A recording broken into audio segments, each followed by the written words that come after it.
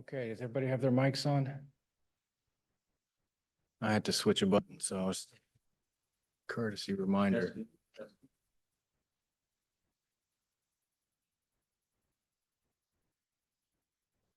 There we go. Everybody ready?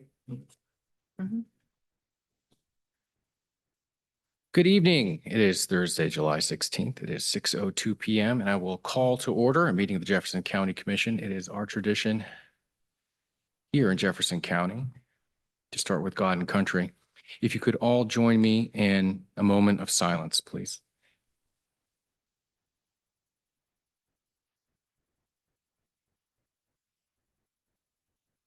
Thank you. And now the Pledge of Allegiance. I pledge allegiance to the flag of the United States of America and to the republic which it stands, one nation, under God, indivisible, with liberty and justice for all. Now we'll do the pledge to the West Virginia flag. The words are located in your packet.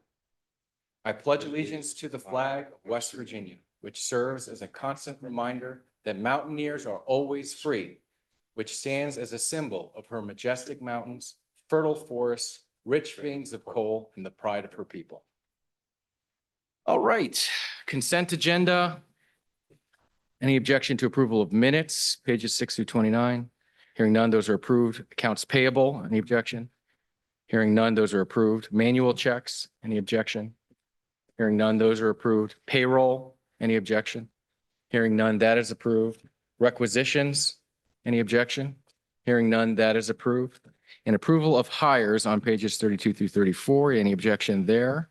Hearing none, those are approved. Jefferson County Commission spending syncs with West Virginia Checkbook daily. That's wvcheckbook.gov. So the spending that we just talked about is actually updated every single day on that website, wvcheckbook.gov. A complete list of publicly available information and tutorials on using the site are available online. Also, the draft meeting minutes are included in the meeting packet, and those are available often, available separately online. Those are on our website. Are there changes to the agenda, County Administrator? Oops. Just one, and that's the employee handbook revision will be delayed for till a future meeting. Okay. Excellent. And I think she's getting the public comment list for us. We start our meetings with public comment. We have 15 minutes to hear from the public, and then we'll conclude with public comment if anybody else would like to speak at the end of the meeting. The way we do it is we have a 3-minute time limit, and as a courtesy, at 2 minutes and 50 seconds, thank you, I will make this noise. But you know what? We have 2 speakers signed up, and they're regular speakers, so they already know the rules. That's okay. We'll just go right into it. Ms. Milliron, Jacqueline Milliron, you have the floor for 3 minutes, and Mr. Tab, you have the floor after that if you'd like to come up to the alternate podium, sir.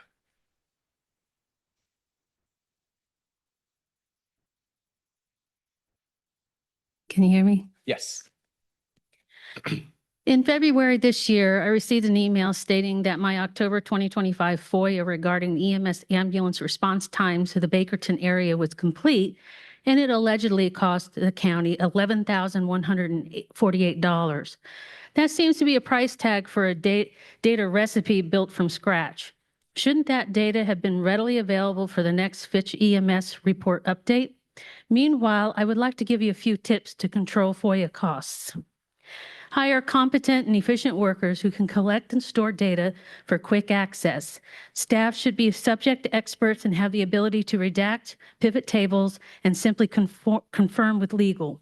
The spreadsheets that I received for the EMS response time to the Bakerton area should have taken no more than 15 minutes to hide redaction, columns, rows, and save on a thumb drive, and another 15 minutes for legal staff to confirm. Answer actual FOIA requests precisely. Do not share more information than the request stipulates, as you did for mine. Charges for the labor and the reproduction of documents is not allowed. Do not create documents to answer FOIAs unless you should have them in the first place. Discontinue doing the public's business behind closed doors except for matters that qualify for executive session. Be more transparent to begin with. Stop redacting information that is not protected. This causes excessive court fees as well. It has been over 2 years since the commission received my FOIA regarding the Ordinance Rewrite Committee of the Jefferson County Planning Commission, which had met outside the restrictions of the Open Meetings Act outlined in Ethics Commission Opinion 2024-02. You might believe that aging out this FOIA will somehow make it irrelevant. In the 250-year anniversary of this great nation, nothing could be further from the truth than to consider history irrelevant, lest we are bound to repeat the bad and forget the good of it. FOIAs often are a reminder of the history and the price a government pays, not we the people, for a lack of transparency. Please inform the public of updates regarding hosting the Rural Residential Zone Town Hall that on January 22nd, 2026, this commission unanimously voted favorably to do. Please update the county subdivision map. The last one was dated 2023, and as we all have testified, a lot of new subdivisions have come to the county. Thank you.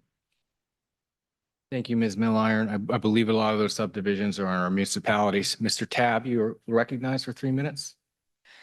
So, U.S. 250-year celebration of independence. It took an additional 250 years to get there. Nobody's talking about that. My family lived it, still do it every day. I have some flyers to read and enjoy. David Tabb, lifelong resident, taxpayer. Did y'all know that there's virtual businesses now? You do it online. No pictures. Really no information.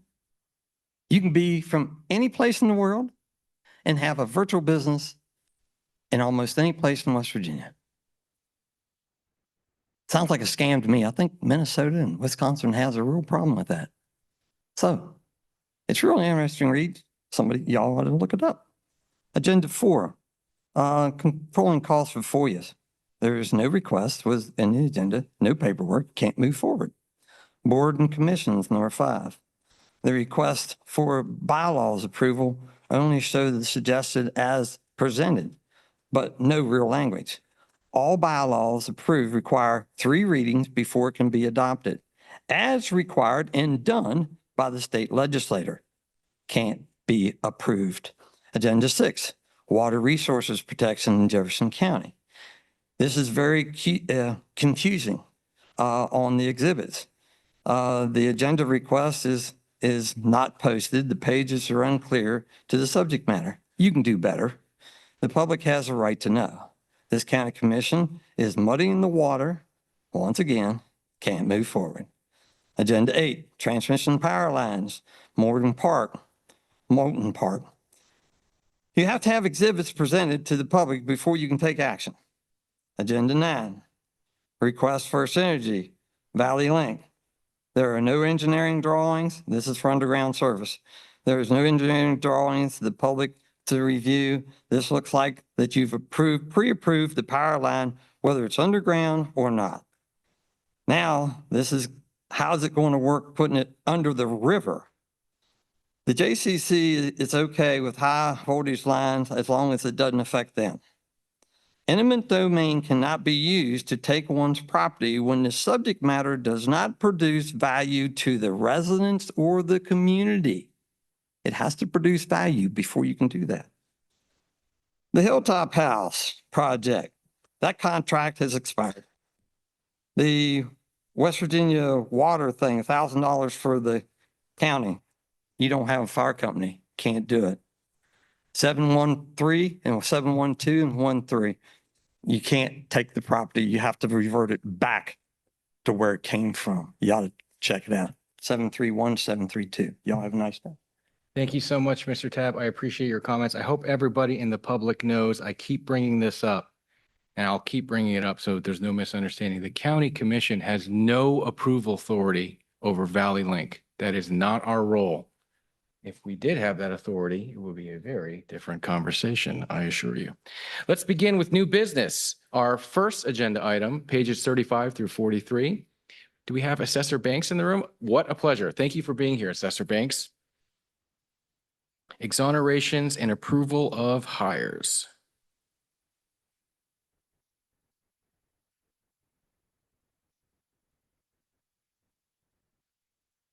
You're not, your mic's not on. Is that mic on? Can we get that on, please? How's that? Perfect. there you Thank you, go. Madam Assessor. My first request is the approval of employment. Noah Porter, and he will start on Monday, July 20th, with a salary of 65,000 as a mapper GIS technician. My current mapper, she is planning to retire in December. So I want to bring somebody in now to learn how to do the subdivisions and the maps and parcels. This person has already been approved by the state tax department because this position will be paid out of the assessor's vow. All right. Our CFO, Mr. Bound, have the finances be arranged so it follows Madam Assessor's direction that it would be funded through the assessor's office, as she just stated? That is correct, yes. Okay, great. Chair would like to hear a motion to approve the hire of Noah Porter as a mapper / GIS technician, which is within the assessor's valuation FY27 budget at a starting salary of $65,000 with a start date of July 20th. Did I get that correct? 20th, 20th? Monday. Second. Been moved by Commissioner Hepestay. It's been seconded by Commissioner Stolper. Is there discussion on this position? Hearing none. All those in favor indicate by saying aye. Aye. Any opposed? For exonerations, may I ask my colleagues, do you have any questions? If we don't, the Chair would like to hear a motion to approve as presented, as we typically do. So move. It's been moved by Commissioner Stolper. Seconded by Commissioner Keys. Discussion. Hearing none. All those in favor of approving exonerations as presented by the assessor indicate by saying aye. Aye. Any opposed? That passes unanimously. Thank you. Thank you. All right, next up, we have our circuit clerk. Madam Clerk, Ms. Renner, please come on up. We're on pages 44 through 45. Thank you for being here. Approval of hire. Excited about this. Okay, this is my third and last time, hopefully this year. My new hire is the second one in the past couple months, and it's Amanda Shelinsky, and it's Amanda, last name Shelanskey. She will be starting on August 3rd at a salary of $39,500, just under $40,000. I'll move to approve the hire as presented. Second. Moved by Commissioner Soliper and seconded by Commissioner Mood. Mr. Bound, could you confirm? Yes, there was a vacancy in her department as well, which will allow available funds. Excellent. Further discussion? Just one, the start date one more time? August 3rd, 2026. Questions from the commission? No. Hearing none. All those in favor of the motion indicate by saying aye. Aye. Any opposed? That passes unanimously. Congratulations. We're all very excited. Wonderful. My team is full. Terrific, terrific. Next, we have Mr. Ward, Jefferson County Prosecuting Attorney. We're on pages 46 through 47. Approval of hires. Yes, sir. Good evening, Commissioners. Good evening. So I'm here tonight to request the hiring to fill 2 openings in the prosecuting attorney's office. The first would be for a senior felony attorney. We've identified a qualified candidate, Hassan Rashid, who has extensive experience in criminal law. We would be seeking a salary of $129,463.15, which is a rather particular number, but that's replacing a more senior attorney with a higher salary. The second is a position that was allotted this year. We've selected qualified candidate R. Joseph Funkhauser III, also known as Joe Funkhauser, to serve in a hybrid role, doing some civil work for the office as well as probably some misdemeanor work. So I would ask for approval of those 2 hires. Both are well within the prosecuting attorney's budget. That, we always ask Mr. Bound. He's shaking his head yes. Yes, yes, they're within budget this year. I'll move to approve both hires as presented. Second. It's been moved by Commissioner Stolper and seconded by Commissioner Hepestay. Discussion. Great job. Fantastic. Questions? Hearing none. All those in favor of the motion indicate by saying aye. Aye. Any opposed? That passes unanimously. Thank you so much. Delegate Funkhauser, if you could stick around for a while, later in the evening, we're going to talk about water policy and we'd love to hear from you. Okay, agenda item number 4, controlling costs regarding Freedom of Information Act requests. For years, the county commission cowered to developers, allowing the conversion of farmland to housing in an irresponsible way, with no plan for providing emergency services to a booming population. For years, the commission said there's nothing we can do. The commission was too scared of potential lawsuits from lawyers representing out-of-state developers. And as a result, this county has had irresponsible housing growth for far too long.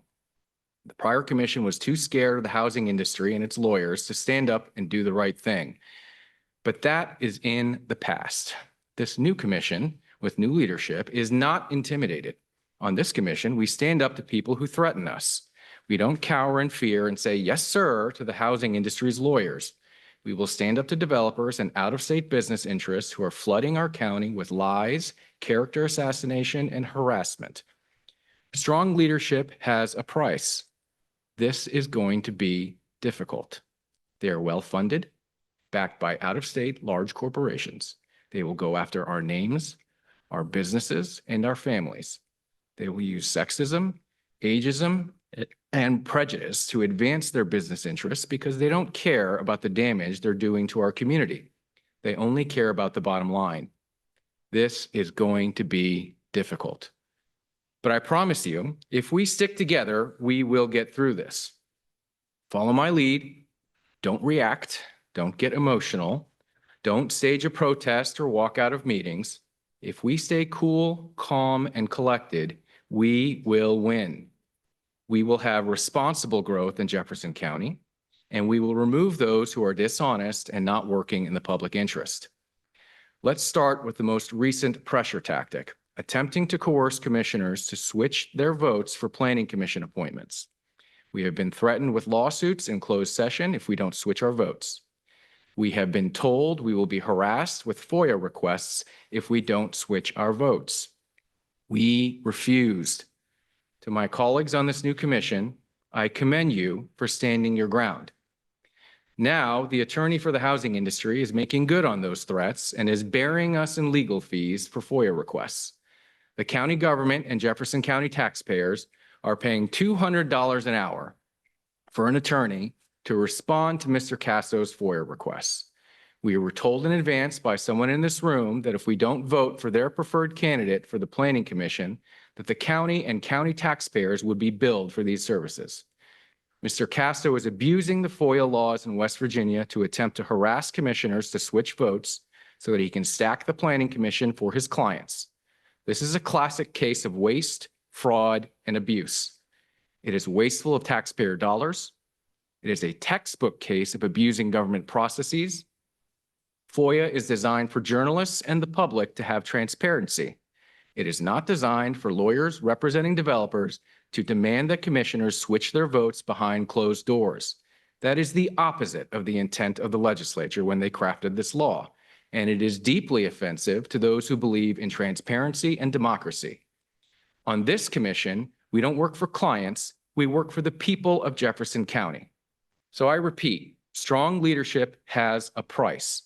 A leader has to be willing to pay that price. So long as I'm leading this commission, we will not be bullied, pushed around, or harassed into switching votes. And there's no way in hell we will ever back down to out-of-state business interests, dark money PACs, and Northern Virginia developers with deep pockets. West Virginians don't quit when things get tough. Patriots don't fold under pressure. They hold the line and keep fighting for what's right. On this commission, we don't cave, we don't fold, and we don't apologize for standing strong. To that end, I move to add to our legislative agenda a request to amend the Open Meetings Act to prevent waste, fraud, and abuse of taxpayer dollars, and to add a conflict of interest provision to the law. Is there a second? Second. It's been moved and seconded. Discussion. I think this is a great idea. It's been a long time coming. I, for one, will not be bullied by outside interests, developers, or former friends, or somebody who thought they might have bought my vote on the county commission with a $25 donation. No names mentioned, but you can look at the records if you know what I'm talking about. So thank you for bringing this up, Usher. I think we should have other information from our attorney before we move forward with that. Yes, I would make a motion to go to executive session to discuss that. Second.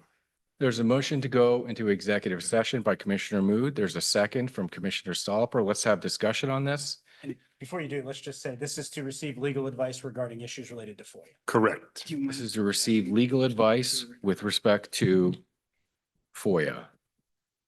Discussion on this. I'm concerned that information will be made available to opposing counsel. And I think if that's going to happen, we might as well just have the discussion in public. Other thoughts? Is there an option to go into executive session with people that aren't Conflicted. conflicted? I don't think so. I'm not aware.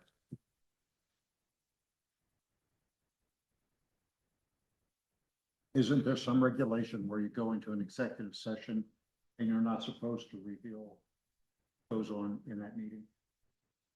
Of course, Commissioner, there is.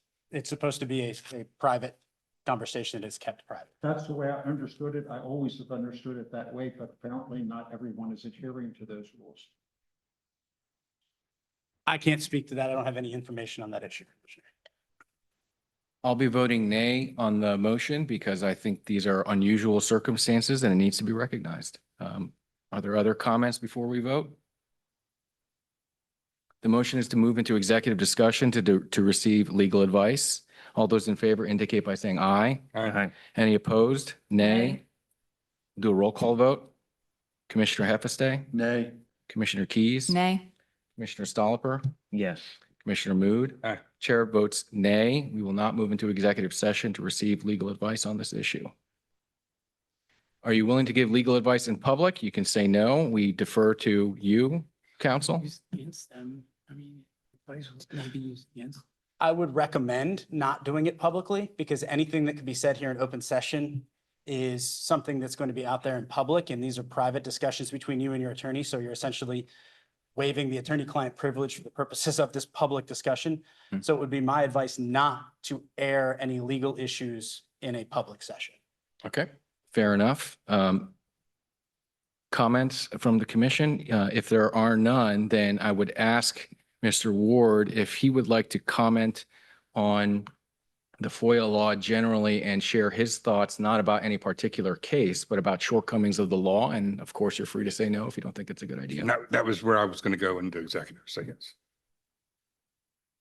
Again, the prosecuting attorney's office does have strong feelings on the issue of FOIA. However, I believe those are issues that are best discussed privately in executive session because they relate to legal matters that will ultimately be discussed within the prosecuting attorney's office and may address certain concerns that relate to specific FOIA requests. So at this point in time, the prosecuting attorney's office would decline to publicly Okay, discuss. fair enough. That's fine. There is a motion to add something to our legislative agenda. It's been moved and seconded. Well, let me ask this, any discussion on that motion? What exactly are we asking legislation to do? That's what I want to know. Thank you. That was my question as well. So the way I've stated it, I'll restate it since I just read it out. Add to our legislative agenda a request to amend the Open Meetings Act to prevent waste, fraud, and abuse of taxpayer dollars and to add a conflict of interest provision to the law. So as you can tell, it's very open-ended. It's not particularly specific. And the idea is to call attention to the fact that we see a problem with the law and ask our legislators in their wisdom to try their best to address it. Your counsel has one question for you. You specifically referenced the Open Meetings Act. Are we discussing the Open Meetings Act or are we discussing FOIA specifically? Well, the state FOIA law. Okay, How do I reference that? so it would just be FOIA, the Freedom of Information Act. It's as set forth in section 20 or chapter 29B of the code. Okay. I'd like to amend the motion to state it as the attorney said. Is that okay with you, Mr. Heffestay, Commissioner Acceptable. Heffestay? All right. So it's pretty high level. It doesn't direct any particular provisions. And as we've done in the past, we have annual meetings with our legislators and brainstormed ideas and made suggestions. And then when they go to Charleston. If they choose to take our recommendation, it's of course their discretion. They go through the legislative process and draft amendments to laws, et cetera. So it would really be up to them. But the idea is that we identify a problem, say it needs to be addressed, and they move it forward. I'll give you an example. So when we were trying to sell the properties on Washington Street, we did not draft a bill here. We just said, hey, there's a problem where municipalities can sell, we cannot sell. Could you please address it? And thankfully, our representation in Charleston did draft a bill, and that problem was addressed. So I do recognize that this language is very general. It's not specific, but it's intended to be that way to let our legislators in their wisdom address the problem and use specifics and their counsel when they're down there. Yeah, I mean, I fully support the Freedom of Information Act because informed citizens is essential to a healthy democracy. At the same time, FOIA was designed to be a workable balance between public's right to know and their government's obligation to disclose. What FOIA should not become is a tool for abuse, repetitive or bad faith requests aimed solely at scoring political points, overwhelming staff, which is what has been done, or intimidation tactics to public servants. Federal guidance is clear that information should not be withheld just because it might be politically uncomfortable, but it's equally clear that FOIA is about accessing records, not about harassment or misinformation campaigns.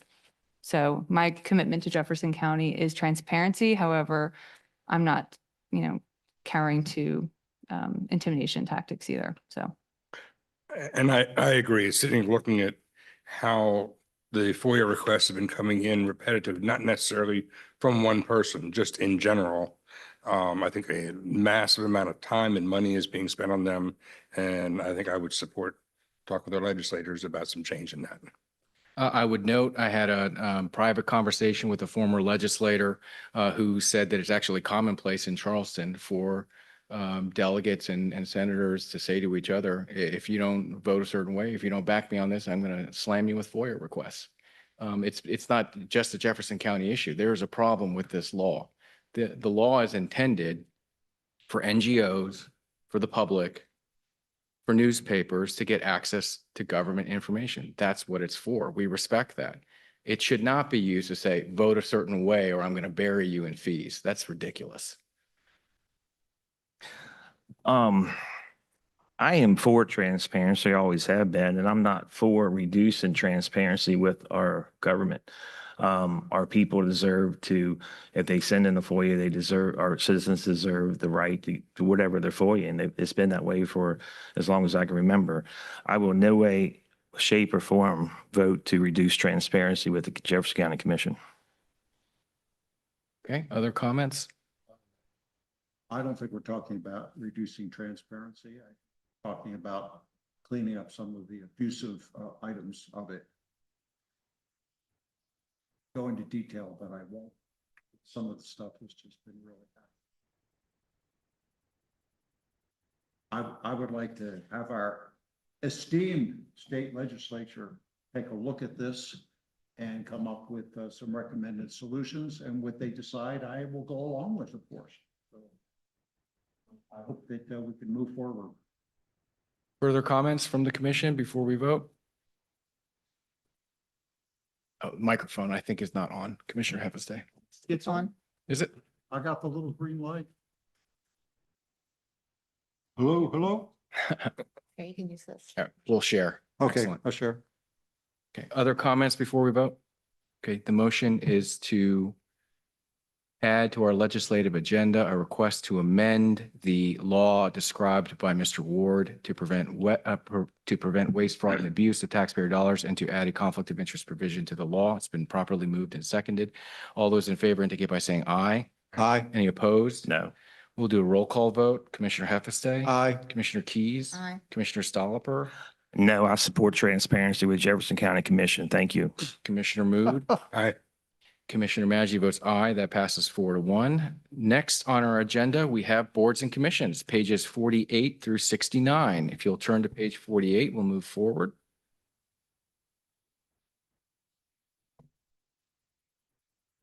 Approval to reconstitute and approve the bylaws for the Jefferson County E911 Advisory Board. County Administrator? So first, the E911 Advisory Board has not met for quite some time. It no longer has a quorum and needs to be reconstituted. I worked with the 911 director and a version of it is in, the bylaws are in your packet to review. I would suggest there is one change that we need to make across both bylaws, which is in section 4, or Article 4, Section 2, which is majority plus 1 to be a quorum, and it should just read majority is a quorum. This board is required under the code. All right, with that specification provided by the county administrator, Chair would like to hear a motion to reconstitute the E911 Advisory Board and approve the bylaws as presented. I so move. By Second. Commissioner Heffestay, seconded by Commissioner Stolper. Discussion on this? Do you have the motion? I kind of cited you as I made it. Is that sufficient, Eddie? So we would want to reconstitute the board and advertise for members. I did not state that, so let's make sure that's included in the motion. Could you read off that provision that needs to be included, please? It would just be a motion to reconstitute the board, the E911 board, and advertise for members. And say that again, and advertise. For members. And advertise for members. All right. Is that all right with you, Commissioner That's Heffestay? perfectly okey That's dokey. fine. Commissioner Stolper? Okay, that's fine. Discussion on this motion? Hearing none. All those in favor of the motion indicate by saying aye. Aye. Any opposed? That passes unanimously. Next, we have approval to reconstitute and approve the bylaws for the Jefferson County Criminal Justice Board. That sounds very similar. Might be a similar situation. County Administrator. This board hasn't met for a while. This is the board that has oversight of the offices within the Department of Criminal. You guys. So it includes home confinement, day report, community corrections, Department of Community Corrections. And so we established the Department of Community Corrections in April of 24, 25. And now we need to stand up the board. This is the board that gives oversight of how day report would operate, its space, it's that kind of thing. So it's really important, especially as we're finalizing the backside of the department. Before you are bylaws that I had the prosecuting attorney's office review. It has the same concern as the previous bylaws in that it needs the change to Article 4, Section 2 in the section about quorum to remove the +1. So it should just be a majority of appointed board members. The request would be to approve the bylaws to reconstitute the board and advertise for members. And with the change that you just mentioned? Yes, sir. I so move. Okay, moved by Second. Commissioner Heffestay, seconded by Commissioner Moot. Discussion on this matter? I'll just say, we have come a long way on this issue. I remember standing in the hallway with your predecessor, Mr. Harvey, getting an email saying that day report's going to shut down in a couple of weeks. It was a terrifying moment in the history of Jefferson County. Our county administrator stepped in. We liaised with Berkeley County, who came to the rescue and has been helping us ramp up these services. And this is a major step in that process. It's a nice reminder that government work is often behind the scenes, laborious and uncelebrated, but as a result, we'll be able to save dozens of lives. It's incredibly valuable, and we're very grateful, Eddie, for you stepping in and doing this work. Absolutely. Thank you. Back to the motion. Any questions on this? All those in favor of the motion indicate by saying aye. Aye. Any opposed? That passes unanimously. 5.3, Parks and Rec. Fantastic. Who would like to lead this discussion? Do I turn it over to you, County Administrator, or? Yeah, so my recommendation is that you start with the interviews, and the interviews are Kim Burke, Brian Derrickson, Michael Fertig, Carol Gilman, and Zach Holland. Excellent. We'll go in alphabetical order, and if we could have Kim Burke come up first. Come on up. Thank you. Please have a seat at the table there, and we're going to start with a very difficult question, which is if you could just introduce yourself and tell us why you're interested in the Parks and Rec Board. Good evening. My name is Kim Burke. Like you're saying, I work at the Jefferson County 911 Center. I've been there since 1993, and I retired in 2018 full-time and still work part-time. And I want to give back to my community. Over the years, I've like volunteered with different things, and I was like in this season of life thinking, okay, I need to do something different now. What can I do? And the next day I see in the Parks and Rec, we're looking for someone on the board. And I thought that would be a good fit. I was thinking about the Parks and Rec and everything. I mean, it's been a part of our life. With the grandkids, the kids, everything that we've done so many things there. From the free movies, the fireworks, the concerts. We've played outside at the park many a time. We've done gymnastics, we've done volleyball. I was thinking my son's first jobs were working summer camps when they were in college. My granddaughter's first job was at the volleyball doing referee. So I want to give back, and I can't think of a better organization than the Parks and Rec. That's beautiful. Commissioner Heffestady, you are our representative on this board. Would you like to start us off?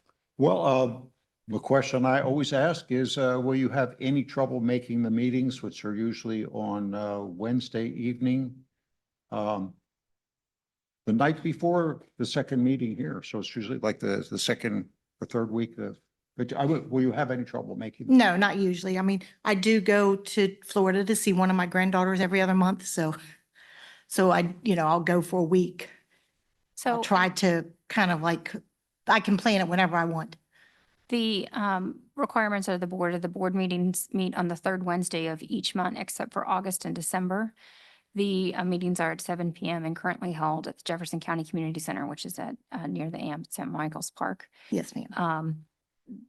The term is for 3 years, and all appointees must be bona fide residents of Jefferson County owning real estate within the county. Yep, I've lived in Jefferson County since 1977. Did you turn in a resume?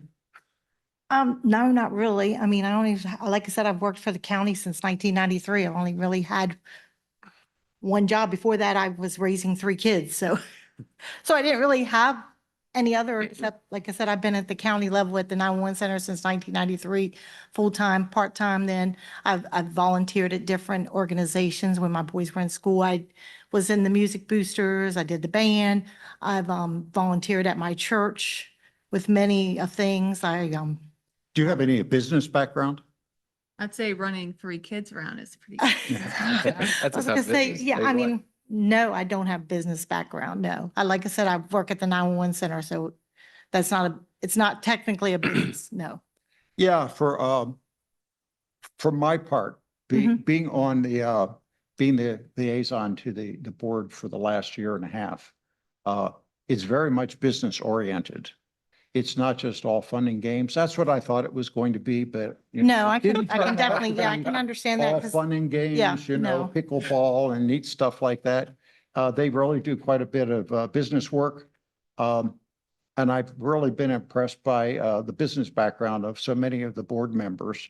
So having a business background is really a key thing. If you don't get appointed, and you like helping out, they're always accepting people that can help with events, the movies and the get-togethers at the amps, so there's plenty that you can do out there. That's fun and games, but the board actually runs like a business. So that's just something to consider. It might not be quite what you expect. So- No, I worked for 8 years. I was on the boosters out at the Vocal Music Boosters, and we had to restructure. They had a teacher that passed away, and we had to restructure the whole boosters, and there was so much to it. And I was 8 years on that board, and we went a long ways from where we came to. And I know there's more business than fun part. And are you willing to roll up your sleeves and volunteer? I get the impression that the board is very active in service as well. So I Yes. assume based off, okay, great. Yes. Thank you. Anybody else got any questions? I don't have anything. Commissioner Happerstay, did you have any? No other Excellent. questions? Thank you so much. Thank you. Thank you. Thank Thank you. Thank you. Thank you very much. And our next applicant, Mr. Derrickson. Come on up, sir. You currently serve on the board. Thank you so much for your service, but I'll ask the same stumper that I'm going to ask everybody. If you'd like to introduce yourself and tell us why you're interested in this board.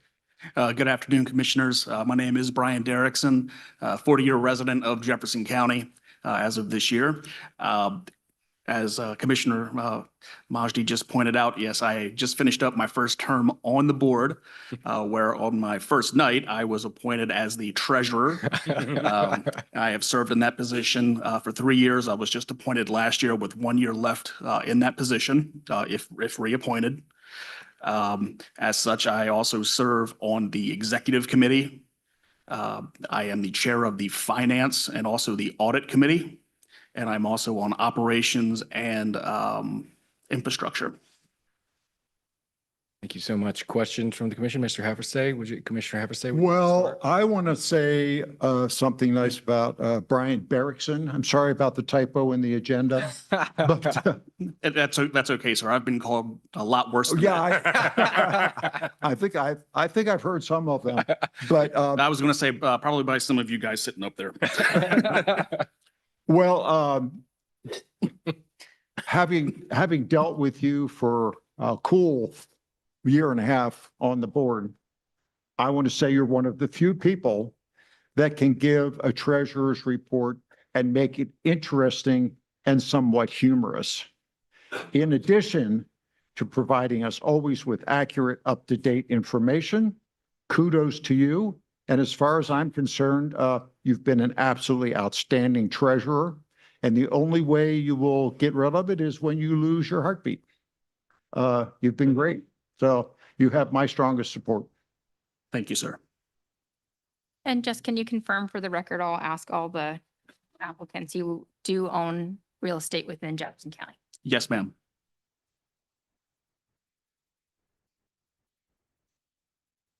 Does anybody have any other questions? I'll ask that. Okay. I don't, but I don't. Mr. Chairman, taking a break there. Allergy time. And I think you already know my question, but I get the sense that you're very involved, so I won't really ask if you are aware that there's a lot of volunteer work required for this position. Yes, ma'am. Okay. I am quite aware of the extensive volunteer work with Parks and Rec.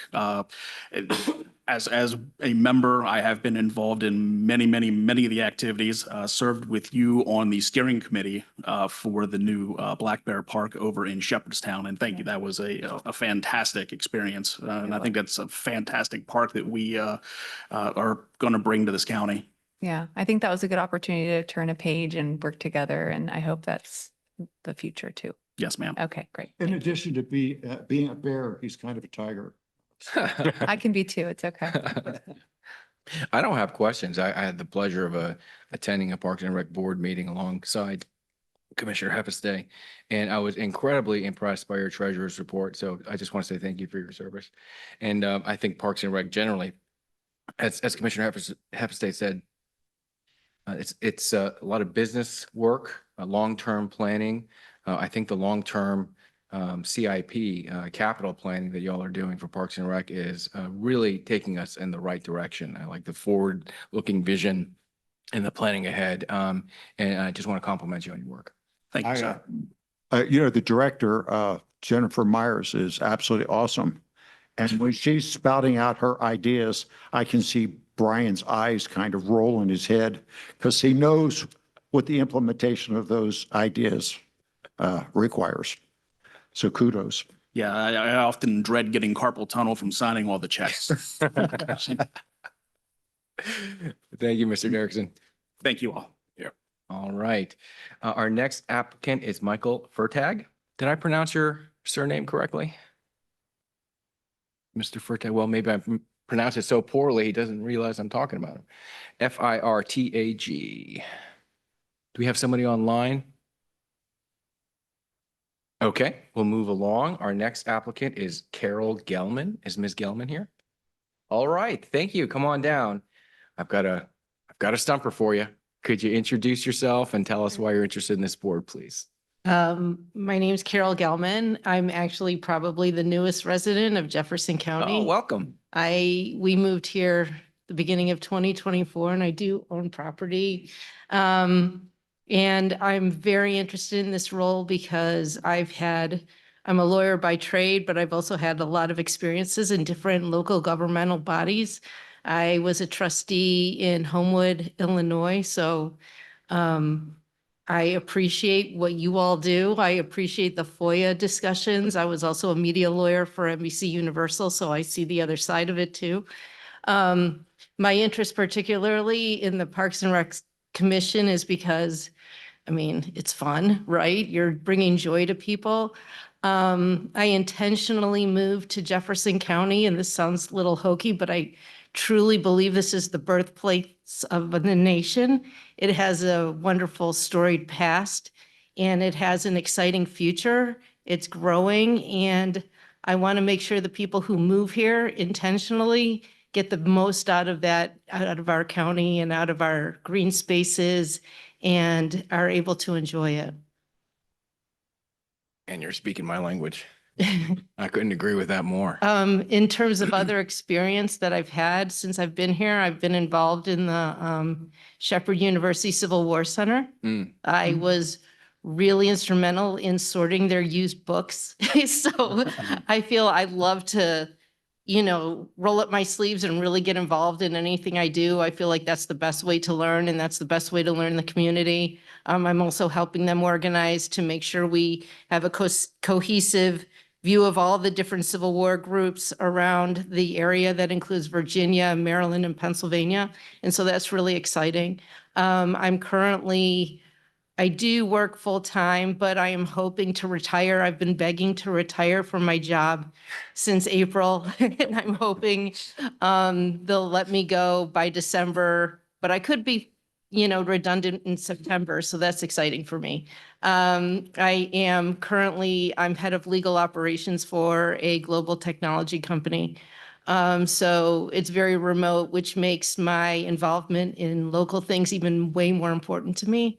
I miss that one-to-one interaction. I miss the camaraderie and really driving local projects forward. Well said. Yeah, and just a quick comment. We in Jefferson County want to capitalize on that sentiment that you shared in the Parks and Rec Board. Commissioner Jefferson, correct me if I'm wrong, is emphasizing a combination of not just park space, but celebrating our Civil War history, our Revolutionary War history, battlefields, historic battlefields, and creating facilities and recreation centers that feature. Parks and Rec has the big picture on the county. They're all over the place and doing a great job. But I do have a very important question for this young lady. Incidentally, you have a very impressive resume. Oh, thanks. I was knocked over when I read it, like, wow, she's pretty. But you are a lawyer and you're looking to retire. One of the things that you will be asked to do on the commission as a lawyer is to go over a lot of our documentation and look at it, make sure that it's legally in shape and ready to move forward? So what I can tell you, because ethically I'm bound by the Code of Professional Responsibility, I'm not licensed to practice law in West Virginia.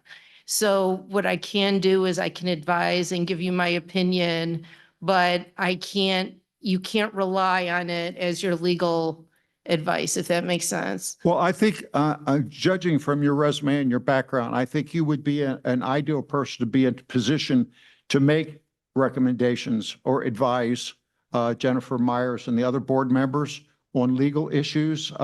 One of the people who did not reapply, Deborah Allen, who is on the commission for a long time, was the legal beagle on the board, and she provided incredible assistance to Jennifer Myers, who's very, very easy to work with. So I'm sure you'll be if you are appointed, you will be tapped upon to provide some of that insight. Yeah, and certainly I'd love to do that. That's sort of what I do in my job right now in legal operations. And also when I was at NBC Universal, overlooking operations of production, it's sort of like a big, spot the legal issues and what doesn't seem right, or what could be a risk, or what isn't a risk, or, I guess what I can offer is that, I don't know, consigliere kind of role, where you're just sort of saying, hey, this is something that may raise its head, or maybe this is a way you could look at something, for sure. Okay, because although it's generally regarded as a fun board, Yeah, yeah. it's very busy and it's high-powered membership. Mm-hmm. And it's one of the most important boards in the county because the people that come here to enjoy our parks and bringing perhaps a little bit of money into the county, a lot of money into the county. It's very good for our tourism. Mm-hmm. So we want to keep that board as healthy as possible. Oh, without a doubt. Okay. I think that's what makes it so exciting. Okay, thank you. Okay. Other questions from the commission? Thank you, Ms. Gelman. Thank you. All right. Oops, I lost my page. I'm looking at Zach Holland's resume. Mr. Holland, could you come on up? Good to see you again. Did I skip anybody? I don't normally like people that are taller than me. He's very tall. Yes, I would say I'm, for you. don't look up to most people. There's a few people though. Well, thank you. Good evening. My name is Zach Holland. I'm the current vice president of Parks and Rec Commission. I've been the vice president for about a year and a half now. I've been the acting president for about a month or two. I do want to take a quick moment just to thank Ms. Allen for her time on the board. She actually joined the same time that I did back in 2023. So definitely really do want to say thank you for her time and her leadership and guidance. Parks and Rec to me is really a place where I enjoy seeing people gather. That's not at work, it's not at school, it's not at home, just being themselves, being comfortable, whether that is playing a ball game, going for a hike in the woods, kind of whatever is your sort of goal. For me, I actually moved here, for the more natural sort of environment and for all the beauty here, and definitely want to help others also experience that. Yes, we are definitely a very working board, but we do good work with, I would say with limited staff and limited budget, but I'm very proud of that. Despite all those challenges, I am on the executive, finance, operations, infrastructure, and audit. So I definitely stay busy. I have been to every meeting. I believe there was one I was on Zoom. I wasn't feeling well that day, so definitely have a pretty good attendance record. And I would say I'm most proud of my time with serving on the steering committee for the new Bolton Park expansion. That was about 83 acres. Actually, my first event here on the board was actually, more of the transfer of that land. So really being able to see that kind of come to fruition. And about a month or two ago, we actually just opened up a disc golf course. So that was really cool to see. I could talk for hours and hours, but I'd love to answer any questions you have. Well, I'll kick this off. First of all, it's been a pleasure serving with you for the past year and a half. In addition to being vice president, he has stepped up to the board and ran the meetings in the president's absence. And he's done a stellar job, absolutely outstanding, because I thought anybody trying to step in and fill the shoes of a lawyer was going to probably have some difficulties. And as far as I was concerned, the times that you've run the board, you've hit a home run every time, really a grand slam. You've done just a super good job. You work well with the other children, which I really like, because we do have a little fun on that board, usually poking fun at Brian. That's right. And he's very high energy participant. So, I mean, you have my strongest recommendation. You've done an absolutely stellar job. And if you're reappointed, I hope you think about stepping up and possibly being president. You've been that Thank you, good. sir. Appreciate that. Well, that's quite a strong endorsement. Do we have other questions from the commission, comments? Well, I'd just like to make a comment. I think any event I've ever been to at the park, you've been volunteering and you're always kind and civil and lead with grace. And I think that's a really good board member to have on a team. So Thank you. Yes, I have, I believe I've done everything from plant trees to serve beer to, just sort of running the volunteer booths and all that. So yeah, definitely, stay pretty busy with it. yeah, so thank you. Thank you. I'll also thank you for your service. You're doing a terrific job. Thank you. Other questions? Thanks, sir. And just to confirm, you do own real estate in Jefferson County? Somehow I do for the last 5 years. Seems kind of crazy, but yes, ma'am. Terrific. Thank you so much. Thank you. Okay. Now we need to move on to actually making appointments. We have an informal process whereby we open up for nominations, we discuss, we take a straw poll if necessary. But the formal process of actually appointing, that is done through a motion of the made by a commissioner, a second, and then an actual vote. I think what we could do now is just have some discussion, some thoughts, and then if And anybody just to has. let you know, there are 3 seats that are up. Those seats are set to expire on June 30th of 2029. And again, there are 3 seats. So when we do make the motion, of course, you're free to make whatever motions you like.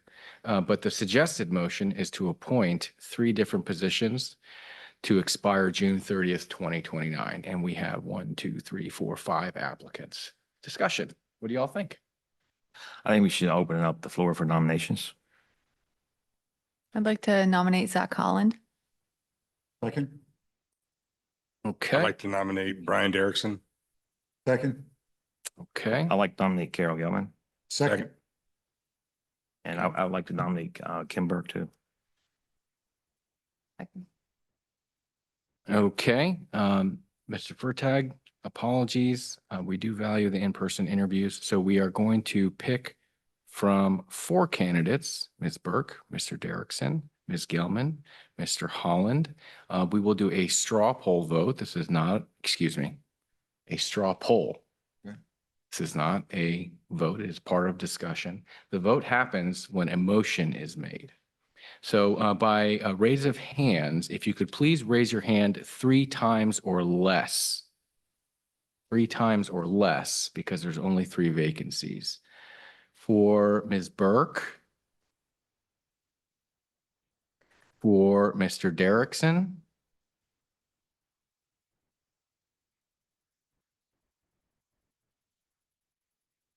for Ms. Gelman,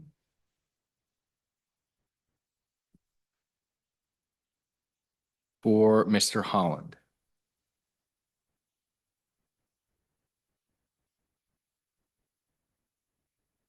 Derrickson and Gelman had all 5. Holland had 4 of the 5. So if somebody wants to make a motion to appoint those 3 that would line up with the straw poll as suggested by our I'd discussion. like to make a motion that we nominate or we approve the 3 highest vote getters, which were Zach Holland, Brian Derrickson, and Carol Gelman, for the open positions to expire June 30th, 2029. June 30th, And may I respectfully and politely suggest that you phrase the motion as a motion to appoint those 3 people to those I positions. accept your Okay, great. edit. So Is there a second? Second. It's been moved by Commissioner Hepestay, seconded by Commissioner Mood. Discussion. I'll start by saying we're so grateful for everybody applying for this position. It takes a lot of time, as has been stated. We don't have room for everybody, but it's wonderful to see so much interest in serving the community. And there are many other positions around the county that are either open soon or will become open soon. I'd like to make a footnote. Yes. Is that there are probably going to be openings in the next year. So this nice lady that did not get appointed, please come back. Your interest is noted. So, I hate breaking up the team that we have. And it's great to get a lawyer who will fight for us. added to the thing. So I'm delighted with the appointments. And it's filling a skill that is now being lost from the Right, board. right. So I certainly understand why that's needed. We've had somebody play that role, and Ms. Allen, who we all thank for her service, And stepping I just down. like to say also, in case you haven't guessed it, I really love this board. Mm. Jennifer Myers is absolutely outstanding. All of the people that we have on the board are top notch. Couldn't agree more. And it's been my pleasure and privilege to serve with you. Thank you. And I'd just like to echo, Ms. Burke, you were very impressive, and I would be honored to nominate you for another opening, whether that be Parks and Rec or another board that you're interested. So I'd love to talk with you after. Yeah, thank you. Comments, questions on the motion? It's been moved and seconded. All those in favor of appointing Mr. Derrickson, Ms. Gelman, and Mr. Holland to the Parks and Rec Board for terms expiring June 30th, 2029. For all three of those positions, indicate by saying aye. Aye. Any opposed? That passes unanimously. Congratulations and welcome aboard. All right, the next one, Water Advisory Committee. Before you come on up, Mary and Margaret, I'm going to ask my colleagues if we need to take a quick break. I expect this presentation to be lengthy with lengthy discussion. Does anybody need a break? Who come up? I do have a question. So, I said Mary and Margaret. Oh, okay. Yeah. Before we move away from Parks and Rec, Uh-huh. there is another position that is open on that board. And the gentleman resigned, and the bylaws were written to allow whoever the county commissioner is to sit in that voting position. This Okay. is not an addition to the board, because we were told you couldn't do that by state code, but this is a position that fills out the full membership. We voted, I think, last year to try to get county commissioners voting positions on different boards. This board worked very hard to change their bylaws to accommodate that. And the position would be me, because I am the current representative. But should I roll out at the end of next year or in the future, whoever the commissioner that was appointed to that board would assume that position and have full voting rights. Now, the important thing about the voting rights is not just the power, which is good to have, but it also gives the commissioner the opportunity to sit on any executive sessions that may come up. Right. And it Right. gives us a deeper insight to the operations of the board. And sometimes there are a couple of things that happen in executive session that you don't want out necessarily in the public. You want legal advice and doing all those things. But I understand, if I'm correct, Eddie, this board actually has to nominate me to fill that position. Okay. So I will recuse myself, but I think we need to wait for action from that board to be communicated to us. I thought they sent in Do we have Jennifer, that? didn't you send in updated bylaws? A letter. Okay. So, all Commission, I think that they could appoint you. right, so there, let the record show that our director mentioned that a letter has been sent to the commission. Okay, is that all right with everybody? Okay, okay. Is there a motion to move into executive session? To receive legal advice. To receive legal advice on the Parks and Rec Commission Board appointments and related issues. Commissioner Majdi, there are a variety of other matters in the agenda tonight that would likely require an executive session. Would you like to name all of them and just do one big executive session, or how do you want to proceed? I would not like to do that because we have several people who want to talk about water issues who are waiting for us. I don't want to keep them waiting for an hour or more while we do that. Can we move the Parks and Rec executive session to the end of the agenda? Would that be all right with you, Commissioner Hevestate? Yes, We'll indeed. still discuss Yes, it. It'll indeed. just be later in the evening. Okay, great. All right. So I did want to ask you all, do we need a quick break before we get into this? Because we're going to nerd out and it's going to take some time. quick break or are we ready to go ahead? I think go ahead, maybe after the take break. Okay. Great. All right. Chairwoman Sell.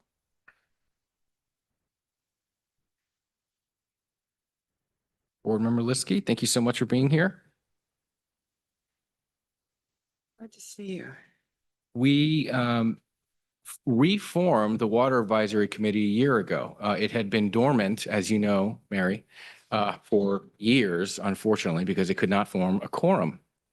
And about a year ago, there were a lot of questions about water use in Jefferson County.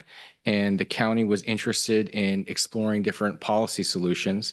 And we thought before getting into brainstorming or drafting anything, it would be beneficial if we could put together a team of experts to advise, but to do so by providing technical advice. So we reformed the Water Advisory Committee with a narrow mission, which is to respond to technical questions. And what I've seen over the past year is y'all have done some incredible work. It's been incredibly difficult. I had the good fortune of attending your most recent meeting, and it was very in the weeds, as they say. So it's been a heavy lift. We very much appreciate you doing all this homework and bringing it to us so that we can be better informed as we decide how to address water issues in Jefferson County and make policy. Thank you for being here. Thank you. I'm Mary Sell, and on behalf of the Jefferson County Water Advisory, in my forward, we're pleased to provide the responses. I want to make certain that this work reflects the hard work, expertise, and collaboration of the Jefferson County Water Advisory Committee, who come from very technical and expert positions and serve on Department of Health.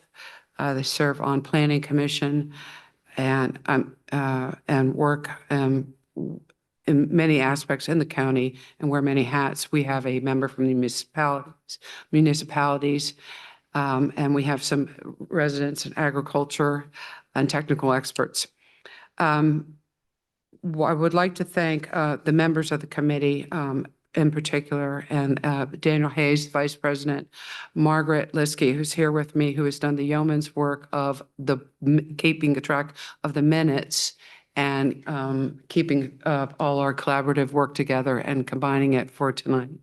Elizabeth Reardon from the Department of Health, Will Smith, Department of Planning and Engineering, Dan Hitt, a resident, Daniel Hayes, who is a resident who is also serves on the Planning Commission, and Commissioner Keys and former Commissioner Mahmood. And then we also had Kirsten Stauffer as well until she rolled off.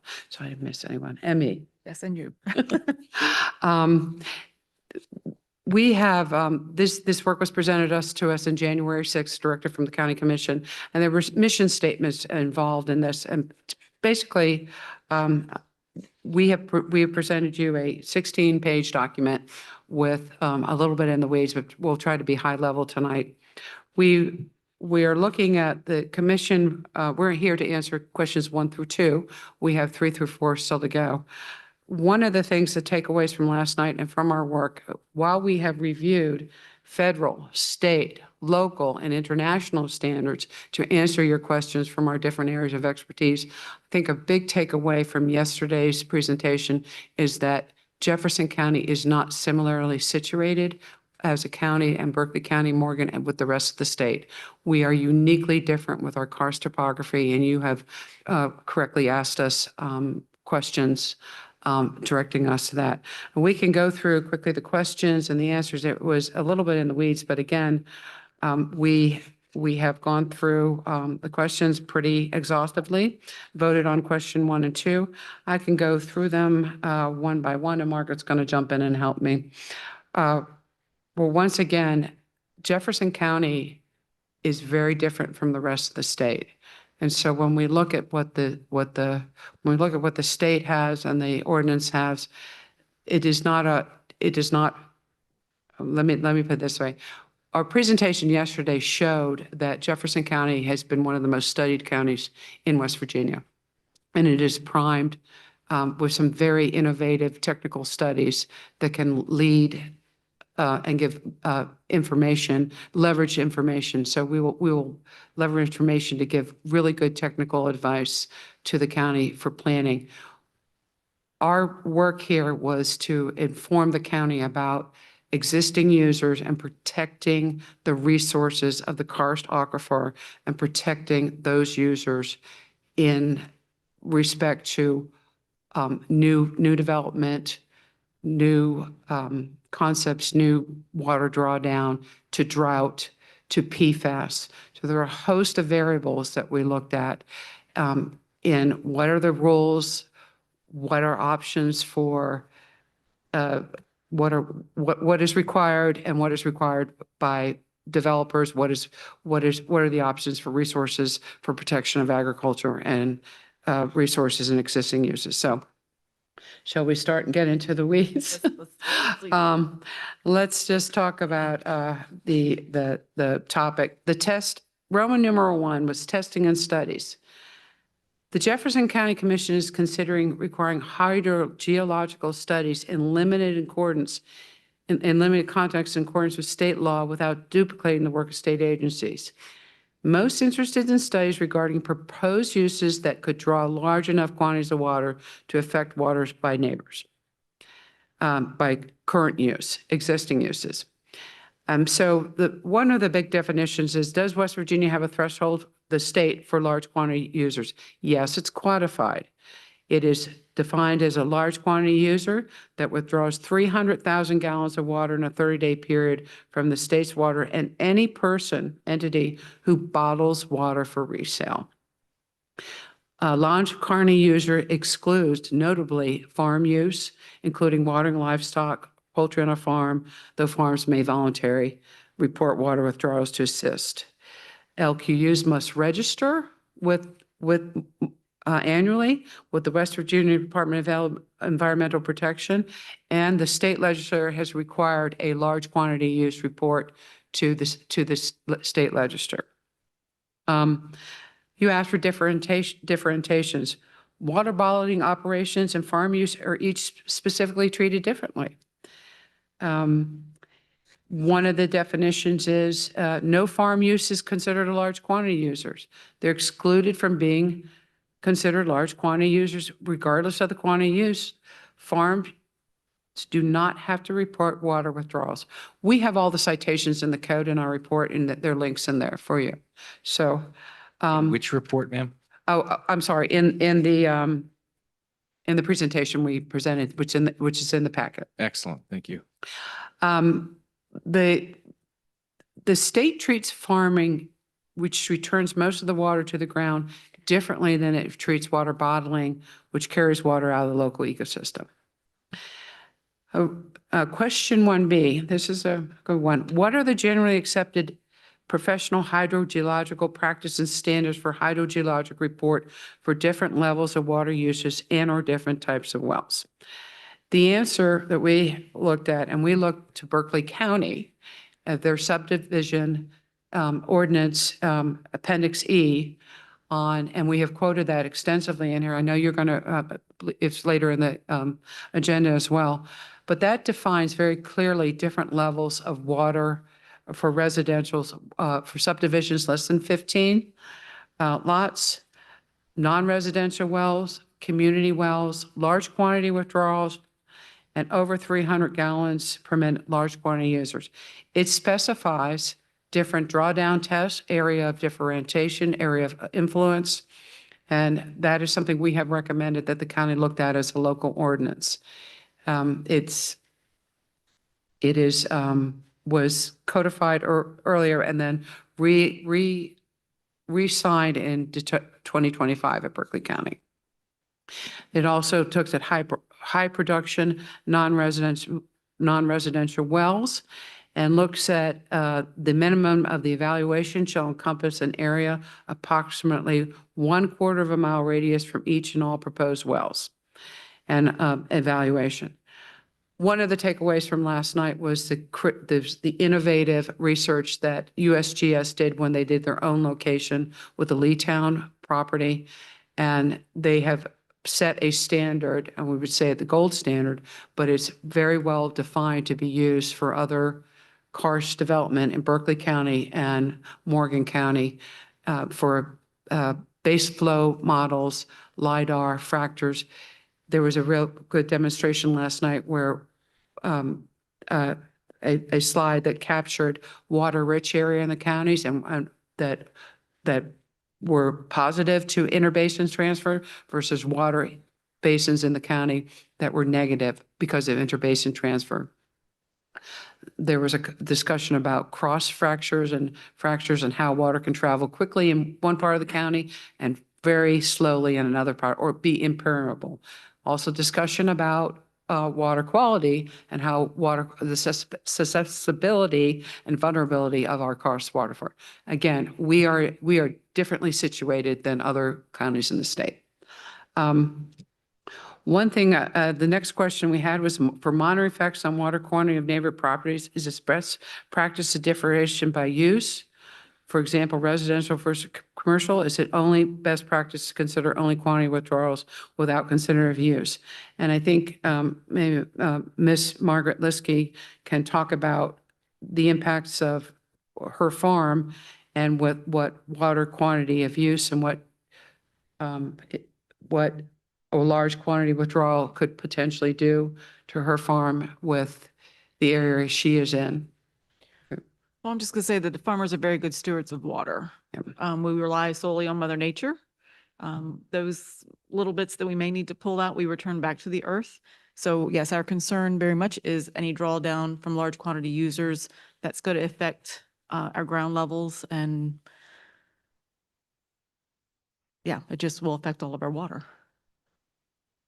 Yeah, absolutely. I wanted to share that when these questions were drafted and sent from the county commission, it was with that issue in mind, because we heard from many residents in Middleway that they were very concerned about their private wells and how large drawdowns could affect their private wells.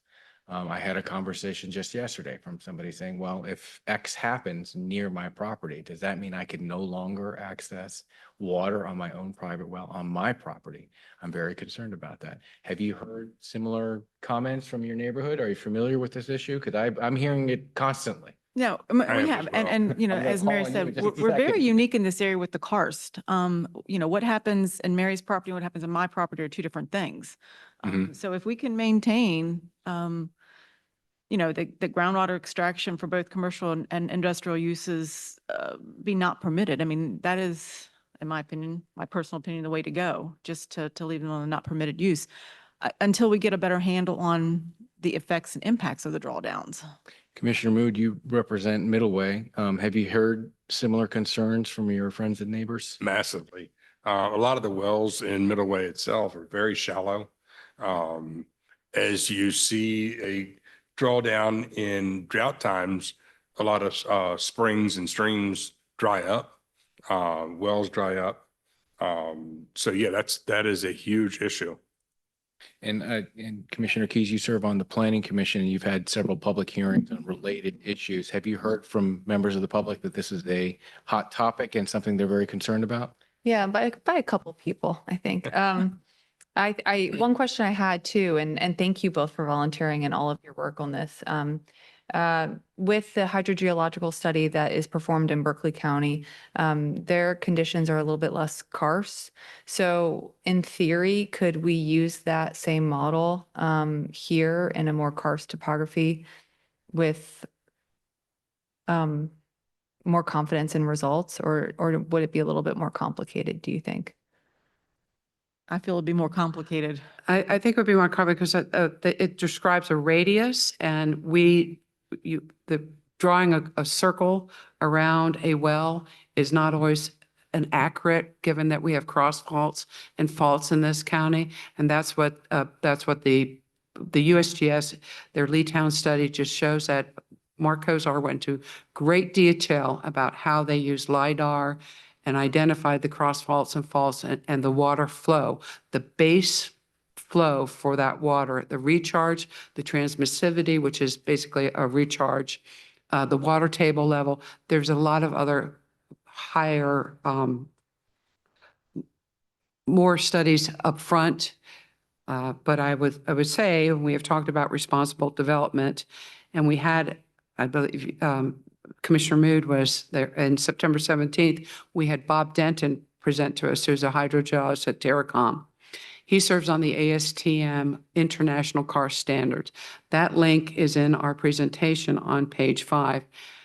That large-scale developers, responsible developers who are financed at a high level, $220 million, want to know that they are coming into an area and that they have the water and what their impacts are, and that it is sustainable. It is being driven by Wall Street and finance.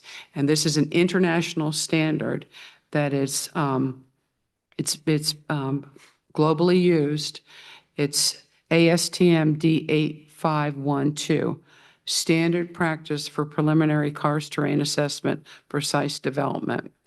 It is explicitly linked to the United States nation's Sustainable Development Goal for clean water and sanitation. It is a volunteer standard, but it is the international companies and large-scale developers are using. In addition to what Mark Kozar is saying, that is another standard. We looked at Berkeley County, the ASTM, and what Mark Kozar. So the standard. The answer is it's complicated. What we have produced for you is what we know is in, or what we our best look at what is in state and federal Clean Water Act, NPDES, Source Water Act protection.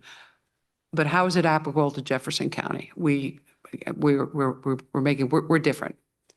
Yes, thank you. These are all really good questions. I just want to reiterate, since I've gotten a lot of questions this week, why is the county looking at this? Let me get back to basics. Sure. The reason the county is looking at this is that about a year ago, all of us received hundreds of comments from residents saying, I'm concerned about my well water. I want to maintain access to my well water. What is the county doing about this? That's why we're interested in this issue. We want to be able to protect our constituents and serve our constituents. That's how it came up. And in particular, people are concerned about if they have a new neighbor that uses a lot of water. It doesn't have to be residential. It could be commercial. It could be industrial. It could be whatever. Not agricultural. That's exempt. But if we have a new neighbor that's going to use a lot of water, how does that affect my private well?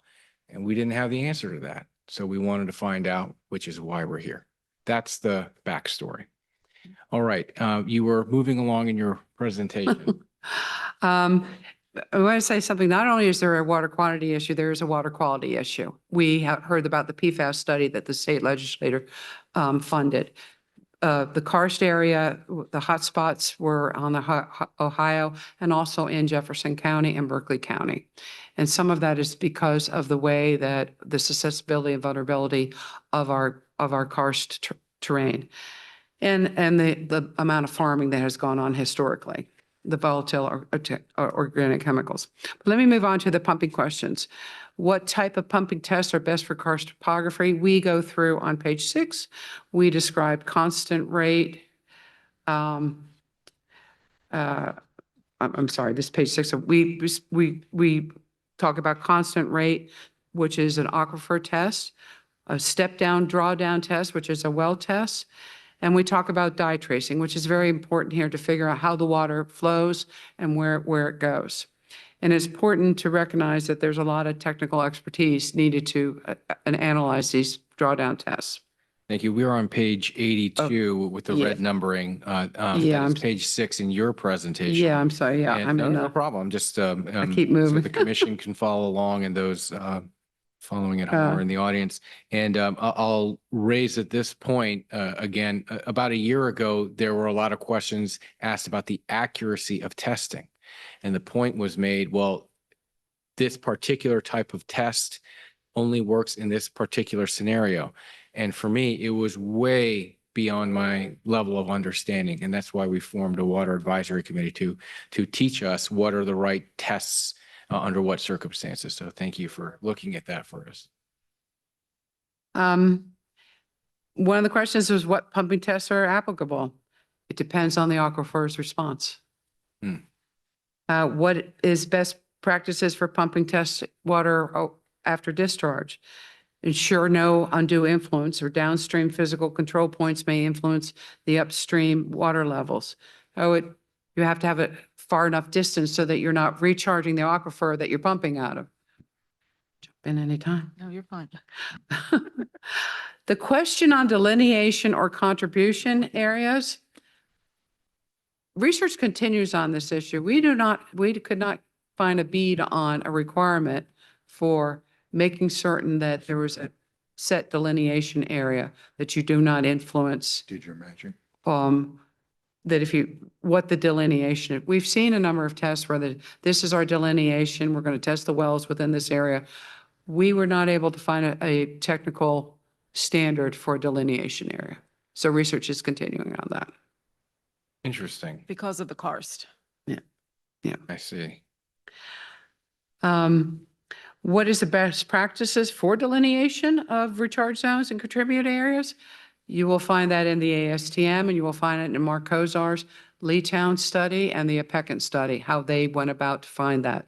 That is probably the gold standard. It's not a mandated standard, but there would be consideration of multiple lines of evidence, geological and topographic mapping, field verification, LIDAR, water level, pump tests, dye traces, which are particularly important for karst and recharge.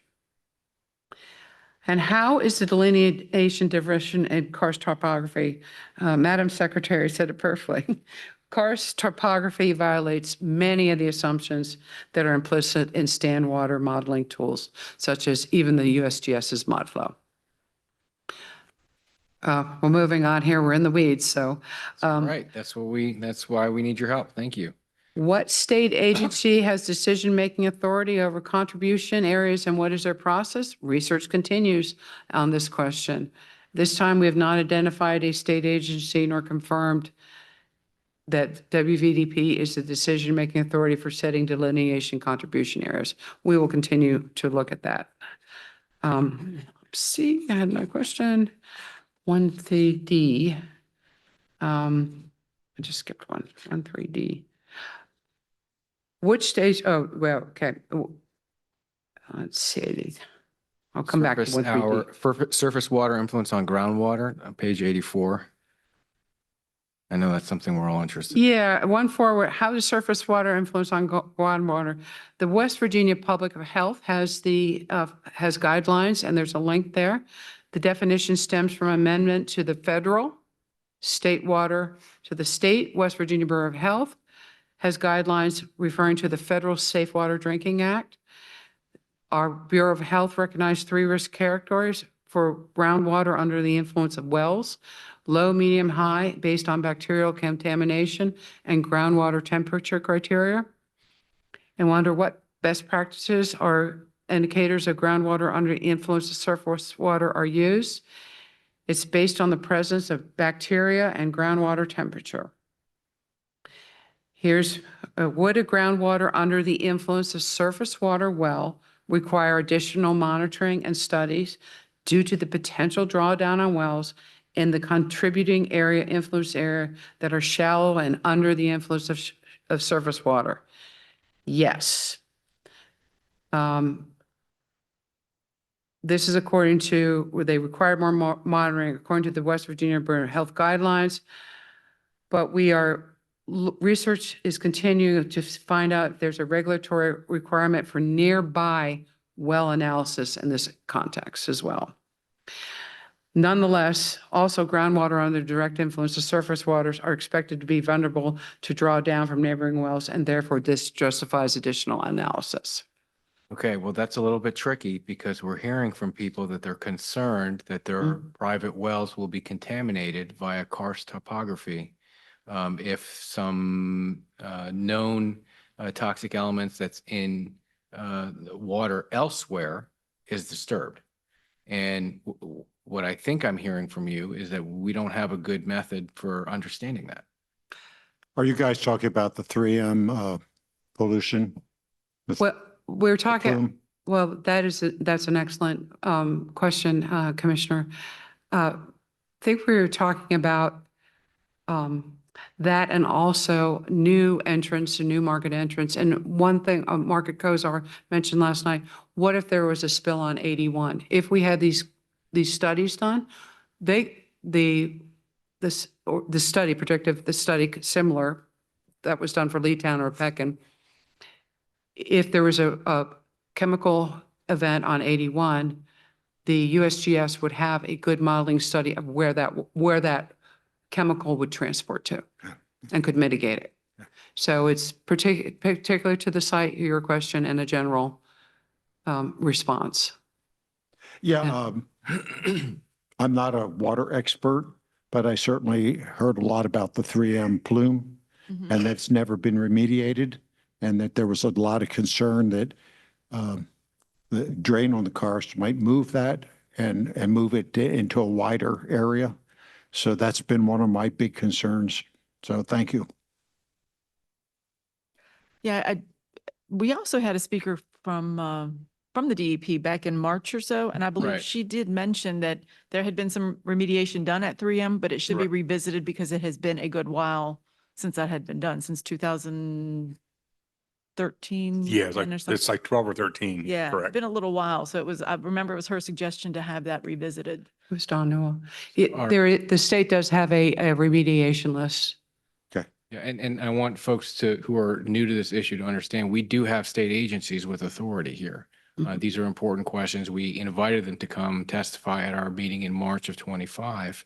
And it was, I think we were here for hours. Delegate Funkhauser was there too, hearing from them. And it was compelling testimony. I know this is a top of mind for a lot of citizens, and I would suggest that they consult that video. It's all available and in the public record. We are on to question 2. Distinguishing among uses when monitoring local water ordinances, water resources. Here's the commission's directive to the Water Advisory Committee. Commission is interested in distinguishing between uses that replenish water in our local ecosystem and those that do not, for the purpose of monitoring adequacy of water resources for all current residents, including all types of uses, agricultural, residential, commercial, and for future residents. The commission wants to distinguish between uses on scientific grounds, not by targeting specific commercial and industrial uses for regulatory purposes. All right, may I provide a quick comment here? Yeah. Yes, So I'm sorry. The idea is, we're hearing from constituents, oh, we're very concerned about a particular business. It's not appropriate for the government to write a bill or an ordinance that targets a business. But if there's a concern that's raised, it's a legitimate concern based on scientific grounds of different types of uses that could affect people's private water, then the government's role is to, if the government thinks this is appropriate, write an ordinance, pass a bill if you're in the legislature, et cetera, that addresses all types of uses that have that impact based on scientific grounds. So what this question is trying to understand is, how would you make those distinctions without saying, oh, I don't like this business that's opening, or I don't like that particular use, because that's not really appropriate. So the Berkeley County ordinance looks at based on water usage. The state also has codified based on commercial uses and permits for for water quality. So there is that in the state code. For instance, like a chemical plant or would have permits to monitor water. So there would be a DEP component. So this is already in state law under differentiations. Do I read that correctly? It's 2.1.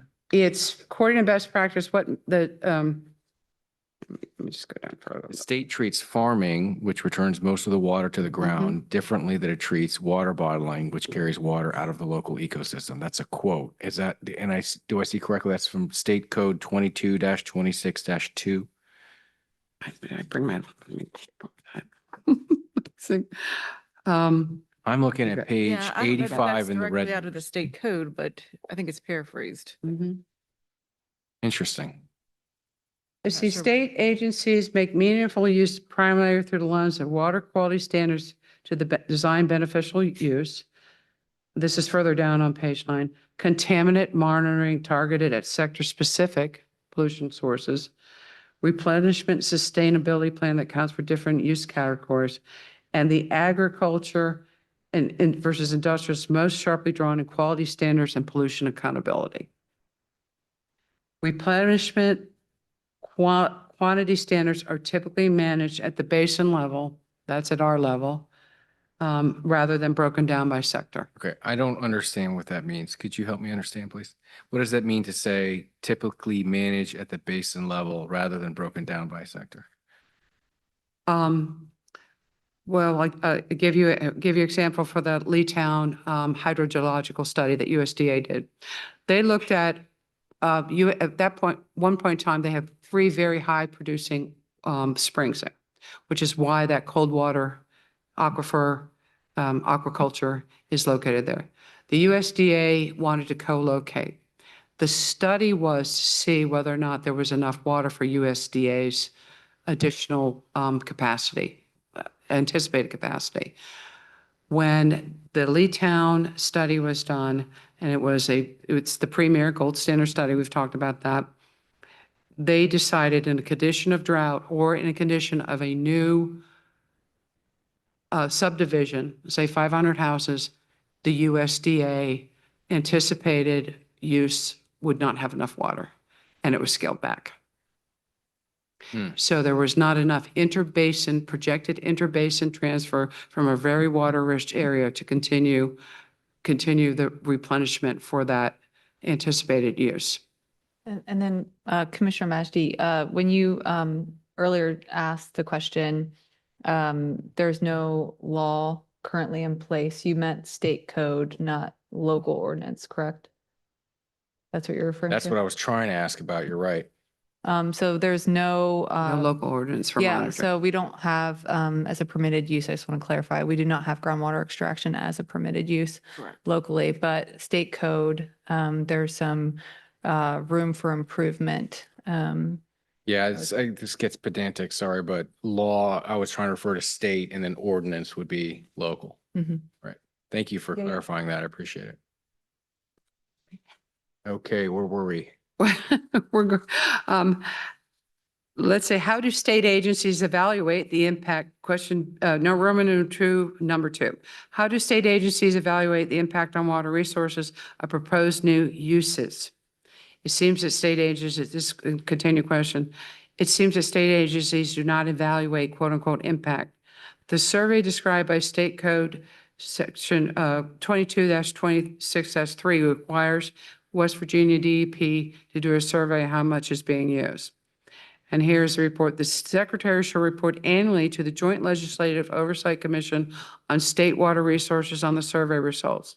Secretary shall also make a progress report on the implementation of the State Water Resources Management Plan and any significant changes that may have occurred since the State Water Resource Management Plan was submitted. The Joint Legislative Committee is a West Virginia statutory body, and its primary objective is to oversee state water supply policies, review the mandatory water use surveys, and receive progress reports from the Department of Environmental Protection. Typically, this report is done annually at one of the fall interims presented. We'll move on to question number 3. Got a question? Before we do that, Chairwoman Sell, I'd like to highlight the 5th bullet point on page 87, and I'll read it into the record. We have a written copy, of course, and it's digital as well online. I just want to read it. Water quantity is regulated primarily through the LQU program, which does not set maximum withdrawal limits, but does require annual reporting of water use.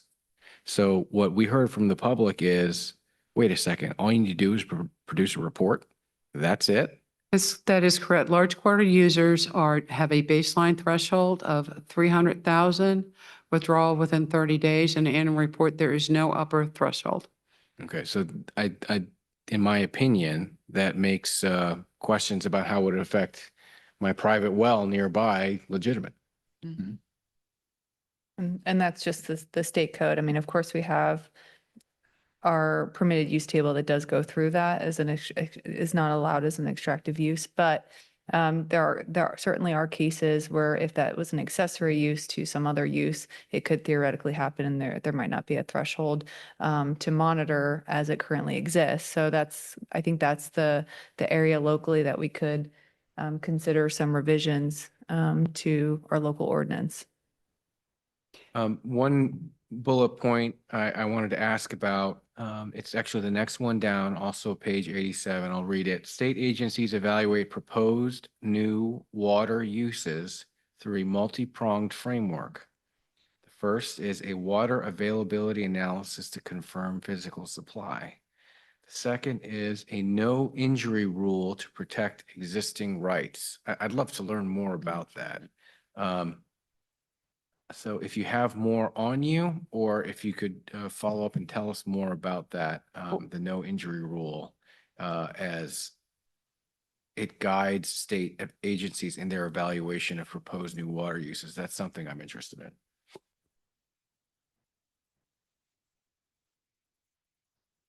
Yeah, I was gonna say, we're gonna have to follow up on, I'm trying to remember who provided that to me. Yeah, I didn't have a link on it. We'll let us follow up on that. Right Thank away. you. We'll do that right away. Thanks. Do you want to go down to 2.3? Scientific terms, factors, and parameters do state agencies use for water resource quantity monitoring? That's on page 88. Yeah. Um. Yeah. Yeah. Well, let me not tell you where to go. Wherever you'd like to go next. Yeah. You have the floor. We're on 2.3. I have a truncated version. She has the full version. I have the full I see. version on my chair. So. So yeah, so you're on your truncated version. Okay. What scientific factors and parameters do they use? We have the LQU. We have, we rely on a mix including flow duration curves, base flow index, and historical flow records to characterize the range of expected variation.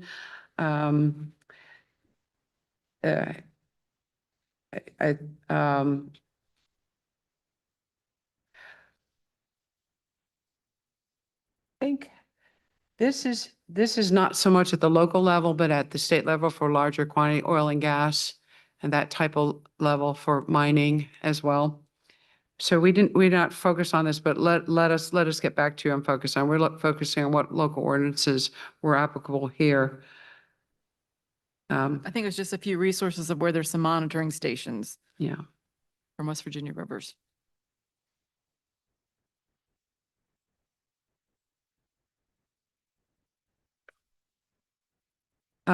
But there are some core parameters, and we had on 2.5, there is some issues about what the commission should consider for monitoring adequacy of water resources. But also the state looks at, for groundwater, they look at hydraulic head, drawdown, transmissivity, storativity, specific yield, recharge rate, sustainable yield, subsidence. And then surface water, there's different core parameters. Let me find out what exactly use this is, but this is primarily, I believe, in industrial use. So sorry, I don't have that right at my tip. We're compiled these from, see what insert that was. Lots of weeks of notes, yes. Weeks of notes, so. If I move on to 2.4, Yes, I think you hinted at this with your intro.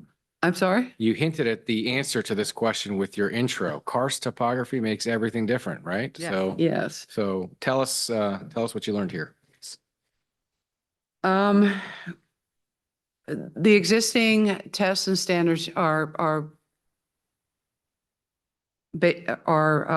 could be well improved for the protection of the karst. Bob Denton's ASTM standards for pre-flighting the property, Berkeley County's ordinance, and Mark Kozar's predictive study. Those three items really drive home the pre-flighting the property to make certain that it is an appropriate property for the developer to invest its money in without injuring the course and having the sustainability and not affecting the existing uses. Second one is an ordinance that the county could have on specifically looking at drawdown effects of delineation zones, effects on different wells, water quality and water quantity monitoring of adjacent wells in a zone of influence. And then the third is on a predictive groundwater modeling study or USGS study, which we are hopeful that it will be done, that which would be most informative for anyone who comes to the county would have access to that scientific, peer-reviewed study, and they could utilize that to see where a site was a good site to develop or a site to avoid. Where is our water-rich site? Where's a site where the influence is in accordance with the comprehensive plan and the adjacent properties and effect on existing users? What would be an ideal site for someone to site a large property or subdivision and protect the karst and the existing users? As this county develops, as we have the interest to come and develop this county, to do it in a sustainable fashion that does not affect the current uses, agriculture, and the residents' wells and quality. That is what we focused on. What models are out there to protect the existing uses, which is our takeaway from the county's directive. Excellent. Questions from the commission? Do you think it would be appropriate to consult from our discussion yesterday with Mark Kozart to understand what, with his expertise and background, what locally could be done with both national standards and karst topography, but also looking at Berkeley County ordinance from his professional expertise? Do you think that's something that he'd be willing to help with? He's wonderful and to work with, and he's always helpful. So and he said, well, call me anytime. So yes, we would follow up with them and also follow up on these questions that we need a little more detail for you. Okay. So. We are about 20 minutes behind. Unless you have in the remaining, any burning issues, I'm looking at them and I think that they are issues that we can look at in writing. We have the data from you right now. Other questions from the commission? I just have one quick one. A water quality and quantity study would answer a ton of questions. Has the Water Advisory Committee made any strides getting a grant or anything to cover this study? I know it's expensive.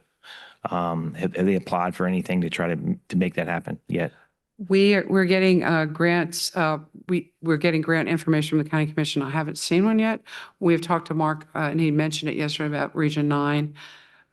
We filed for an ARPA grant in 2001 for a well grant. And it was to do 90 wells. The county commission, through the county commission, the ARPA grant, we were not funded like a lot. The county made a decision to fund other issues.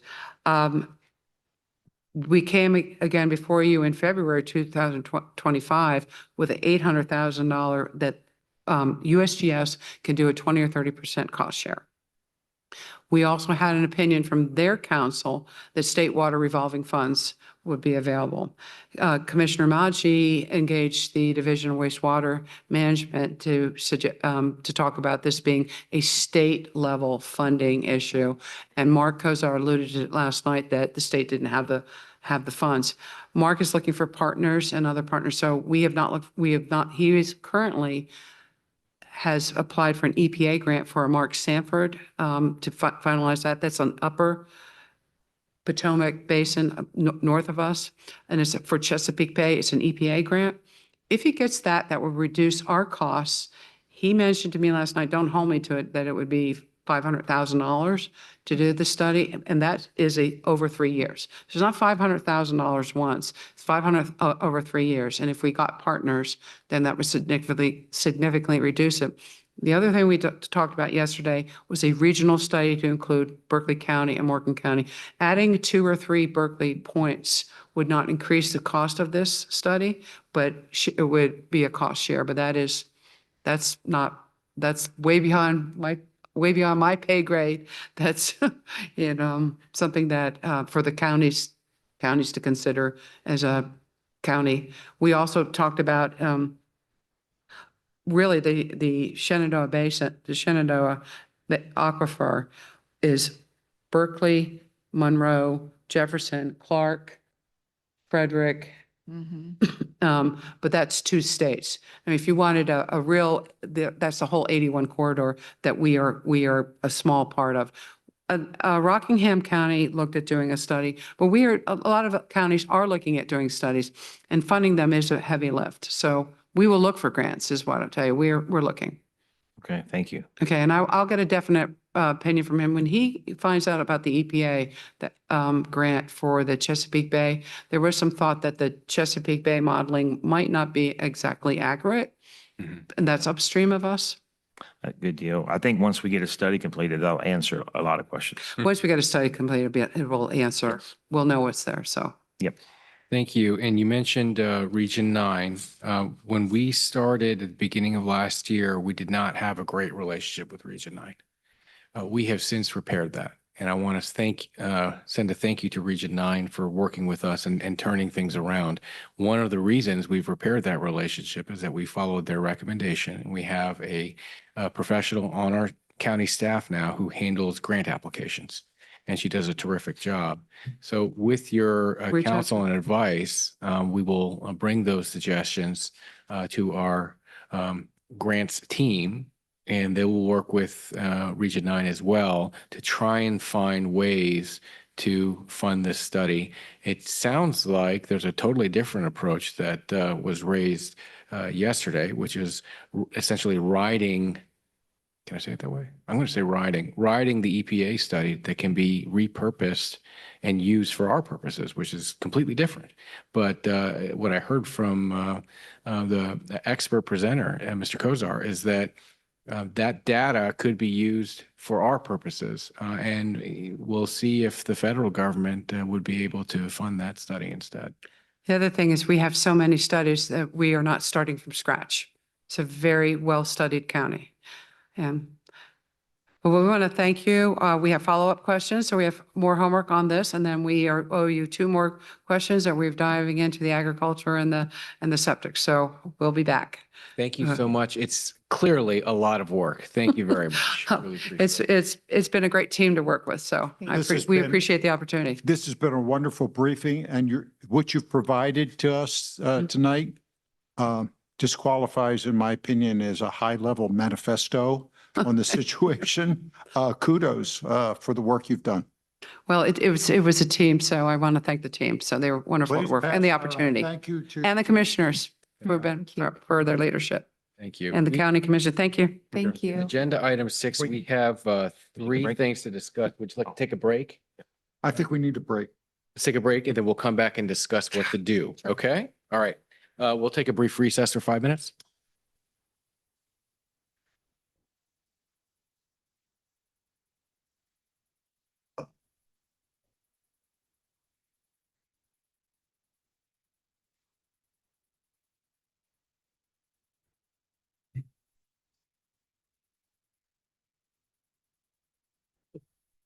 Thank you for your support. Oh, definitely. Yeah.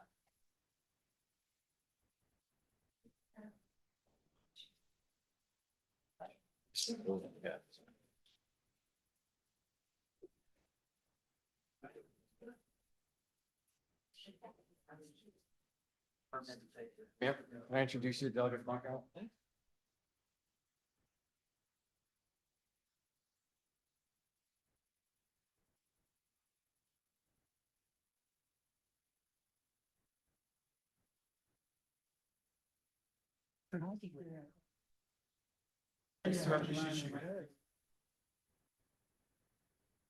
Seriously, oh, that. Oh, I wasn't, believe me, I wasn't even thinking of that. No, I wanted to come in here. No, it's out, it's out. It's the gray.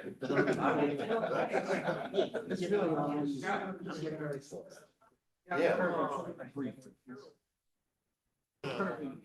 While we're here as.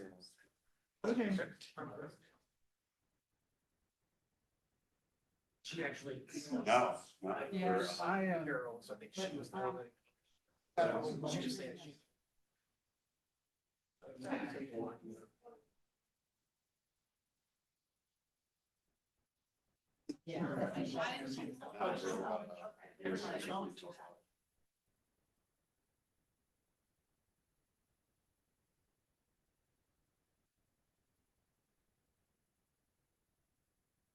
I was actually wondering, I think you were the only.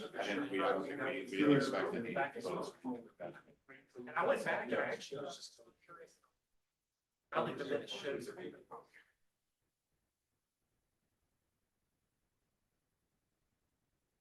I'm very. So It's. that's what I'm good. I'm not interested in stopping things entirely.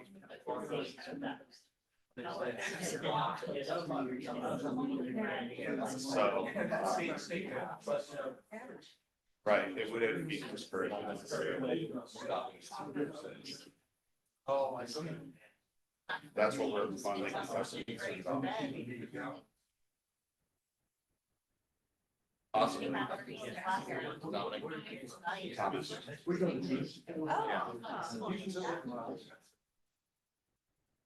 Yeah, we're interested mostly in, yeah, we're interested mostly in water consumption as like cost of AI data centers. The one proposed, by the way, I live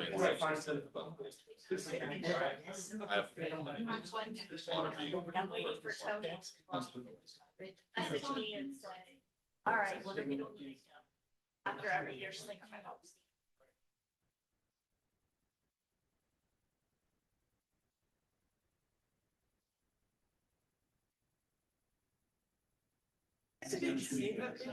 I just over the course of the day.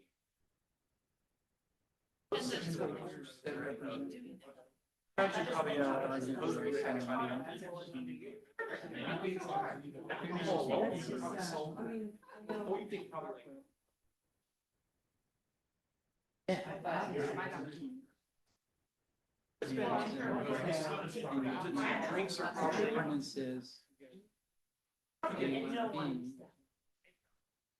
It's a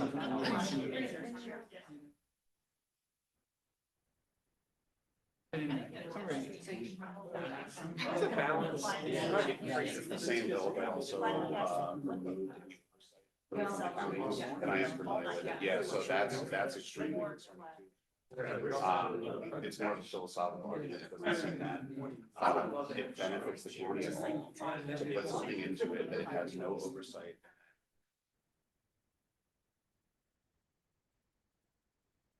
So it's just another act, sort of that benefits a small.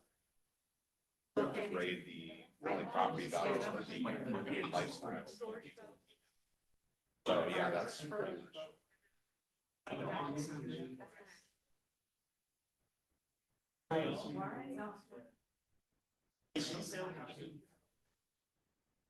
We're anti-data center. Well, he might not be. I'm anti-data center here. I understand. Just not.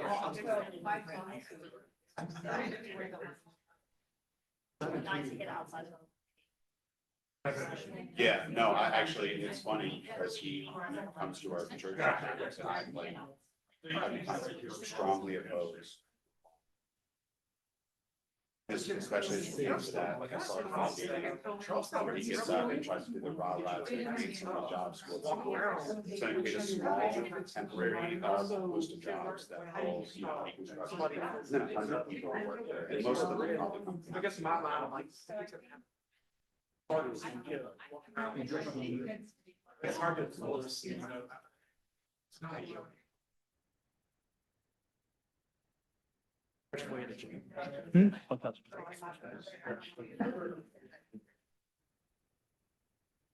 Hey, yeah, good. We're gonna go to those. So he's interested in point himself, that's like.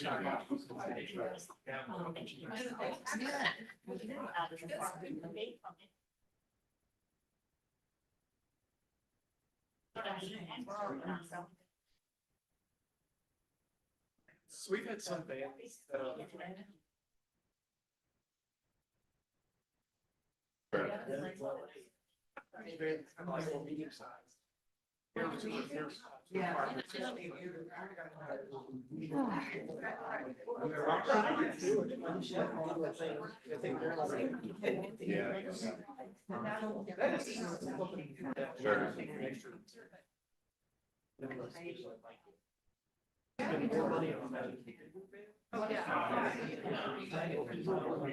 The smaller ones.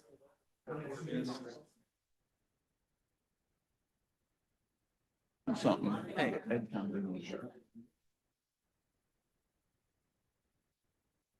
I was trying to follow up. It's a lot of work.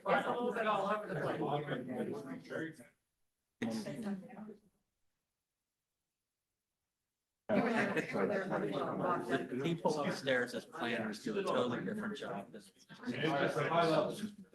And which brings up another question. If I go into Tyler right now to see my budget, is it the FY 27? 20, can I find 26 in there somewhere? Okay. I want to see how it adds up. I see, I calculate, I said, I've been telling about, maybe about 100 grand over my rough estimate.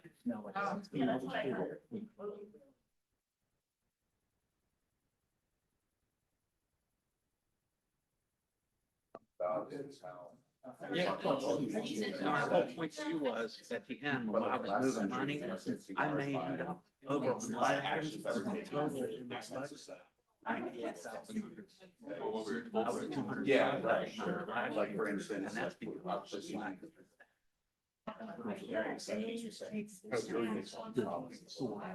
How many is it? I saw the video. So it's like. Yeah. Yeah. That's what I said. Oh, that's.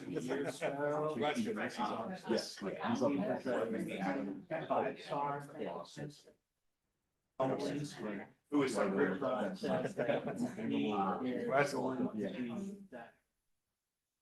Everything is, it's one thing. I've seen a whole lot of later. Recruiting and.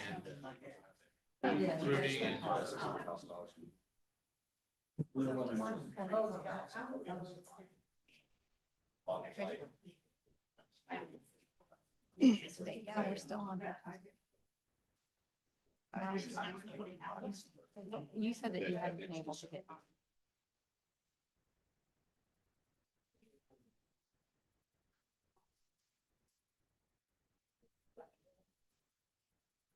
We're going. I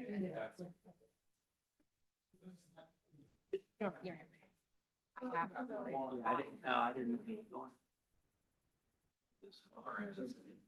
Our whole part.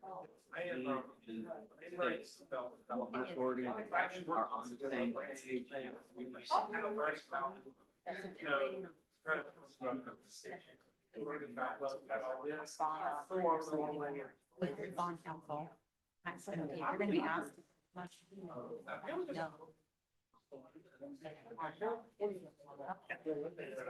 I guess like gases.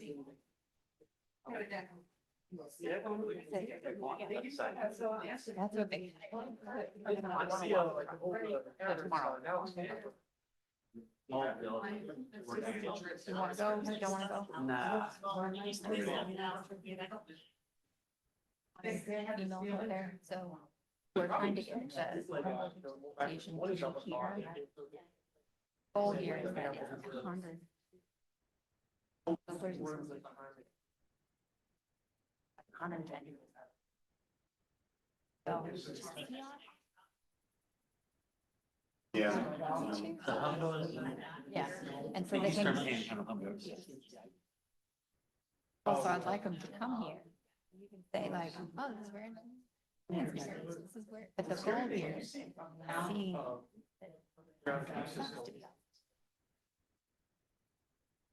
To go over to you.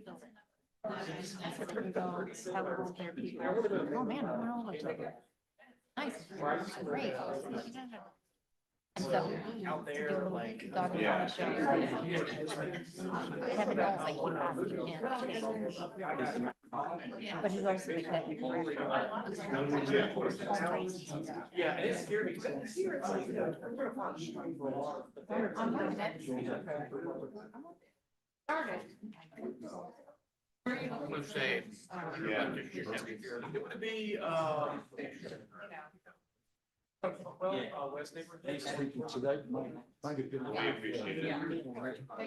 Good time to have steak for dinner, raw meat grill. Thank you.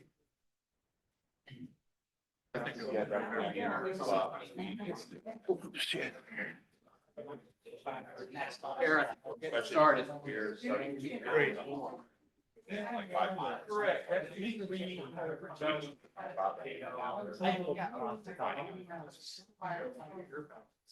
To be remedial stuff. Thank you. Nice to meet you. Having to remediate. Not that far away. Oh, you know, that's. What's that? 6 weeks. Yeah, Labor Day week. Where is Eddie? All right, Kara.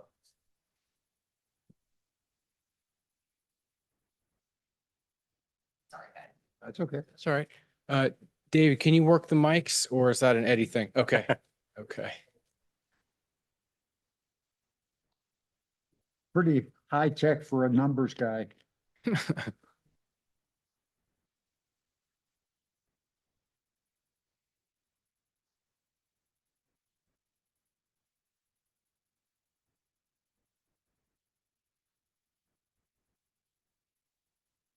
I'm going to wait just a minute to make sure our microphones and camera are on because we need to broadcast the meeting and record it.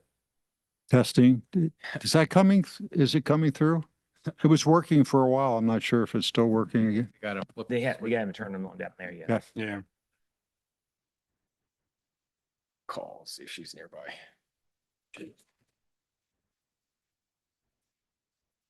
Need me to plug my thing in here.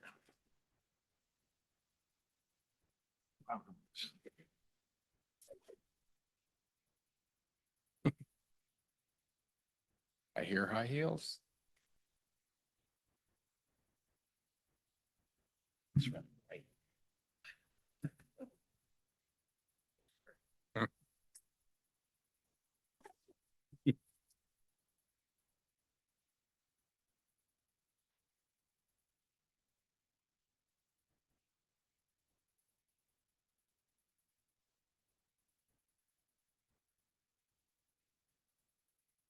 Reconvening after a brief recess. So we just heard from the Water Advisory Committee.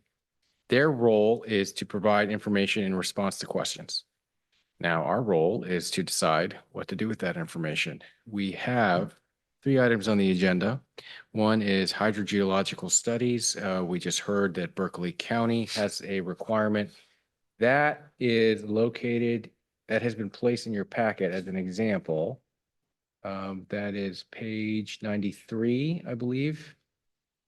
Or I think the numbered page is 92, and immediately after that, we have the copy of the Berkeley ordinance. I think that's the right word. It's in their appendix E7. So the question for us that I would ask my colleagues is, do we want to look at doing something similar to Berkeley? And if so, how would we go about doing it? Perhaps presenting the Berkeley County ordinance as a discussion piece and having a public hearing and hearing from folks on what would be appropriate from Jefferson County, for Jefferson County, or perhaps we can invite Berkeley County to come in and testify and see how it works over there. Those are just a couple of ideas for a launching point. I think I personally would be interested in having information only at this point, just trying to learn. So that we can kind of garner a combination system. I don't think what they have will necessarily be great for us, just because our topography is a little bit different.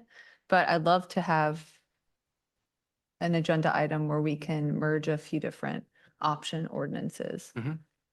I agree. Yeah. I mean, they've got a lot of the work already done, Mhm. but they may not necessarily, the ground there may be different than what it is here. So we may want to look at what they do and what we can do here. Mhm. And there's been a lot of questions about water, water availability, and the massive number of the developments that are going in are on public water within municipalities, but we're still getting them out in the county on wells. And we're also going to see some commercial that Mhm. could potentially be on wells as well. So I think that we should definitely look at Berkeley's ban, maybe have them come in for some information on it, Mhm. and then kind of move forward from there. And then on the planning commission, this week, we actually talked about the idea of introducing dry hydrants, some sort of baseline, so that, as you know, Commissioner Mood, there are areas that are kind of gray in the county with the CAD system that does not have dry hydrants. So if you have a fire, house fire, and you don't have a water source, there's the ability to put out that fire is much harder. So Absolutely. that could be something that we dovetail together. Yeah, so when you take, especially as you get further out away from the public water systems, you can very easily have a 40 or 45-minute turnaround time on a tanker delivering water to the scene, leaving, refilling, and getting back. So the number that we have to have, because the distance is so far, the house is usually gone. So one of the things I have said over the years to the planning commission is that as these developments go in, they should be using some sort of a water storage tank on site. For X number of houses, you have X number of tanks, and that way you can help reduce that. Not only does that help in fire suppression, it also helps in their insurance rates for the communities, because you have a water source that's closer to them. Looking at some areas that don't have hydrants. There was a 32% drop in homeowners insurance if they had a hydrant within 1,000 feet of their residence. So if you start looking at things like that, that can actually help the property owners and taxpayers in Jefferson County with a lower tax or lower insurance rate. Yeah, Planning Commissioner Chrisman has done a lot of research, so thank you to him. But he said that the ISO ratings can reduce for homeowner insurance, I think, around 30%. Correct. So we did discuss at the Planning Commission on Tuesday some sort of minimum lot requirement that requires the installation of a dry hydrant. So I'm wondering if maybe that could be something we use for both of these considerations in the future, some sort of subdivision regulation. I learned that from Planning Commissioner Chrisman. Yes. My ears perked up. So that sounds like a valuable government role. That is incredibly interesting and compelling. And Commissioner Mood, you raised this. I know everybody on the commission knows it, but I'm going to keep repeating it. 75 to 80% of the new homes being built in Jefferson County are being built in municipalities. We do have to look at that small minority that's happening in the county, but I hope everybody understands where this is coming from. This is coming from the municipalities and the cities, and we're going to be talking about that later this evening. Other thoughts on what next steps would look like for hydrogeological studies? Commissioner Majdi, could I interject something? Certainly. I would recommend that we undertake some legal review of the authority of the county to engage not only in 6.1, but also 6.2, and just to be sure we're on a good, solid legal footing. So I don't think that you would need a be what I motion would- from us to do that. We would like to have that information. If you could please conduct that research. Yes. Thank you for Miss, yeah, recommending that. and I will, Mr. Grow had a schedule conflict tonight, but I will certainly share that with him, and we will work on that. Thank you very much. Upcoming. Other thoughts on how to proceed moving forward? I think we've got a plan and we should execute it. Okay, I will put that on the agenda for a forthcoming meeting, do a little homework on who to invite. Thank you. Great idea. Shall we move on to 6.2? Or 6.2 or 6.3? I want to go to 6.2, well monitoring ordinance based on legislation proposed by multiple Jefferson County legislators. March of last year, we had a hearing that preceded the forming of the Water Advisory Committee. We were very fortunate to have Delegate Funkhauser and Senator Barrett report on legislation that they introduced in Charleston. We're grateful for Delegate Funkhauser's time again tonight. If you could join us at the table here, Delegate, and if you could tell us about the bill that you brought forward, why you brought it forward, the intent, and what happened. Thank you, Commissioners. It's not on. Excellent. If you switch. Green light. All right. They have fancier microphones in Charleston. That's the problem. It was on a little delay. Thank you, Commissioners. Delegate Joe Funkhauser here. Appreciate your work on the Water Advisory Board. Last night's presentation by the foremost expert hydrologist on Jefferson County's karst topography and hydrogeology. It was very informative to me, but probably the most informative that I've heard on this issue since March of 2025, both with back in the old county commission room, as well as in the Senate Government Organization Committee, when there was an originating bill brought forth by Senator Rucker to look at well monitoring under the Water Resources Use and Management Act. I guess let me back up for a moment. I mean, West Virginia has a very broad, comprehensive regulatory use, whether you have a private well or public utility for water, both quantity and quality. There's a number of different areas. It even goes at the individual level through the Bureau of Health and then the associated county boards of health for at the permitting level, at least, for your wells as well as your septic systems. So there's a number of regulatory things that, and they're all designed to ensure that we have adequate quantity and quality of water. As anyone who watched 60 Minutes earlier this year knows West Virginia has some water issues. And so a couple years ago, going through a drought for 3 years, proposed water bottling facility, this really came to the top of mind for a lot of folks around here. And I appreciate you guys listening to folks and analyzing this issue. We at the legislature heard the folks and looked at what we had to do and what the existing laws were and parameters. And so we saw under Article 22 of the West Virginia Code, Environmental Resources, there's at least 8 articles, depending on different types of water uses, that highly regulates water in various different state, for different uses at the state level. And 26 is the Water Resources Protection Act. And I'd just like to read the legislative findings there, the first 2. The legislature finds the public policy of the state of West Virginia to protect and conserve the water resources for the state and to provide for the public welfare. The state's water resources are vital natural resources of the state that are essential to maintain, preserve, and promote quality of life and economic vitality of the state. The West Virginia legislature further finds it is in the public policy of the state that the water resources of the state be available for the benefit of the citizens of West Virginia, consistent with and preserving all other existing rights and remedies recognized in common law or by statute, while also preserving the resources within its sovereign powers for the common good. So we are blessed here in Jefferson County and throughout much of West Virginia with a number of surface waters, rivers in particular. We have the Potomac and the Shenandoah here, but we also have challenges with our karst topography that Mark had analyzed very thoroughly last night on both the quantity and the quality issues there. We have higher bacteria in particular, and then on the mountain, higher levels of radon than most places in West Virginia. So we have to treat those accordingly.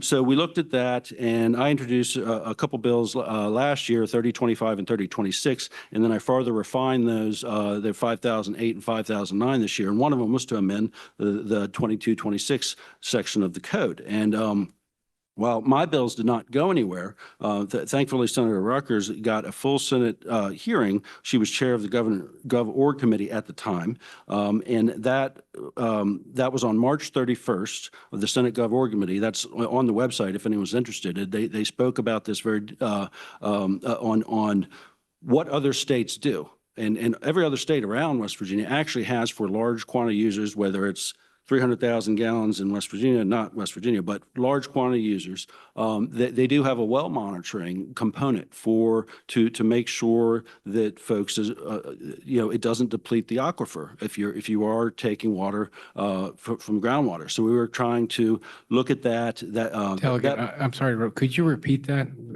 What has a well monitoring component? Large quantity. Large quantity users. That's defined differently in every surrounding state that touches West Virginia, but there is well monitoring state laws for large quantity users. It's with each state that surrounds us because as the presentation was last night, every water fluctuates, right? There's a recharge. Some years it rains more than others. So that aquifer gets filled more or less. But so we looked at all those other states, and they did in the Senate in particular, and they crafted the same article of the code that I was looking at, and that was ended up. It came out to the Senate floor. It was amending House Bill 3174. That was very similar to what they discussed in the Senate Gov Org Committee. It was, it basically had a very specific, narrowly tailored amendment there to monitor wells and bring the DEP in to say, all right, if you're depleting the aquifer to such a degree that it's going to dry up the wells around you, then you're going to have to not consume as much water. And so there was a well monitoring component so that we modeled off of other states. And unfortunately, while Senators Barrett and Senators Rucker, made very articulate arguments, that did not prevail on the Senate floor by a vote of 15-19. The two bills that I introduced, it was similar, didn't have the well monitoring component. It just kind of gave it to the DEP regarding 2226. And the other one was Chapter 8A.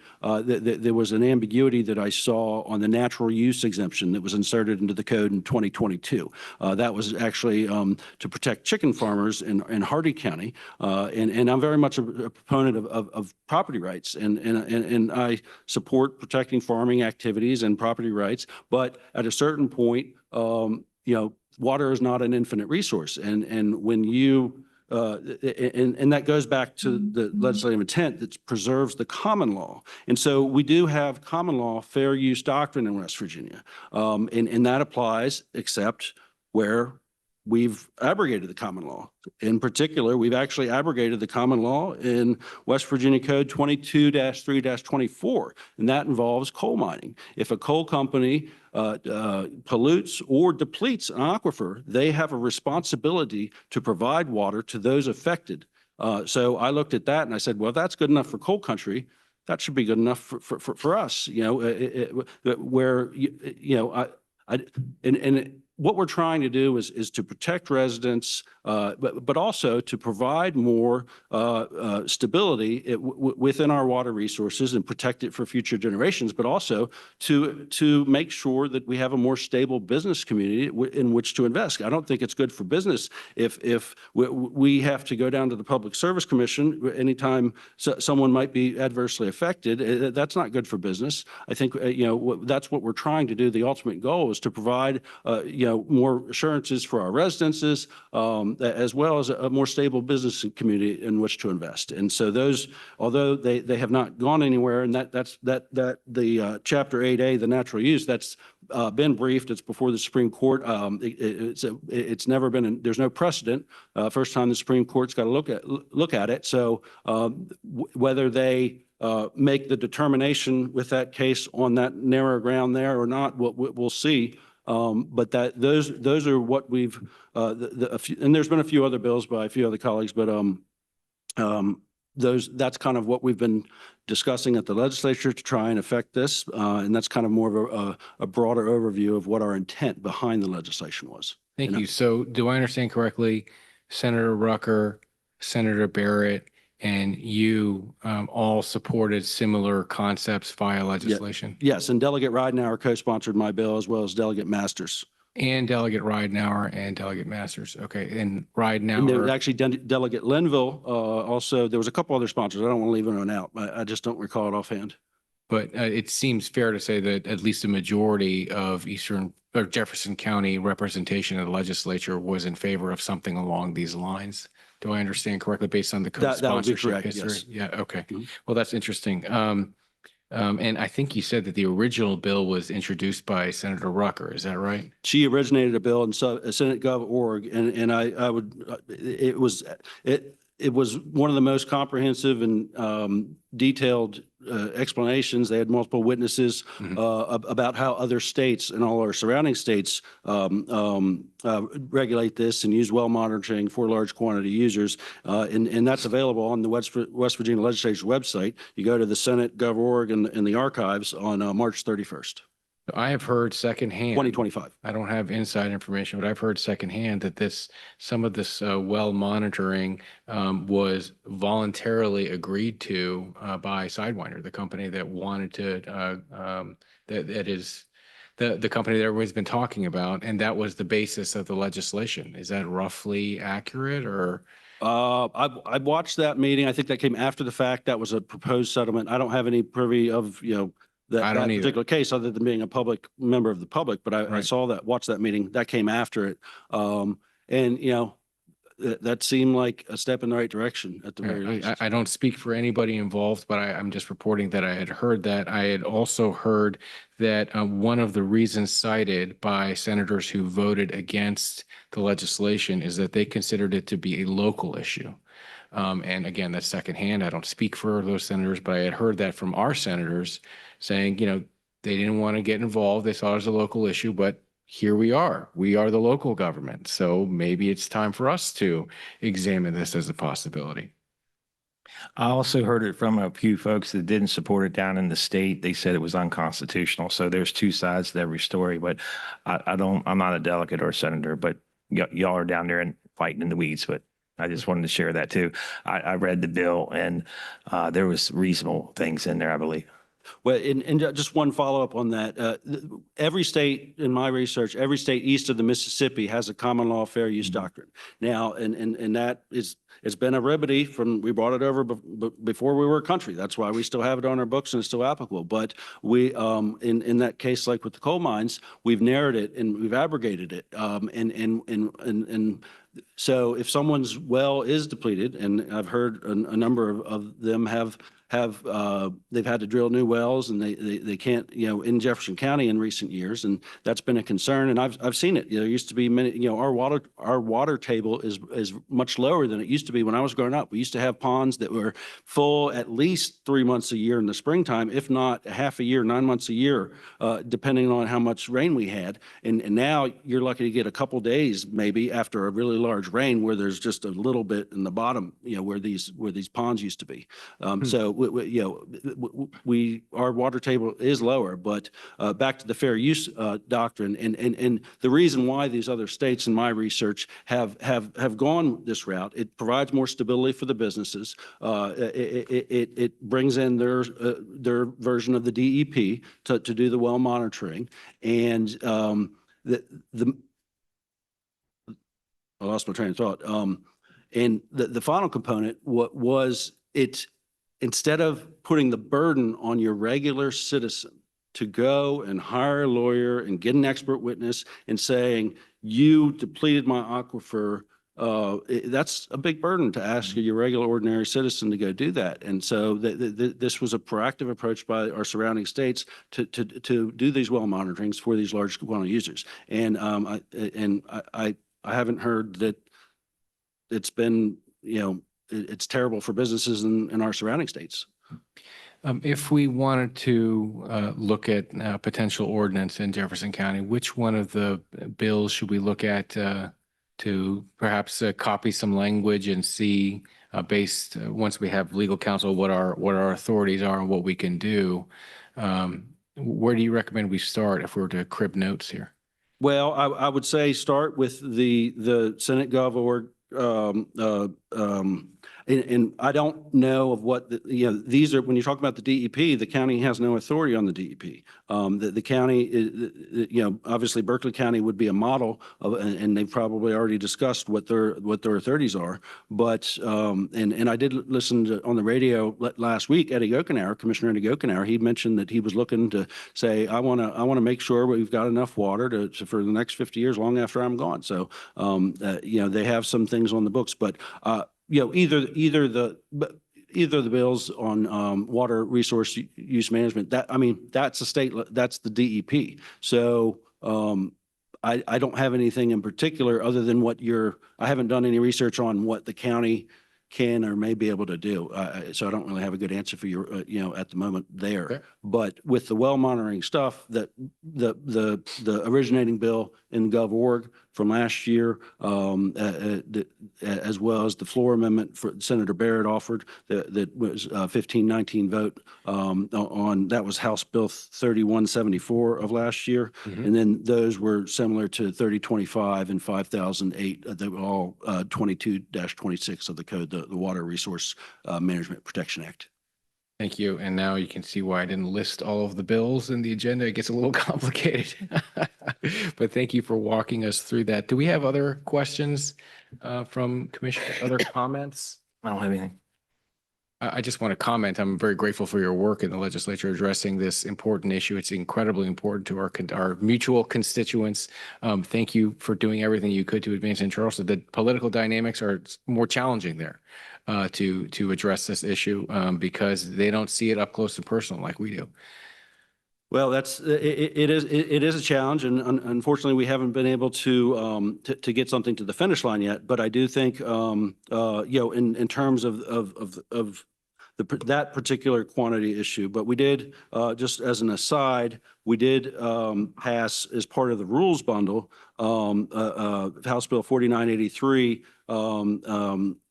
the inordinate burden, and as it specifically relates to data centers, they have a obligation when they apply for certification to flag anything that could place a significant and unreasonable burden on nearby properties owners due to its locations, environmental risks, the proximity to schools, homes, or historic sites, and local water resources. So we were able to get some progress there on the data center rule.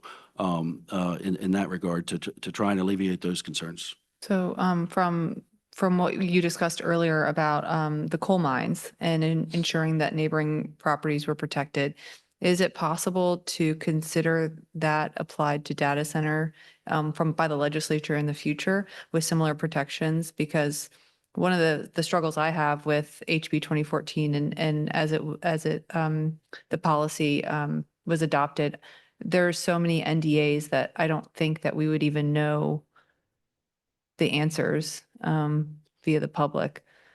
Well, I guess it's potentially possible, but I will say that House Bill 2014 requires these data center developers to pay for the full cost of all the utilities.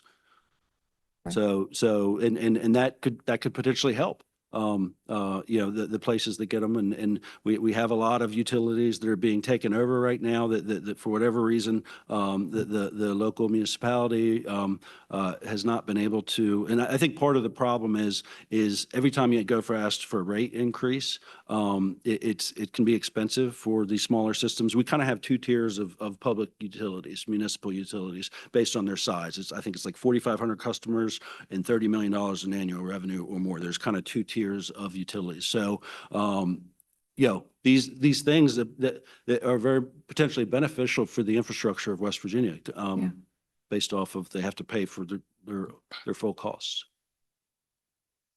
Thank you. And you mentioned in your testimony that there's a dynamic here that maybe people aren't considering. A lot of people are thinking about how can a business affect water for residents?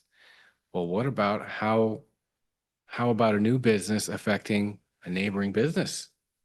I mean, this is an important consideration, as you said, for economic development in Jefferson County. I mean, if you open a business that requires water usage and then you don't have access to water because of unforeseen development nearby and poor controls that are exacerbated by our karst topography, that's bad for business in its own way. Well, and for large quantity users, we are blessed with the Shenandoah and the Potomac River, if that's where they're getting their water from. Because the last time I checked, which was last year, Loudoun County has a number of data centers, uses about 2 billion gallons of water a year. That's about almost as much as the entire county of Berkeley County for all uses, and industrial, commercial, and residential. But they have the ability to treat it and take it from the Potomac and treat it and put it back in. That the question is, who pays for that? But we are blessed to have those surface waters, and that's what I actually introduced a bill, another bill, 5611, where counties with majority karst topography and growth counties, which only applies to Jefferson County, for data centers other than domestic use, they would need to get their water from the surface water. Interesting. Further And thank you comments? for your hard work on that, because you've really led the way in the state with water protection for Jefferson County. So just huge kudos to you. Thank you. You've been a super advocate for Jefferson County. We really appreciate you. Thank you. Well, thank you, Thank you Commissioners, so much, Delegate. and my colleagues as well, Senators Rucker, Senator Barrett, and Bill Ridenhour, are right there with me in the trenches. Yeah, So, I watched the Senate floor hearing where Barrett had that amendment in 2025, and he also did a really great job, and then Senator Rucker as well, and Delegate Ridenhour. So yes, thank you. Thank you, Delegate. thank you. Have a good night. Thanks. All right. Thank you. Thank Well, brought up data centers. That's a nice little segue into 6.3. Commissioner Keys, you want to kick off the conversation? Yeah, so in the Water Advisory Committee, we have talked about the elephant in the room, if you will. So we're talking about water monitoring and the viability and the return on investment or the economic prosperity of Jefferson County, both for current residents and future residents, to make sure we have adequate water. One of the things that we don't know because of the law passed in HB 2014 and the policy decisions in the legislature is that they have a lot of NDAs regarding water use and withdrawal rates for data centers. And so one of the questions that was asked is when we're talking about water availability and planning for the future on the Water Advisory Committee, there's this elephant literally that could come into the county, into Jefferson County, that would potentially not provide us any understanding of water usage. And so how can we adequately plan for groundwater or just water protection if there's some other element that could impact or impede for planning purposes for the county? So one of the discussion items was consideration of a letter that would be sent to West Virginia Secretary of Commerce. Could I read it? Sure. Okay. So, dear Dr. Harridge, on behalf of Jefferson County Commission, we appreciate the Department of Commerce's efforts to stimulate economic development while encouraging appropriate use of natural resources in West Virginia. We believe the ongoing and anticipated development of data centers in Jefferson County presents an important opportunity and also requires planning for natural resources stewardship. As you know, data centers have a tremendous potential to generate tax revenues and other economic benefits, but it also may impact water resources for agricultural and residential users. We understand that the West Virginia Department of Commerce collects information on peak water demand and water sources as part of the site certification process for data centers, and we request that this information be made available to Jefferson County citizens and Jefferson County Commission officials for regional planning and coordination with water managers. This information would be provided after the 14-day site certification process is completed by the Department of Commerce. We understand that elements of water planning can be considered proprietary business information, but we are confident that we could develop a data sharing agreement with your office that would protect such information. Thank you for consideration of our request, and we look forward to your response. In the meantime, please feel free to contact us for further information or clarification. Okay, I did not realize you have a draft. I think process-wise, I think it would be helpful for all the commissioners to take a look at it in writing, and perhaps we could bring it back at our next meeting and have a vote. Or if you want, we could print off copies, just table it for later in the meeting tonight. I'd be okay with either one. If there's no rush, we could do it at the next meeting, or if we want to get it done tonight, we could ask our staff to print off copies so we could take a look at it. Do you have a preference, Commissioner Keys? Is there, I guess I could open up the floor for discussion. How does, I would prefer some time to kind of review it and digest it and I think that have may. the legal be able to review, and then we can kind of come back. I agree. yeah, that's And I have a couple of thoughts generally. First, I'm glad that the Water Advisory Committee or you as our representative on the Water Advisory Committee suggested that the county commission look at this. We do not want the Water Advisory Committee wading into policy. We want to keep them, they have the metaphorical white coats on, right? They're subject matter experts, and we want to keep them out of policy so they can just continue to provide information, and then we can decide whether or not that letter should be sent. I anticipate supporting sending this letter after we have time to look at it, perhaps make some edits, et cetera. Another comment I'd like to make is that I don't see this inquiry as for or against data centers in any way. It's about getting more information. and that was the goal of the Water Advisory Committee, is not a political position, but we are being tasked with understanding our water resources. And so this is just a component that we need to make sure we can balance and understand for information purposes. So that was the discussion around the Water Advisory Committee. But, us as commissioners, that's our responsibility to kind of steward decisions on policy from their information questions. So. And I would add for for our residents who are very gung-ho in favor of data centers, you might get information from this inquiry that shows that new technology for data centers actually uses a lot less water than people anticipate. Yeah, a lot of the discourse that's out there is about technology that was applied in the 90s, in the 2000s, 20 years ago. And there's new technologies out there where water consumption, there's still water issues. I mean, the first issue I ask about for any type of development, not just data centers, any type of development, is how does this affect clean air and clean water? I'm definitely concerned about this. In terms of water consumption, I think there's some new technologies out there where people will be surprised that the consumption is actually less than what you would anticipate based on technologies from 10 years ago. Yeah, and I think that's part of the problem from a policy standpoint throughout the state is, as these data centers are being discussed, there's a lack of transparency for residents. And so when something is permitted or approved or something's going forward in another county, which hasn't happened here yet, which is why I'm hoping to be a little bit more proactive and not reactive, is the lack of understanding of their development is imposing fear that might not even be real. So you have, some counties that may have low water usage with,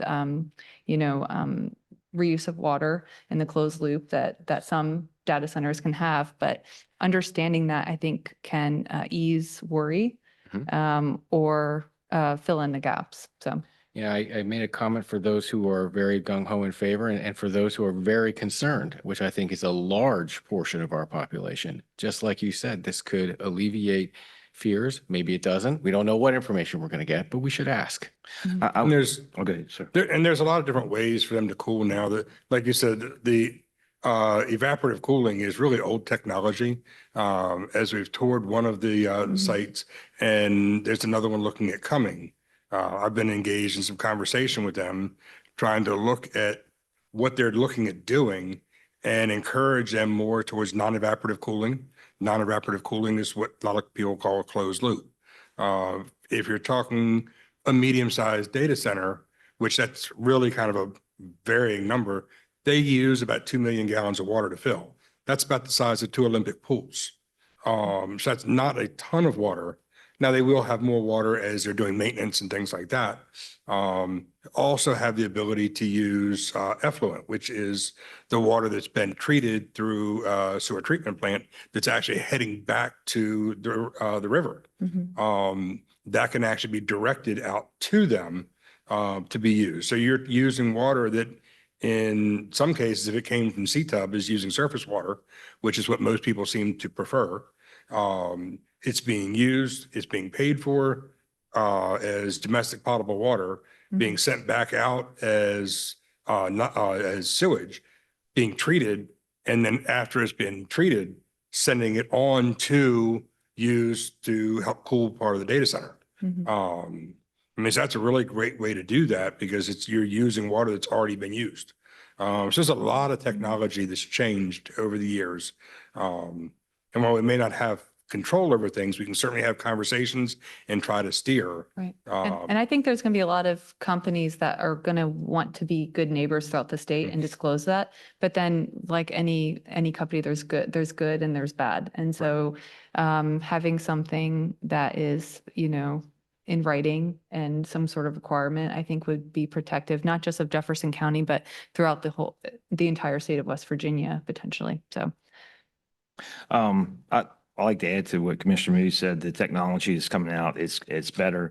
I've heard about the closed loop systems using gray water, but I also want the commissioners to keep in mind. I just read an article that a lot of the rhetoric that they're stirring up communities over these data centers, those articles have been traced back to Russia and China. There's nothing more that are these communist states would like to keep data centers from coming to the United States, and we have to put them in China or Russia, and now they control our data. They have our kids' pictures. They have our legal documents that we're loading up to the cloud. So I just want to kind of keep that in mind. Keep that in mind. Something I just read recently. I don't recall whether it was the New York Times or the Wall Street Journal, but some of this rhetoric is starting to be traced back to our communist countries. So that's a good point. That's a more of a political generalization. What we're talking about is policy around development standards. And so I don't think the folks that are next to a data center in Mason County would agree with that. They got a whole neighborhood flooded because of the lack of stormwater management that was in the bill. So you had the first rainfall that flooded an entire neighborhood. And so as a commissioner in Jefferson County, we have to be proactive about this because I don't want a copy and paste scenario where an entire area in our county is victim because we were complacent and we didn't want to ask questions. So even though we don't have control over it, I think we should be asking questions and we should try to get as much information. So if something happens, we can say we tried everything. So I understand the rhetoric of safety, but I want to actually talk about policy and development standards that are practiced in every other state in the country. I think we should talk about those things. I do think this is a national security issue. We have heard that from the federal government. We have government engaging on the build out of AI infrastructure at multiple levels, at the federal level, at the state level, and at the local level. And how these different levels of government work with each other is incredibly complex.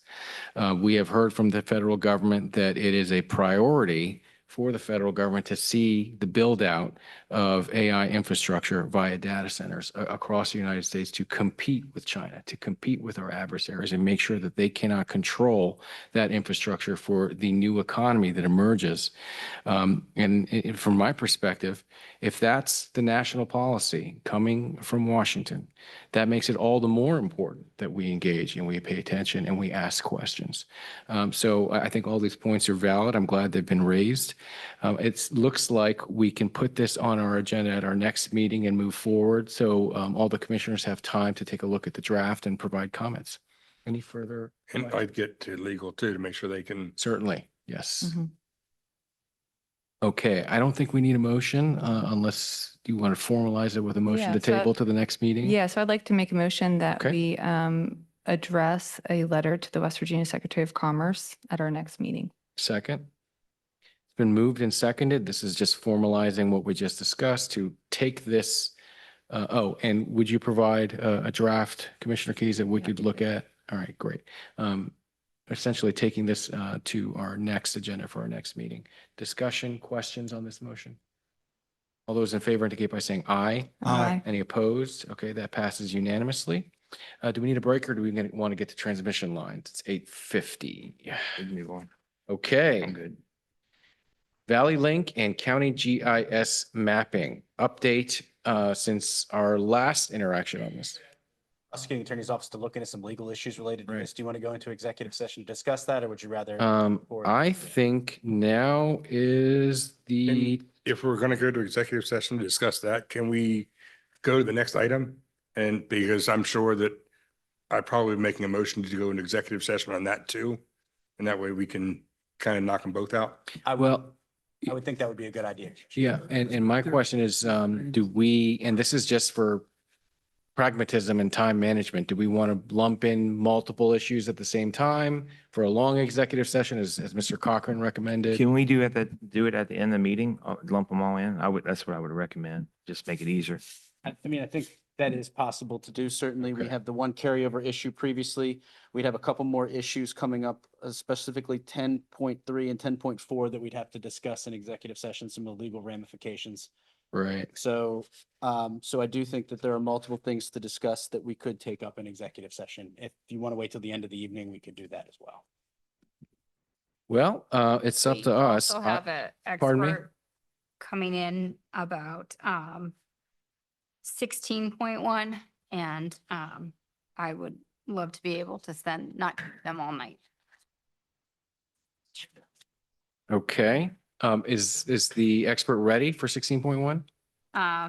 We could start with the issues with Adam, and then they should be ready. Oh, you're talking about in executive session. Correct. Oh, I see. Okay. So why don't we get started with that executive session so we can have that person testify? Is that what you're recommending? Yeah, so that's about property values. Uh-huh. So you'll want to know that it's different than seeking legal advice. You've got Roger. And I have lots of staff here too, so. You want to do that first? And Roger is here for the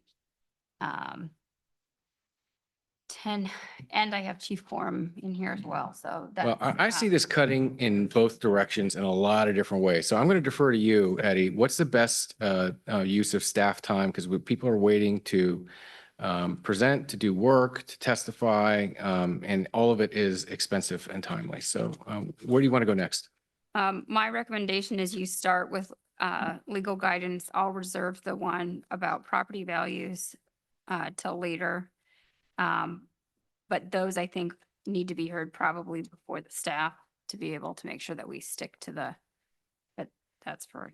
Okay, could you help us craft a motion that addresses all of the things that we need legal advice on now, please? Sure. Think we're seeking legal advice pursuant to the previous issue raised with agenda item 5.3. You'd be seeking legal advice with agenda items 7 and 8. You'd be seeking legal advice with agenda items 10.3 and 10.4, as well as potentially legal advice related to 15.1 through 15.4 and 16.1. Okay, the chair moves to go into executive session to cover all of the issues and receive legal advice on all the agenda items that were just listed by Mr. Ward. Is there a second? Second. Okay, it's been moved by the chair and seconded by Commissioner Mood. Discussion on going into executive session on these. If there's no discussion, we'll just vote. All those in favor indicate by saying aye. Aye. Any opposed? Okay, we're going to go into executive session to receive legal advice on 5.3, 7, 8, 10.3, 10.4, 15.1, 15.2, 15.3, 15.4. Jesus.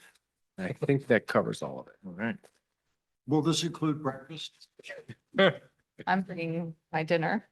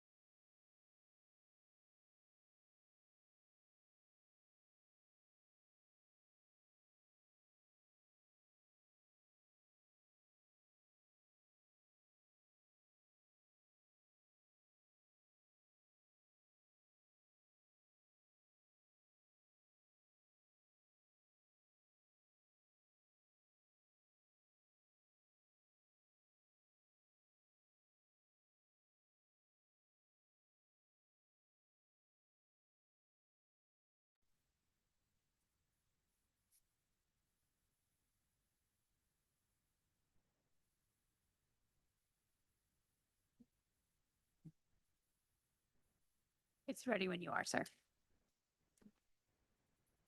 Coming out of executive session, need a motion? I make a motion that we come out of executive session. Moved by Commissioner Second. Hapestay, seconded by Commissioner Keys. All those in favor, indicate by saying aye. Aye. Any opposed? That passes unanimously. All right, let's proceed with our agenda. We are on item number 7. Commissioner Keys. Yes, so I do have a motion for 7. So I move that Jefferson County Commission direct GIS staff to evaluate the viability of overlaying the proposed Valley Link transmission line and other potential future lines as a provisional layer on RGIS with a disclaimer that the route was matched to the best of the county's abilities because Valley Link has not agreed to synchronize their mapping with the county's GIS system, and that such any route depiction is preliminary informational purposes only. Second. It's been moved by Commissioner Keys, seconded by Commissioner Majdi. I appreciate the way you phrase it. I think we're covering our bases. Other thoughts? I think Clark County, Virginia did a similar methodology because they were also unwilling to share their data with Clark County. It's unfortunate because if they synced their GIS, it could auto-populate and save a lot of staff time, but their unwillingness to work with counties is not a good start. I agree. Other comments or questions before we vote? All those in favor of the motion indicate by saying aye. Aye. Any opposed? That passes unanimously. Commissioner Mood, item number 8. We're on page 97. Yes. I'd like to invite Jennifer Myers from Parks and Rec up and She is one of the winners of an endurance award.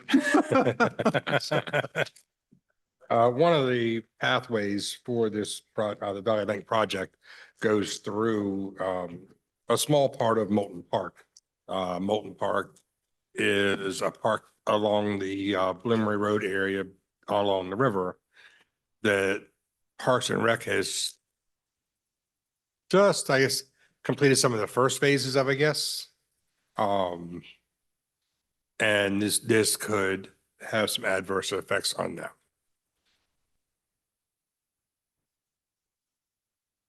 All right, thank you.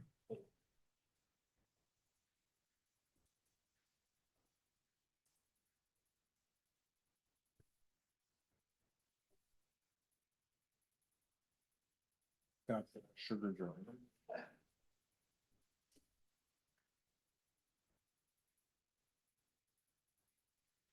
Good evening. Good evening. So thank you guys for allowing us to come and just kind of give you an overview. Like many others, we were made aware that there's the proposed transmission line that would be coming through at a portion of Moulton Park. It's about about 8 acres from the best of our abilities to try to figure out exactly, kind of where, but it's about 8 acres of land that it would affect within the park. And again, I want to start out by saying we did the best we could to kind of draw where the line looks like it's proposed to come through according to the maps that we found online.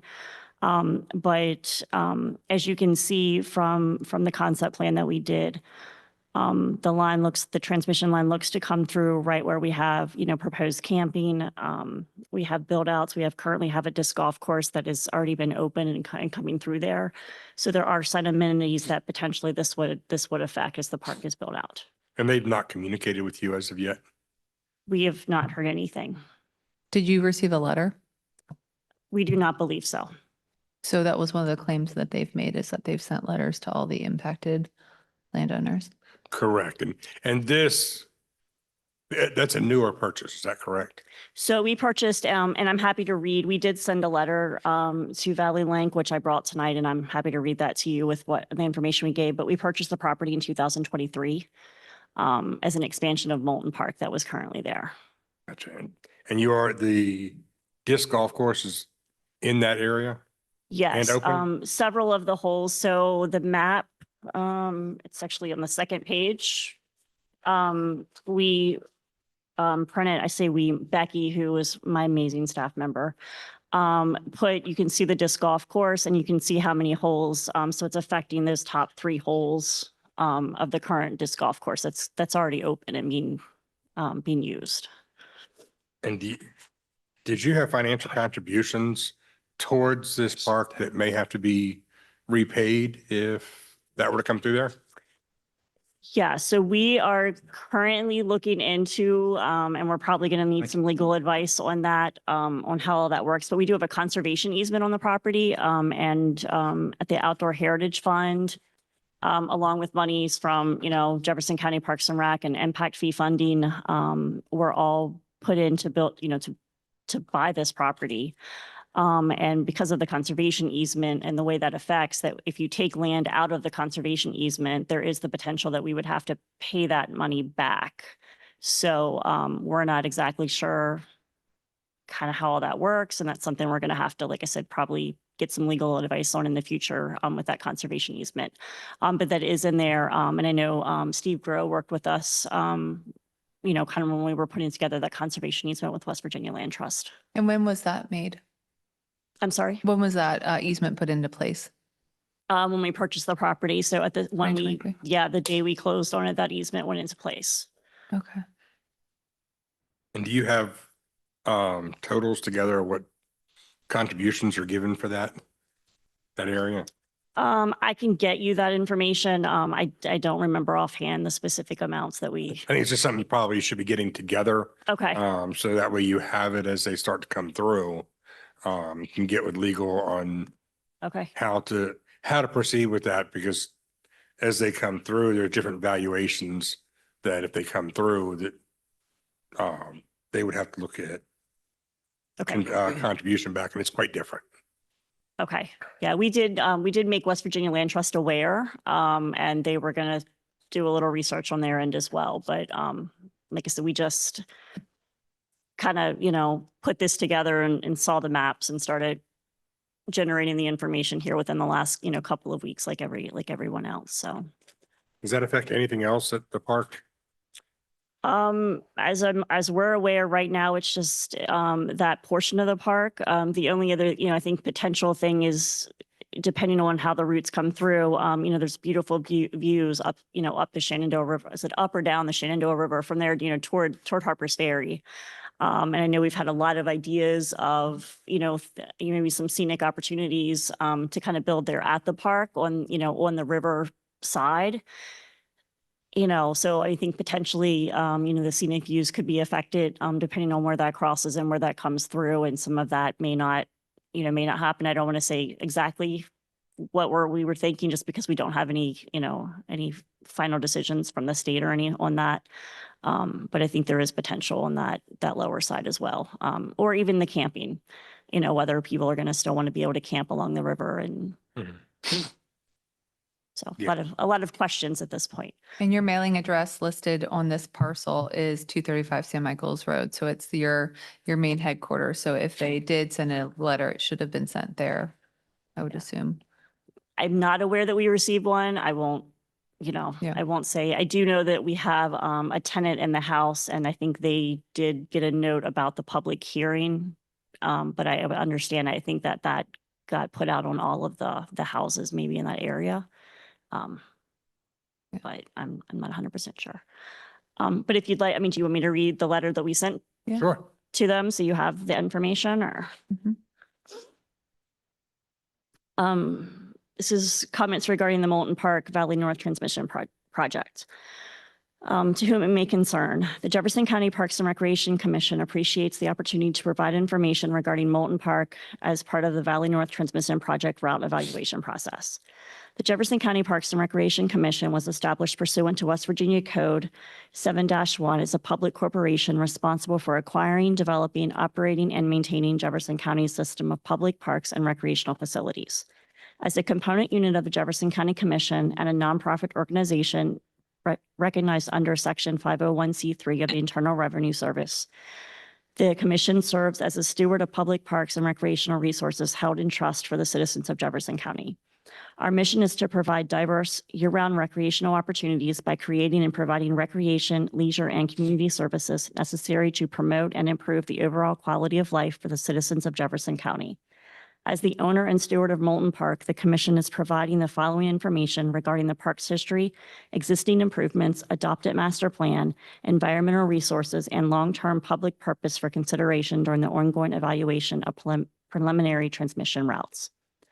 Originally consisting of approximately 3 acres, Moulton Park was significantly expanded in 2023 when the Jefferson County Parks and Recreation Commission acquired an adjoining 83-acre property along the Shenandoah River. This acquisition increased the park to approximately 86 acres and was made possible through a partnership involving the Moulton family, the West Virginia Outdoor Heritage Conservation Fund, the West Virginia Land Trust, and the Chesapeake Conservancy, as well as other public and private partners.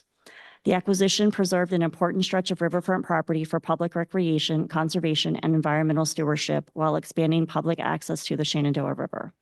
Approximately 83 acres of the expanded park are protected by a conservation easement held by the West Virginia Land Trust.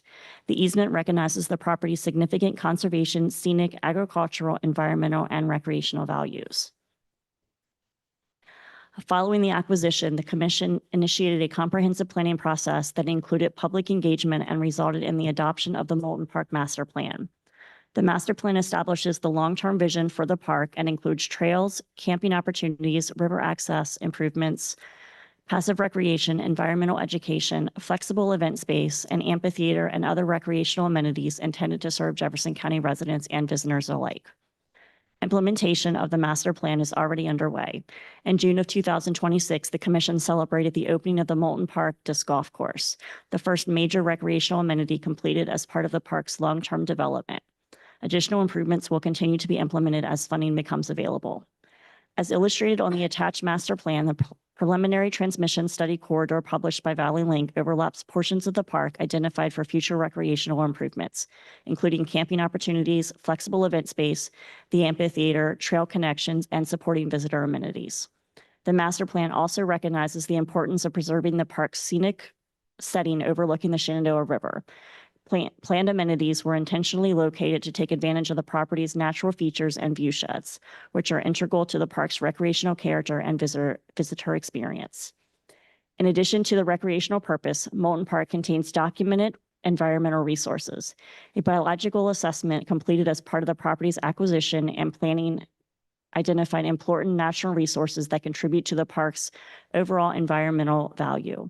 These resources were considered during development of the master plan and remain an important component of the commission's stewardship responsibilities. The purpose of this letter is to provide information regarding Moulton Park for consideration during the ongoing route evaluation process. Again, as the owners and stewards of the park, the commission has a responsibility to document the park's existing recreational facilities, the adopted master plan, the environmental resources, the conservation investments, and the long-term public purpose of this property. The commission respectfully requests that this information be considered during the evaluation of potential transmission routes. The commission appreciates the opportunity to provide these comments and respectfully requests that this letter and the accompanying attachments be included in the public record for the Valley North Transmission Project.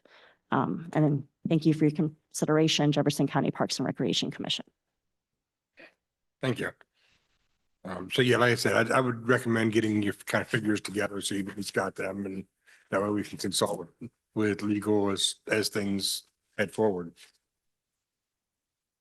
And I want to thank you for sticking around as late as it's gotten this evening. And No problem.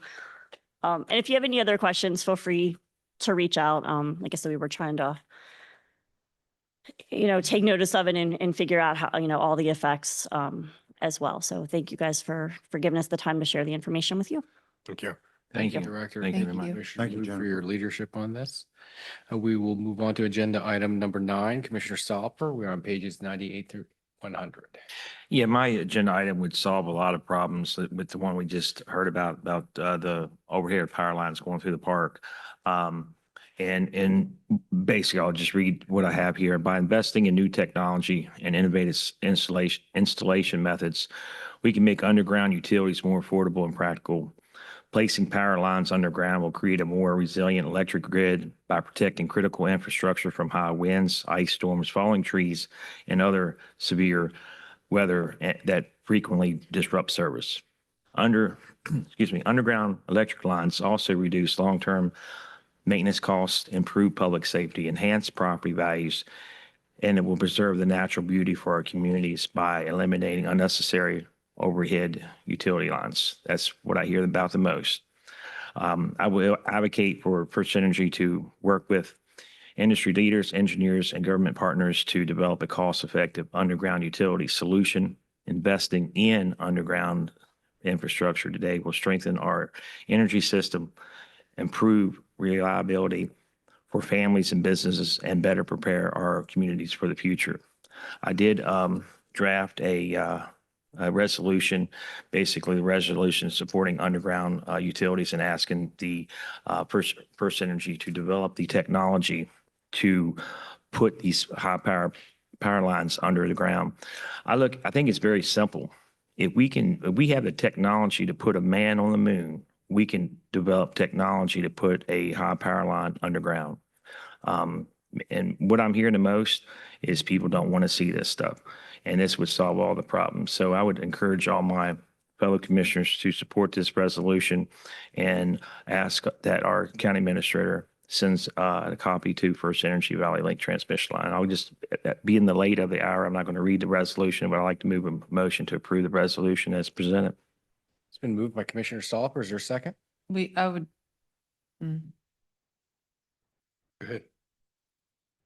it's not in discussion yet, so I shouldn't. Second. Moved by Commissioner Stolper, seconded by Commissioner Mood. Discussion? I would prefer to read it so we can Oh. maybe consider amending it. Whereas Jefferson County recognizes the reliability, resilient, and modern electrical grid and is essential to the safety, economic prosperity, and quality of life to the residents and businesses of Jefferson County. And whereas severe weather events, including high winds, ice storms, falling trees, and other natural hazards frequently damage overhead electric transmission and distribution lines, resulting in a prolonged power outage, economic losses, and disruptions to critical public services. Whereas underground electric services infrastructure can be demonstrated to improve the reliability, resiliency of the electric grid by reducing weather-related outages, lowering power terms, maintenance requirements, enhancing public safety, and protecting critical infrastructure. Keep scrolling up here. Whereas underground utilities also contribute to improved property values, support economic development, and preserve the scenic character and natural beauty of Jefferson County by reducing the visual impact of overhead utility lines. Whereas advancing the engineering, construction, technology, utilities continue to create opportunities to make underground electric infrastructure more practical, efficient, and cost-effective. Now the Jefferson County Commission supports continued investment in innovative technologies and installation methods that will expand the use of underground electric utility infrastructure where feasible and economically practical. The Jefferson County Commission encourages First Energy, its operating companies, to work collaboratively with industry leaders, engineers, local governments, state and federal agencies, and other stakeholders to develop and implement cost-effective underground utility solutions that improve the long-term reliability and resiliency of the electric grid. That Jefferson County urges the state and federal policymakers to support funding opportunities, infrastructure investments, and regulatory initiatives that encourage the expansion of underground utilities infrastructure communities vulnerable to severe and communities with some severe weather and repeated outages. And it finally be resolved that the Jefferson County Commission believes investing in underground electric infrastructure today will strengthen the region's energy system, improve service reliability for residents and businesses, enhance public safety, promote economic growth, and better prepare Jefferson County for the future. There you go, as presented. Okay, so I think this is a presentation of a fallacy. So we're stepping in saying we understand and recognize and support that these are needed. So if they refuse to bury the lines, we are on record supporting the lines and that they're needed. So I think we're going to be stepping into a trap. Is that your intention? That's not my intention. My intention is that a lot of farmers reached out to me and they said they don't have a problem if it came through there and was underground. So that's why I'm submitting it on a bunch of farm families that reached out to me in my district, because this Valley Link line is affecting everybody in my district. Not everybody, but the farmers in my district. Absolutely. And I agree with you on that point, but the first parts of this, you're recognizing that it's needed. And I think that's fundamentally what is disagreed upon with residents, because this line is not actually feeding Jefferson County demand. This is a tunnel. And so I think that might be a philosophical difference. I understand, and I agree with you that if that lines buried would be better for our residents with the view shed, but that's still negating the point that Jefferson County residents will not benefit from this demand. I did ask that question at the Valley Link meeting in Shepherd University, and this 765 they did tell me it drops down to a couple 500 lines, and those 500 lines will lead into the Panhandle. Now, where they drop down at, they gave me a location, but I'm not real sure. Didn't look it up. So it does. This line does give electric power to West Virginia residents. Yeah, I think PJM has already publicly said they have no intention of burying the line. So I think this is, though residents have stated that, I think we're stepping into a trap as inadvertently supporting these lines for other reasons. Well, I support them. I support them burying these lines as well too. I mean, this is, like I said, we can put a man on the moon. They can figure out a way to bury it. I think it's a cost. I think it's just more expensive to bury them than put them overhead. I don't think they're going to come through Jefferson County. You want them overhead or you want them underground? I mean, there's no way. We have no control over this. We don't control Valley Link, but we can only have our voice be heard. And if you want them overhead lines, they're going to come overhead. I think this solution will ask they look hard into putting them underground. I think this resolution should be modified, saying that we do not support these lines coming through at all. So I think personally, I think there's some work that would need to be done, saying if it is done, then we would prefer underground. But I don't think we should come out saying we support this essential safety for the benefit of Jefferson County, because quite frankly, there is no benefit. And I think most of the residents are saying that. I don't have a problem putting that in. I don't have a problem putting it in. It says if they come through Jefferson County, we want them underground. That's just easy fix. Yeah. So I'll move motion to approve it as presented, adding that language if they come through Jefferson County. Second. Been moved and seconded. Discussion? I'd like to go through and edit. I think we would need time to edit this because there's several places I think we need to edit. So we could do that now or another time. I mean, it's 11:07. So we can table it for, I'm okay with that. There's a motion on the floor made by Commissioner Stolper. It's been seconded by Commissioner Mood. In discussion, there's questions about whether that motion should be changed. The question goes to the person who made the motion, Commissioner Stolper. I don't Would you think like we need to proceed? waste time and put it on another agenda. We can make the changes if our county administrator can send it out. If there's any objections to it, we can put it on another meeting if it's not everything covered. okay, so maybe a draft. How about We we have can have a draft and then- before we sign it. Okay, thank you. I'm good with that. Yeah, me too. Yeah, yeah. Want to respect the intent of the motion. Does that mean we don't need to vote now because? No, what I was saying is go ahead. We'll do a draft, send out. If there's any objections, we'll bring it back. Correct. So the motion is still on the floor to do We it. will sign it at the next meeting though. Okay. Does everybody understand the motion? I will say that I'm not going to be great at making sure that all of you agree on the same language within this motion. So I am going to need direction in Okay, motions, so we amendments. have heard of one change that needs to be Okay. made, which Okay, is so- adding a clause about if the transmission line is built, then these recommendations are put forward. That's only one change. The county administrator notes that there seems to be more disagreement. It would be difficult to delegate to her how to amend the document unless further specific Mhm. recommendations are made from the commission. So I think the first item, whereas the Jefferson County Commission recognizes that a reliable, resilient, and modern electric grid is essential to the safety, economic prosperity, and quality of life of the residents of the businesses of Jefferson County. I have a problem with that because it's admitting that we need more electricity here, which is not what the intention of the PJM, the Valley Link line, is doing. And the intention is to feed data centers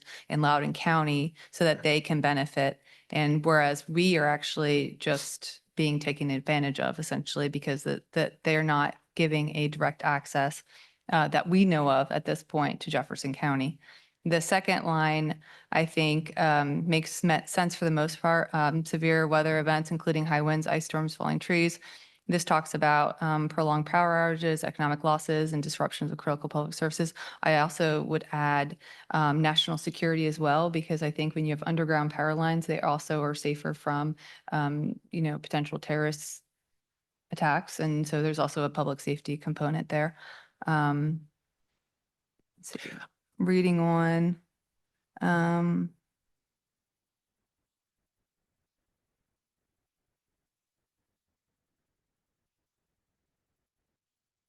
I think be it resolved.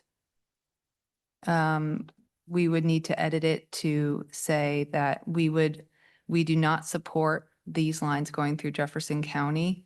If at the event that it is approved without our support, we would request that underground lines are put in the pass. Something like that. anything else? I think the last one, where you say, Jefferson County believes in underground electric infrastructure today will strengthen the region's energy system, improve service reliability for residents and businesses, enhance public safety, promote economic growth, and better prepare the Jefferson County for future challenges. I think that's also a little biased because that shows that we think this is benefiting us, which again, it is not benefiting us.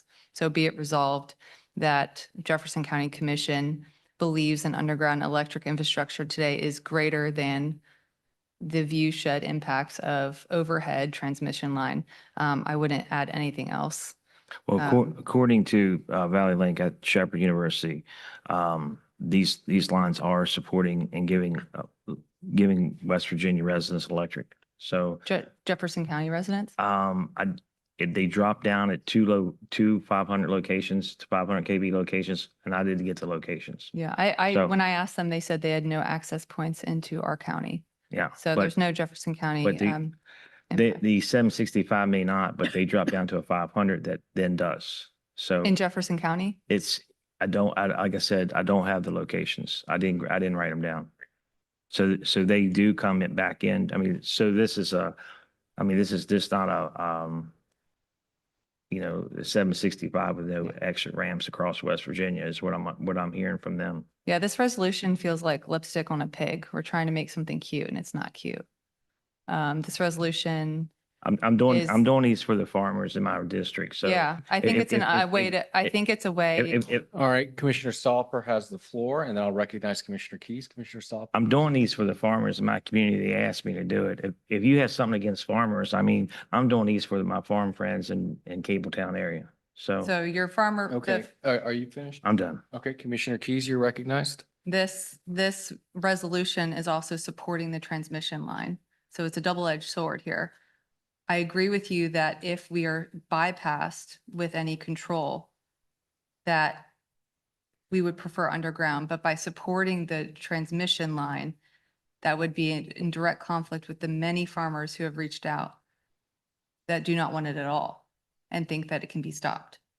So if we're going to add some of these things. I think we already said we're I'm going still, to. I still have the Hold on, floor. hold on. We're going to have Commissioner Keys.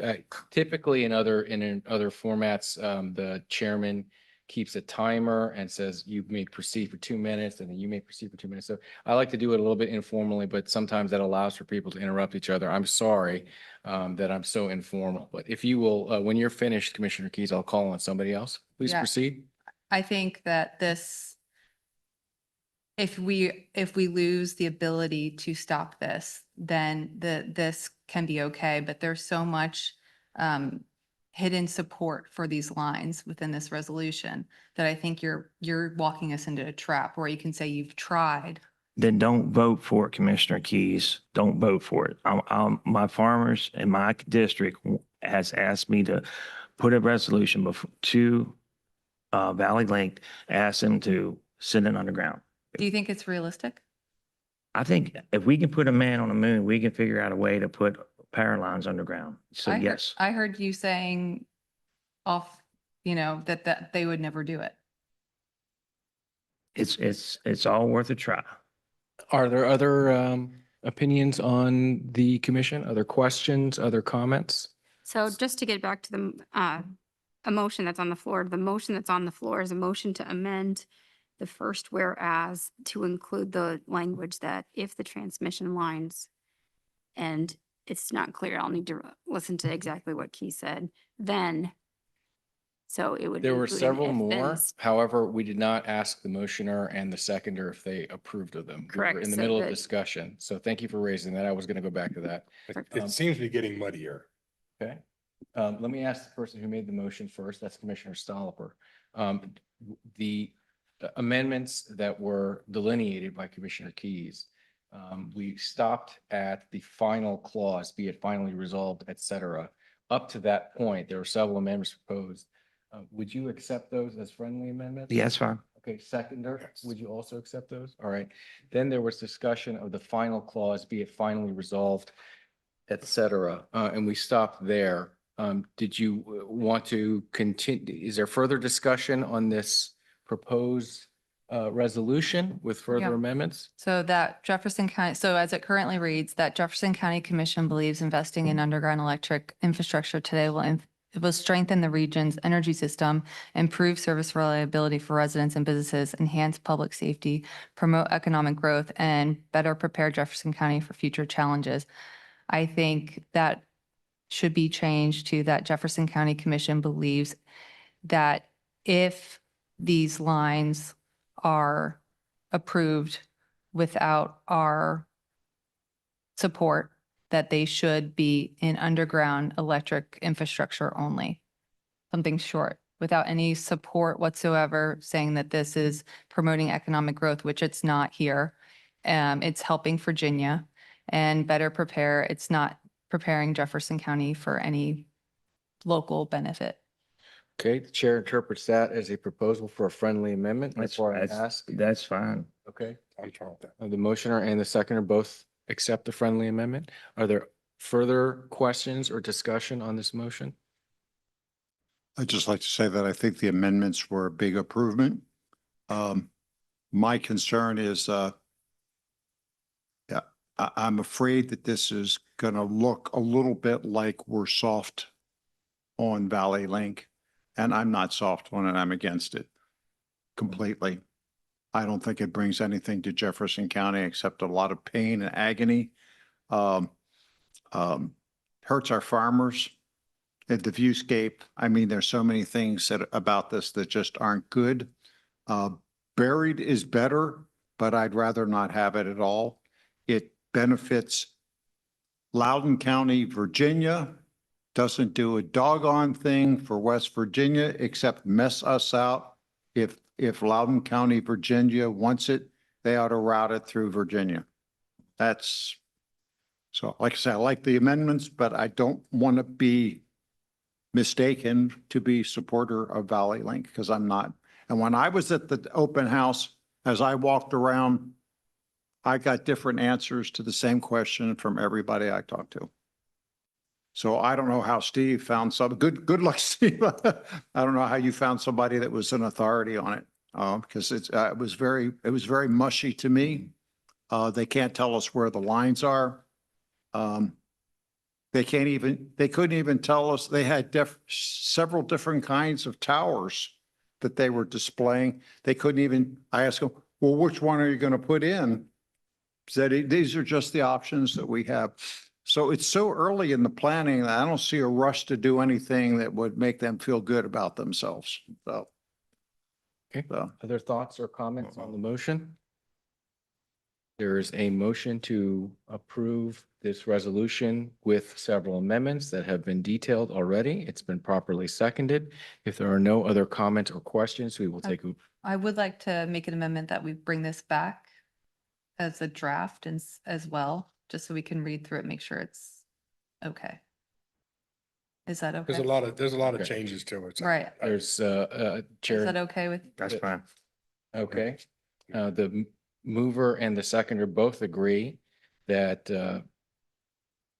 the resolution would be brought back at our next meeting for further review from the commission. Did you get that, County Administrator? Excellent.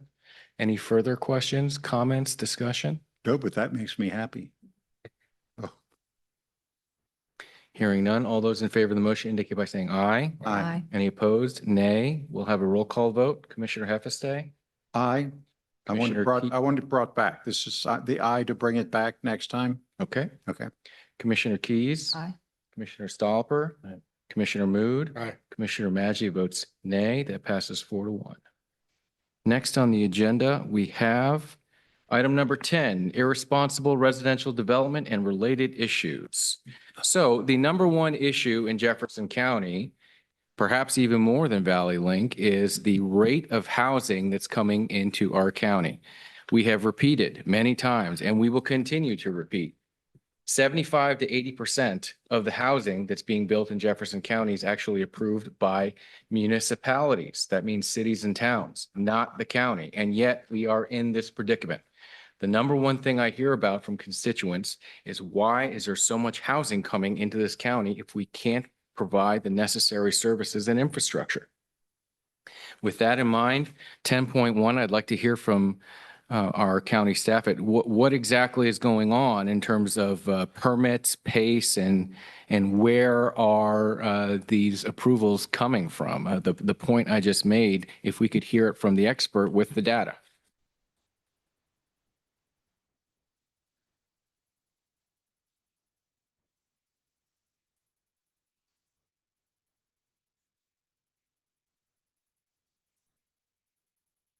Yep.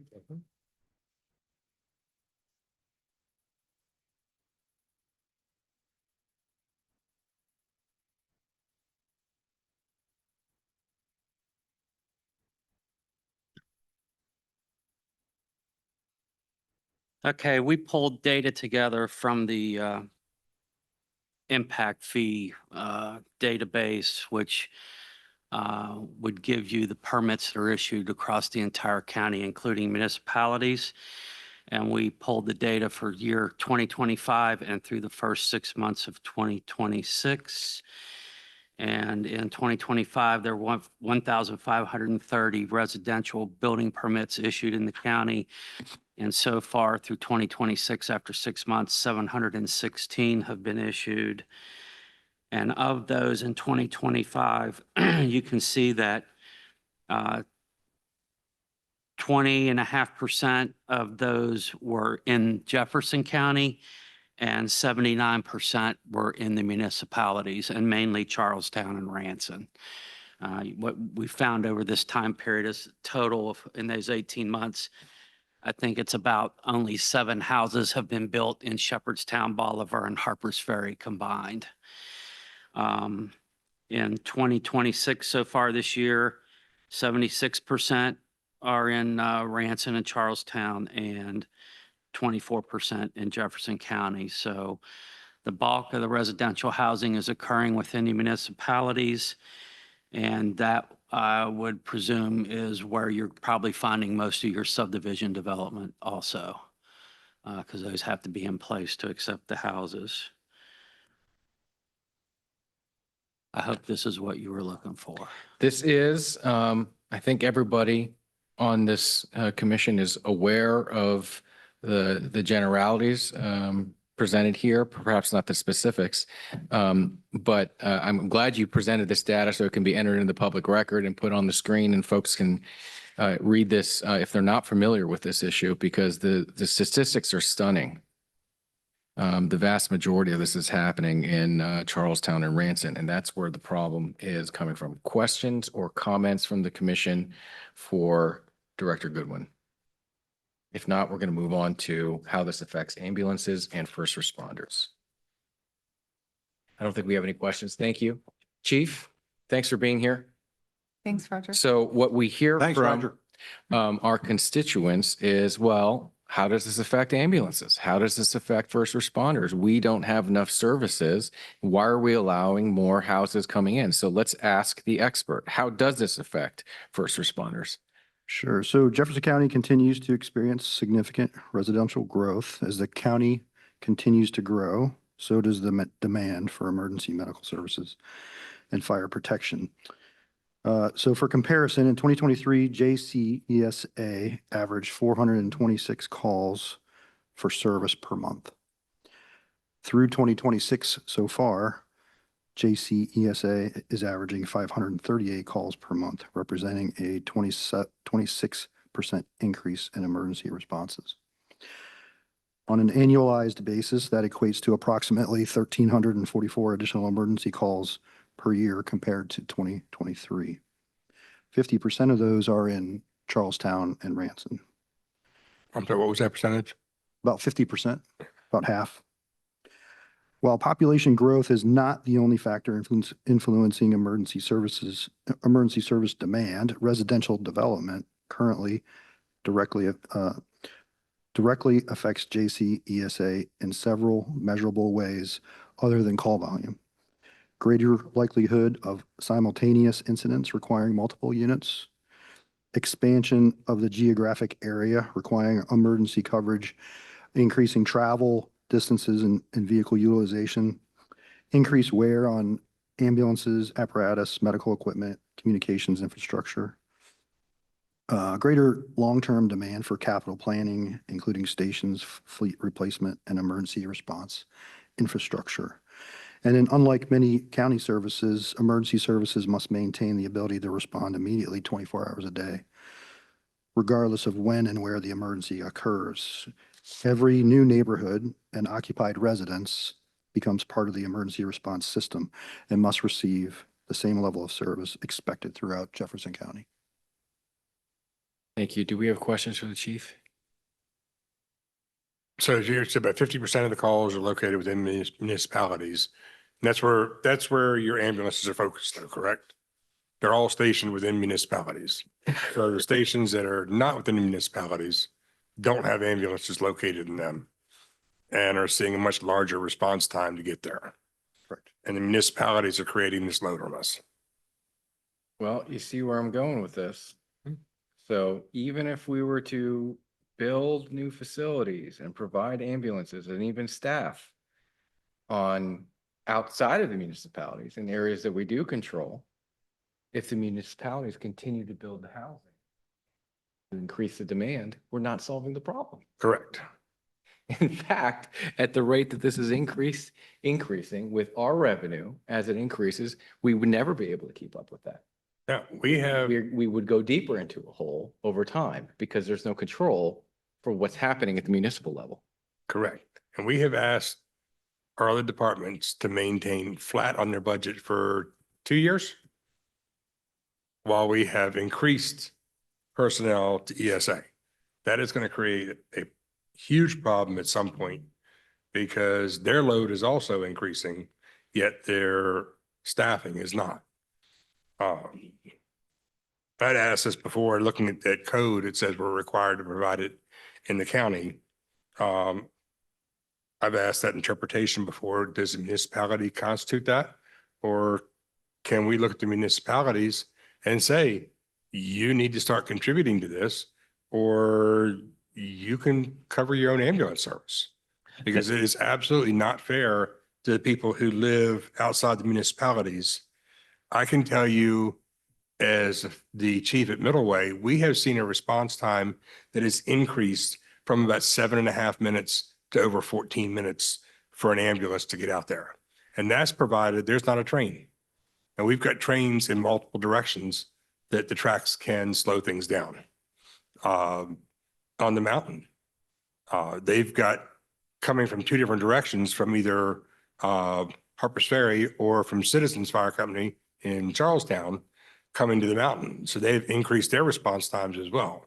So the people that are within the county are having a much higher risk than those in the municipality that are creating this load. And that's something I think we really need to look at. And I think at some point we should be talking to these municipalities about contributing towards the load that they're creating. I have a question. Yes. You're the expert, not me on this. How does Martinsburg, Berkeley County handle? Because they have a station in Martinsburg. Does the Two. city, two, and then they only have 3 stations in the whole county, right? No, there's more Or than that in the county. 5 maybe? Yeah, Less than South us. Berkeley, Hedgesville, Beddington. I thought it was 5 or 7. There's I 5. think it's 5. Okay, so I think 3 are county, 3 are county and 2 are city. Right. Baker Heights. Baker Heights. Baker Heights, thank you. And do you mind if I ask Chief Gorm to answer that question? Do you know how many? I know there's 5. 5? Yeah, Okay. so there's 5. And Okay, so I think when I've heard 3 are in the county and then 2 maybe are in the city. Mhm. Okay, so how does the city pay for the yes, entirely or? that is a municipal fire department. That is fire and EMS in the city limits of Martinsburg that are city employees, not county. The county employee, the county fire and EMS is separate at the current time. EMS on one and fire another. And they also have a fire fee as well as an EMS fee that is much higher than what was ever established in Jefferson County. Because that makes sense. So the city of Martinsburg, they actually have zoning. And Berkeley County has subdivision regulations, but they don't have zoning. So they're approving it with the intention of paying for the operational cost burden. And then here in Charlestown and Ranson, they're approving it for the burden, as you will, for the county to pay for. So it's Correct. kind of, that's kind of what you're alluding to. Correct, yes. Would raising the impact fees again help us any with this? Get more No. revenue? No, because your impact fee cannot cover, your impact fee would have to be for expansion of service, basically. You can't cover your personnel with that.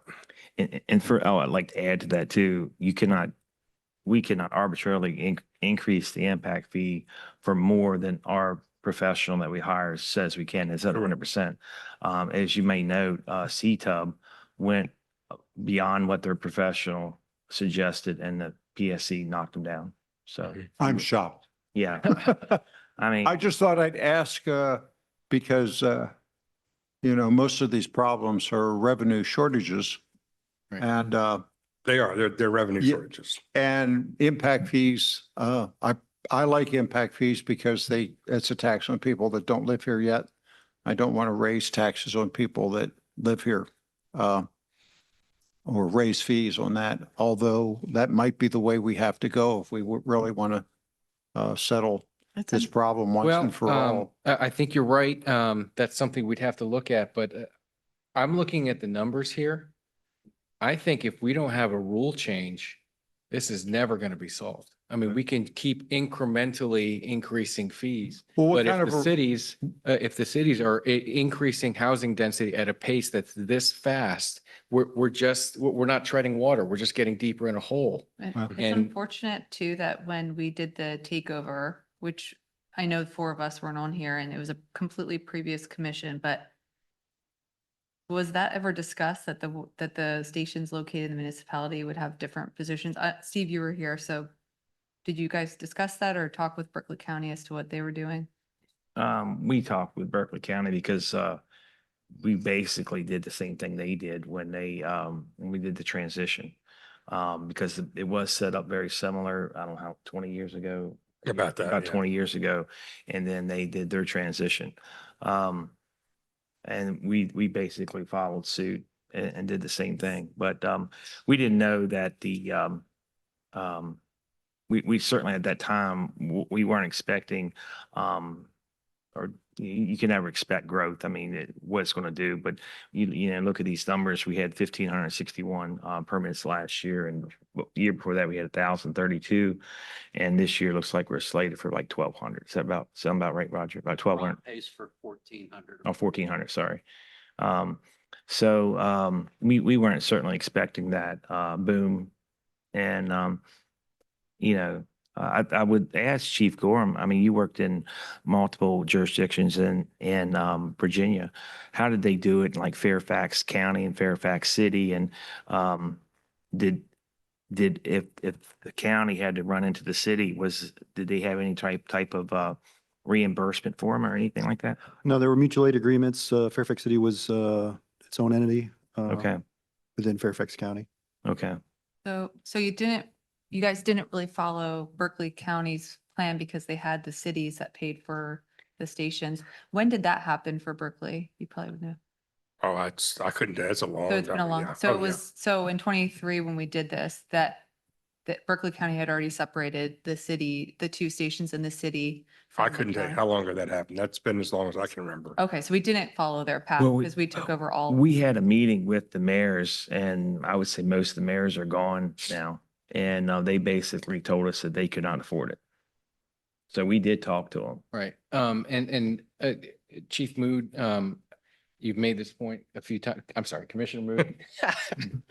You Chief made this- Commissioner. There you go. You made this point several times. I do think it's the polite thing to do, to talk to the mayors and the city governments. I will say I'm pessimistic.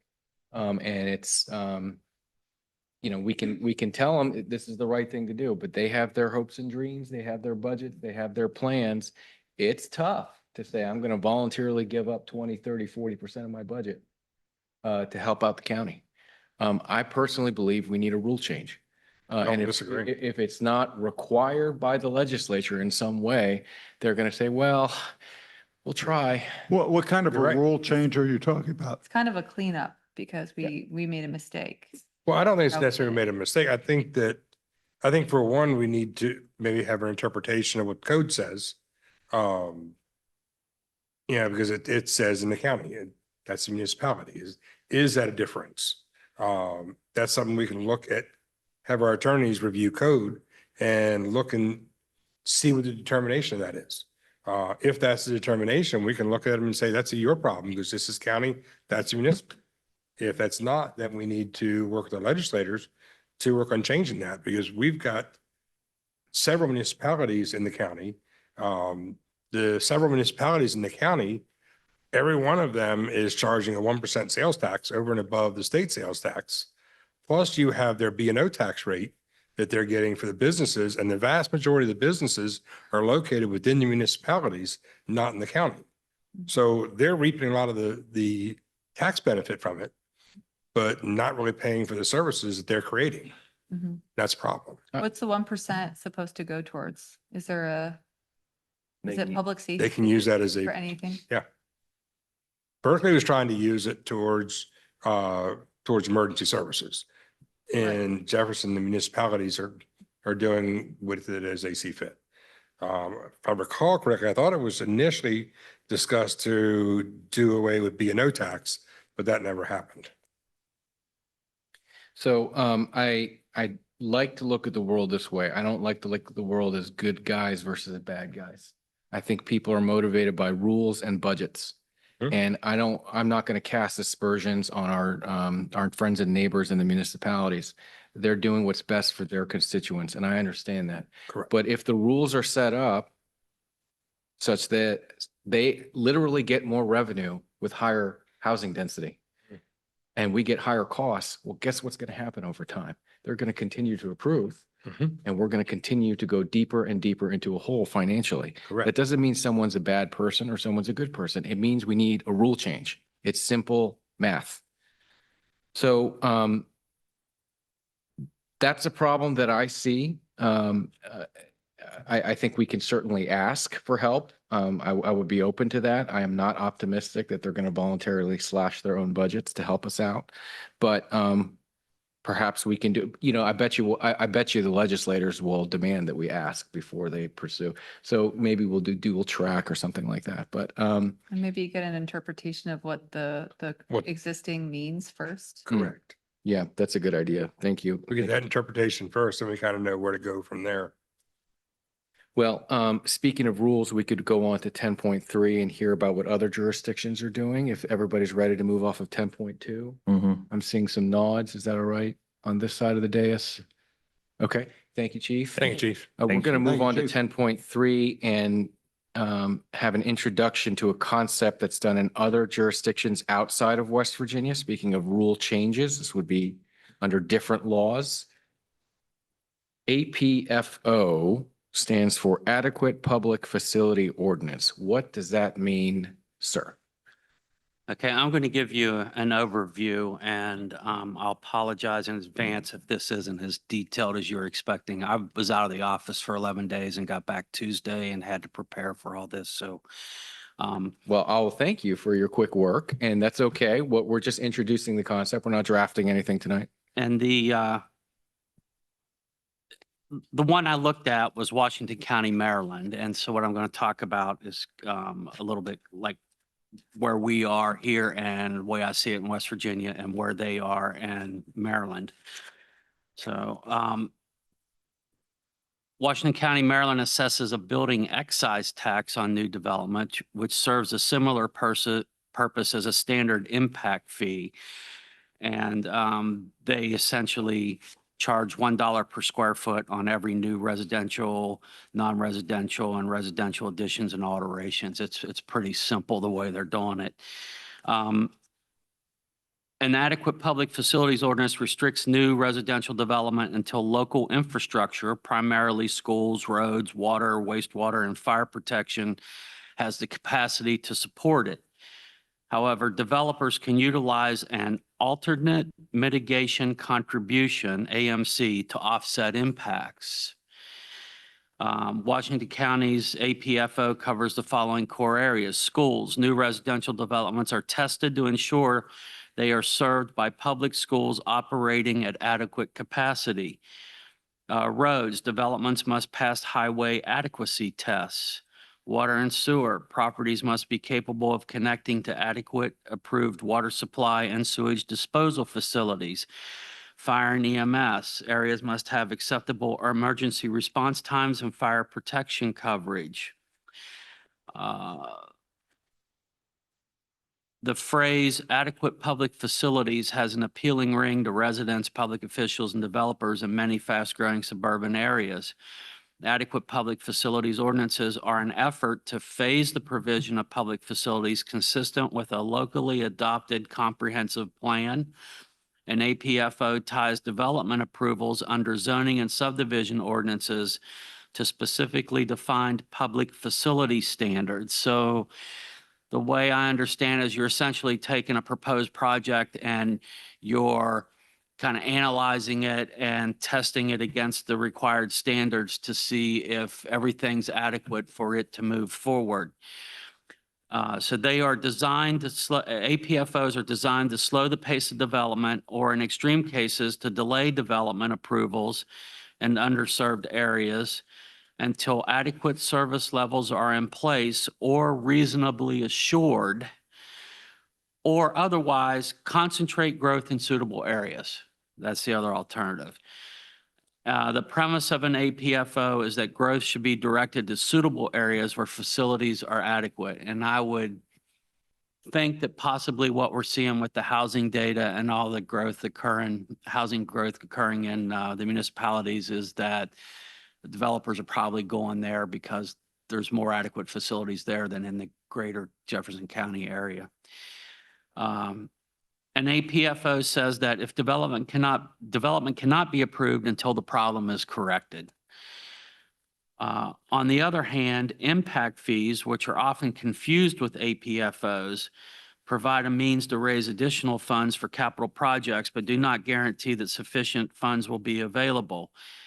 But meanwhile have no effect on the pace of development. So the way I see it, and I'm not sure I'm correct in this, but an APFO would, in a sense, capture the funds necessary to bring facilities up to the level that development is demanding. And then impact fees take it from there on new future growth and keep that level up so that it doesn't fall below acceptable levels moving forward. I think that's the role those two types of tools work. So in summary, in the face of well-founded public concerns about the ability of overburdened local infrastructure to absorb additional users, government officials may either attach additional financial costs to a new development or discourage its construction altogether. Approval can be made contingent on the local government's ability to provide services or on a developer's agreement to furnish or finance the needed improvements. Superficially, an APFO should be simple and obvious, but implementing an effective, consistent, and fair set of regulations is not as easy as it might seem. For example, can the standards you adopt for adequacy be justified? Same as for impact fees, you got to justify those costs, especially to stand the test in a court case. Does your jurisdiction's growth management plan provide a coherent context for an APFO program? Can agreement be reached in your community as to what an adequate level of service for public facilities is? Can you provide sufficient staff resources and data to monitor growth trends and facility capacity? And one legal issue is the ability of a local jurisdiction to disapprove of development based on the inadequacy of facilities outside the control of the local government. Agreements with facility providers may be necessary to ensure consistency with overall community growth objectives. And so compared to Jefferson County and the state of West Virginia and what I understand in Washington County and the state of Maryland, and Maryland has like legislation on this, authorizing it, and even has requirements in order to have an APFO and what you have to do and accomplish. Is the difference here is Washington County, Maryland has their own roads, county roads. They have state roads, but they also have county roads. They have a county road department, a large one. And so they maintain roads. They own all the roads in the subdivisions up there, not the HOAs as here. They own all the stormwater management facilities, residential and commercial. They take them all over. They own the water and sewer systems up there and operate it. They have the employees for that, everything. They do designs, all the engineering and everything that the water and sewer does. And I think they even own the libraries and build them. So they own all the key components that you're trying to control as far as maintaining the adequate levels. They have that. Here in Jefferson County, you don't. You don't own the public utilities. Other jurisdictions do. You don't own any of the roads. You don't own the stormwater management systems, et cetera. So they're two different animals. And I would think that if this is some direction you want to go in, there needs to be more research into what needs to be in place at both the state level, state granting authority for this, state establishing how it's going to work in the code and what you have to do. And then how are you going to deal with not owning everything you're trying to control? You know, you might say, well, the roads are inadequate and we can capture money to fix that, but will the DOH cooperate?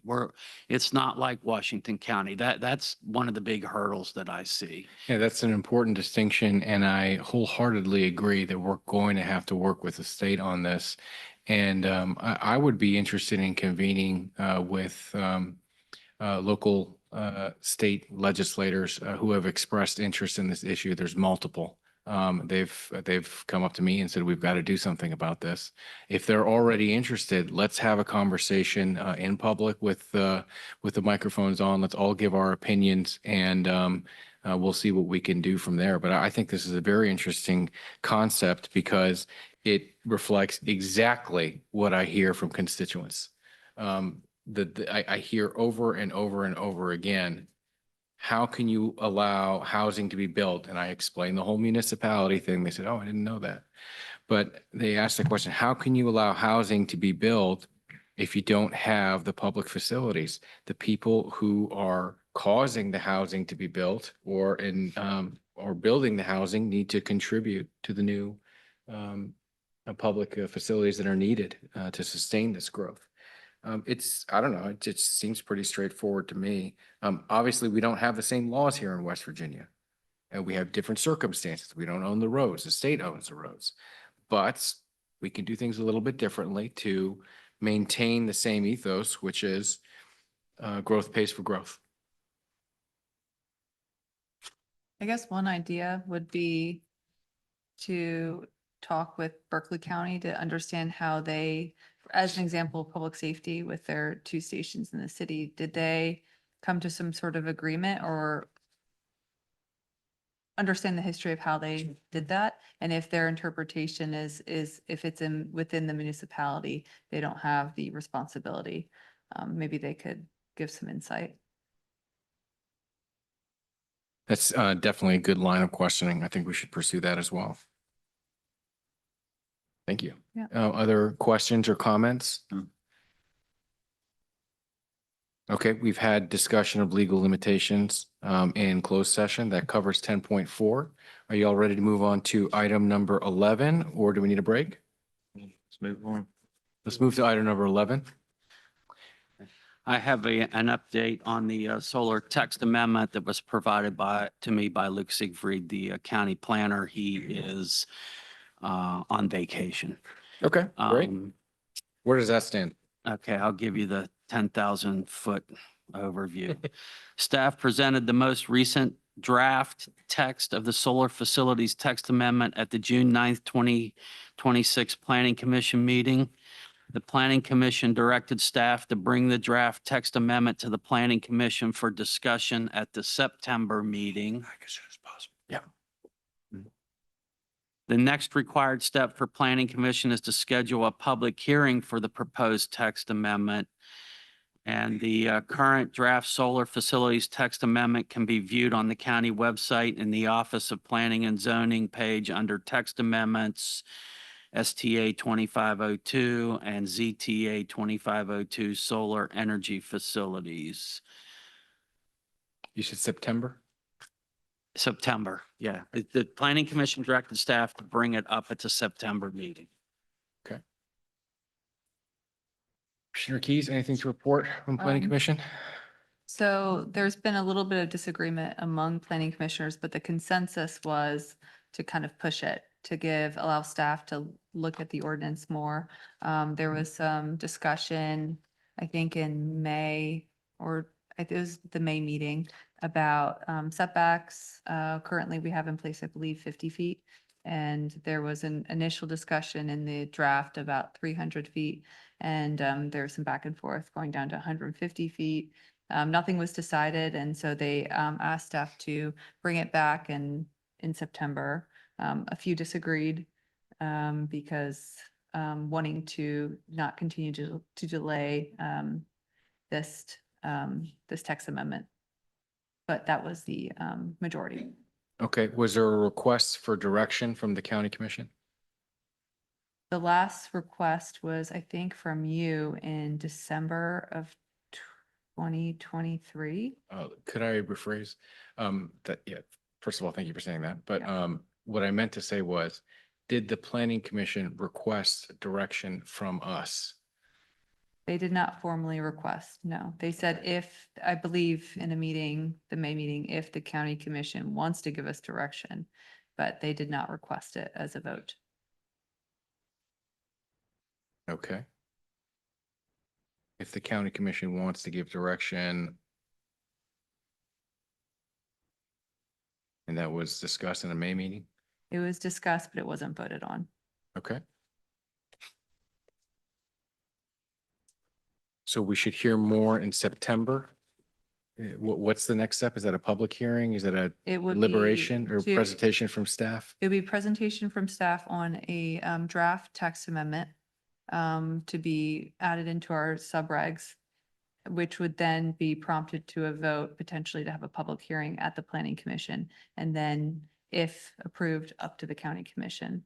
When would that take place? So if, best case scenario, if we are looking at it as a draft in September, we would then have to schedule a public hearing. If it's approved, that's assuming that the planning commission can approve it in September. Roger, what would be the soonest that we would be able to have it's like a month? Well, at that point, after they have the public hearing and, there's these different paths it can go down, but assuming that the quickest would be is that there's no changes made to it, they would then send it to the county commission, and the county commission would then hold a public hearing. So I would think maybe at the earliest, you might get it in October. Well, So if we vote to put it onto a public hearing on the planning commission, it would That's right, be, yeah, it would be October, right? Yeah, yeah. And then assuming we adopt it fully and do not accept it, then I guess October, November. Yeah, you're probably looking county commission getting it November, December. That'd be about the best estimate I could give. Luke could speak more specifically to it. Okay, and this was requested in December 23. I believe, I think Krista referenced that in a meeting. Okay. All right. Well, let's think about it. I'd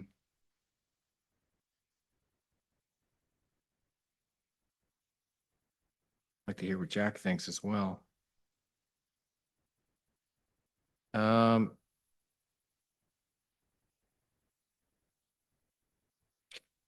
There's also the option of looking at the draft that has been provided from the staff. When would that be ready? Well, they have a draft in place. It was looked at in May. And the planning commission did postpone it.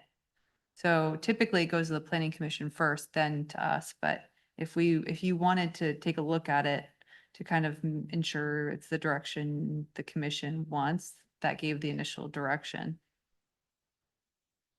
You have that option, but I don't think we can do anything until it gets off the planning commission's plate. Because they're, sounds like they're gonna take it up September. That's if they agree to everything that goes in there. I know you said earlier, I think, were they talking about dry hydrants at these places too, or is that something? That's something different. That's something different. Okay, so sorry. But we can't do anything until it gets off their plate. So I suggest we move on and wait till it lands up here. Other thoughts? Okay, thank you, Director Goodwin. We'll move on to agenda item number 12. Okay, I have two items. The first is a request for approval of the West Virginia Division of Economic Development and Jefferson County Commission's agreement or contract extension for change order number 5 for the Hilltop House Hotel Tourism Development District Project Services. The Hilltop House Hotel projects in the municipality of Harpers Ferry. It's a $140 million tourism economic development project. To date, developers submitted 5 building permit applications for the project and the building permits are issued. The developer still needs to submit the site plan for review and approval. Actually, when this was written, that site plan approval has already occurred. So they have everything in hand to move forward as far as we're concerned. Under West Virginia State Code, the state of West Virginia removed this project from the purview of the town of Harpers Ferry officials and oversight assigned to the West Virginia Division of Economic Development. The WVDED established the site design standards for the project and that the West Virginia State Building Code shall apply to this project. The West Virginia DED contracted with Jefferson County Commission to have the Department of Engineering, Planning and Zoning staff to provide oversight of the site plan, building plans review, and building code inspections, et cetera. Which actually is the building plan reviews and the site plan reviews are being handled by a third-party firm. And I'm reviewing the third party's firm's work on behalf of the WVDED and guiding them and giving them guidance on whether they should issue permits or request information, have them make changes, et cetera. So we've gotten through that whole process. It's been worked out. The current agreement, change order number 4 for our services between the West Virginia Department of Economic Development and the WVDED and the Jefferson County Commission will expire September 29th, 2026. Therefore, they're asking to extend the agreement or contract to September 29th, 2027 via change order number 5. The not to exceed contract amount is $100,000 with the county commission. To date, the Department of Engineering, Planning and Zoning has issued invoices in the amount of $47,745. We've collected that.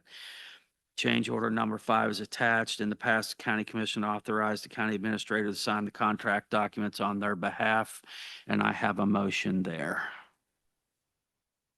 All right, we are on page 101. And the proposed motion. Could you point me to it? It's on 102. I'll go ahead and move. 102, okay. I'll move to approve the ACT Development 22000001 change order number 5 contract renewal with Jefferson County Hilltop House Project dated May 2026 between the West Virginia Division of Economic Development and the Jefferson County Commission, and extending the contract from September 30th, 2026 through September 29th, 2027, and authorizing the county administrator to sign the change order on behalf of the Jefferson County Commission. Second, it's been moved and seconded. Discussion on this motion?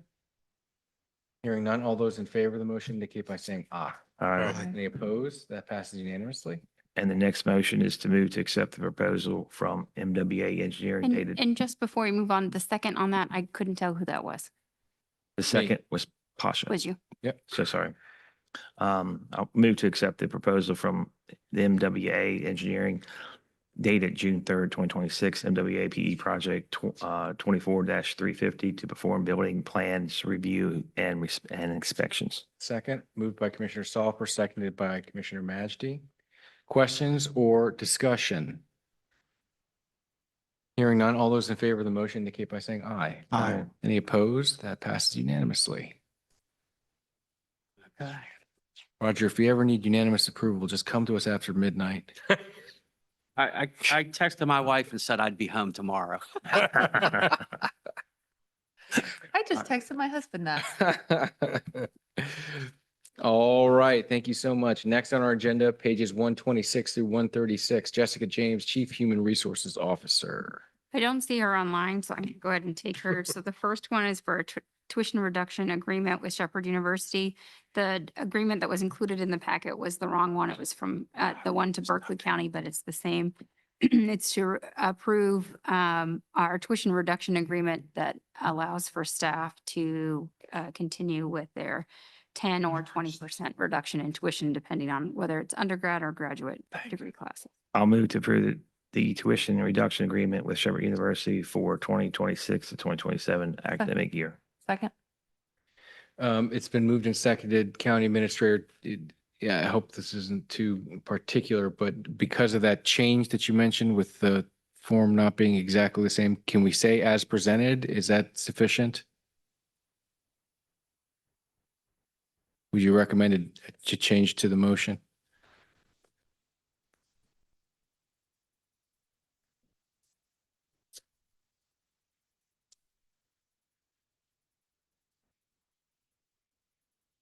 We're still sharp after midnight, you know? It's tomorrow. I'm gonna catch any small issues before they turn into big ones. When's And breakfast? it's almost time. Waffle House. I'm going along. I'll tell you what.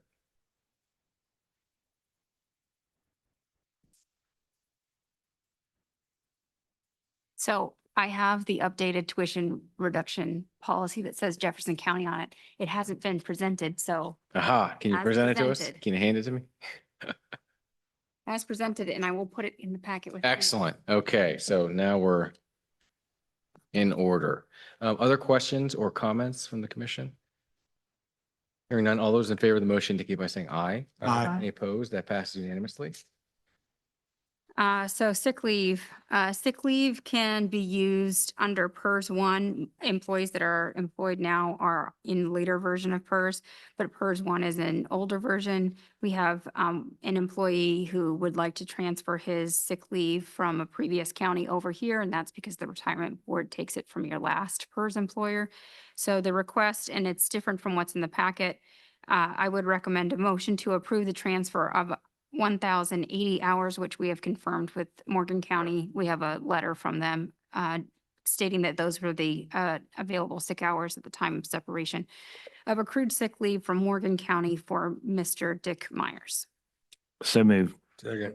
Been moved by Commissioner Soliper and seconded by Commissioner Mood. The motion is to proceed as delineated by the county administrator. Any questions, comments? All those in favor of the motion indicate by saying aye. Aye. Any opposed? That passes unanimously. With regard to 13.3, a review and approval of the county issue resolution policy, I would like legal to take a little more time with that policy, so I'd like to defer action on that until a future meeting. Objection. Let's move on to 4. And with point 4, we said that this would be delayed at the beginning of the meeting. That we did. All right. Shall we move on to agenda item 14, pages 137 to 153? Our CFO, Mr. David Bound, budget adjustments. Yes, good morning, Commissioners. We have 3 budget adjustments. One is the elected officials. Their departments will be receiving their COLA and merit as of July 1st. The second is the budget adjustments for the commission to get their COLA funding from the commission to the various departments. The third is the fiscal year 27 Jefferson County budget. We'd have to adjust that as well for those entries, among other entries in the FY 27 budget. I'll move to approve all budget adjustments as presented. Second. It's been moved by Commissioner Stolper and seconded by Commissioner Heffestay. Questions? Mr. Bound, Yes, sir. Mr. Ward, Madam Administrator, whomever should field this question. I believe the changes in the elected officials' salaries is required by state law. Correct, yes, Is sir. that correct? That's absolutely correct. Okay. I want that on the record. Correct. We didn't give ourselves a raise. It's approximately 5% across everyone. Okay. Other questions? Hearing none. All those in favor of the motion indicate by saying aye. Aye. Any opposed? That passes unanimously. Second point is to change the signatory on the historic ESA accounts. We will be closing a few of them, but keeping the one that receives the insurance payment for when you take an ambulance ride and that parent. And then once you sign those, or if you do sign those, we'd like that parent company to sweep into the general government account. But we need your signatures first. And these are all approvals that we've been working through over the last 2 months to close those historic accounts, to move it into capital outlay, to pay off the building. So all these are just cleanup for the last 2 months. Chair moves to approve the change in signatories to current elected officials as presented. Is there a second? Second. Moved by Commissioner Maggi, seconded by Commissioner Stolper. Discussion on this item? Hearing none. All those in favor of the motion indicate by saying aye. Aye. Any opposed? That passes unanimously. All On right, to 3, please. Third is the West Virginia American Water Firefighter Support Grant. We're asking application for the West Virginia American Water Firefighting Support Grant Program, requesting $1,000 to assist with the purchase of firefighting hoods for the Jefferson County Emergency Services Agency, and the grant does not require a local match. We're requesting a motion to approve the application for the WVA WFS grant. So moved. Second. Moved by Commissioner Mood and seconded by Commissioner Stolper. Discussion? Questions? There's no like strings attached to this grant. No, No, it's a pretty simple application too. very easy, yes. No strings attached. It's been moved and seconded. Any further questions? All those in favor of the motion indicate by saying aye. Aye. Any opposed? That passes unanimously. Number 4. 4 is a request from our payroll administrator, our payroll person who is working with our bank, and they are requesting an increase in our daily funding from 1 million to 1.5 million. When we do that transaction for payroll, it goes over that limit. The request is from payroll, the request is from the bank. Both because they have to do an electronic funds and things of that nature, and that $1 million cap is it's not an efficient process. They have to do a lot of other entries to make that work. Okay. I move a motion to authorize Jefferson County Commission President to sign the increased daily expenditures required by banking document. Moved by Commissioner Stolper, Second. seconded by Commissioner Mood. Discussion on this item? Hearing none. All those in favor of the motion indicate by saying aye. Aye. Any opposed? That passed unanimously. Thank you. Okay. Next, thank you, Mr. Bound. Next on our agenda, did we cover all of these at 15? We did. We did cover all of them. Excellent. Thank you. We'll go to the county administrator's report. We are on pages 155 through 190. 16.1, I think we covered that. So we are on 16.2, which would be the health department lease agreement. The health department lease agreement needs to be renewed. The state would like to renew it. This is not for the health department that we know that serves kind of clients coming in for checkups. This is a lab that's on the, a different side of the Bardane building. So we need to, they would like to renew their lease. Working with legal, they have a few minor corrections that they would like to include in that lease. So the recommended motion would be something along the lines of approving the lease as presented with minor additions at the request of legal. So moved. I was gonna second it, but go ahead. Moved and seconded by Commissioner Salper. No, I'm just Yeah. kidding. Moved by Commissioner Salper. Is there a second? Seconded by Commissioner Mood. Thanks. Discussion and council, are you, council, are you okay with this It's a- phrasing of small changes to be made? I believe so. There is just a little bit of language about when the lease can be canceled. That's really the only change. Okay, understood. And- Discussion from the commission, hearing none. All those in favor of the motion indicate by saying aye. Aye. Any opposed? That passes unanimously. Grant affirmation request, and our policy allows me to apply for grants in between if due date comes in between commission meetings. So here's a due date that was July 15th, yesterday, 2 days ago now. And that is for a grant request of 78,225 with a county match of 78,225. The match would be coming from the clerk's fund of 016, which is the election administration, and there are sufficient funds within that account. The suggested motion is a motion to affirm the application of the 2026 Help America Vote Act HAVA Security Grant Program for $78,225, of which $78,225 would be funded through the County Clerk Fund 061 Election Administration. So moved. Is there a second? Second. Seconded by Commissioner Hepestay. The original motion was made by Commissioner Majdi. Any questions for the county administrator on this grant application? Hearing none. All those in favor of the motion indicate by saying aye. Aye. Any opposed? That passes unanimously. Letters of support. So the letters of support, if I send letters of support in between meetings, they are to be included in the packet, and they are. Do you need a motion from us? No, sir. Okay, we don't have any, did we skip anything in the, we skipped around in the agenda earlier. I think we've covered everything, right? County Administrator? Yes, sir. Okay, no further business. We are adjourned. Already? Meeting.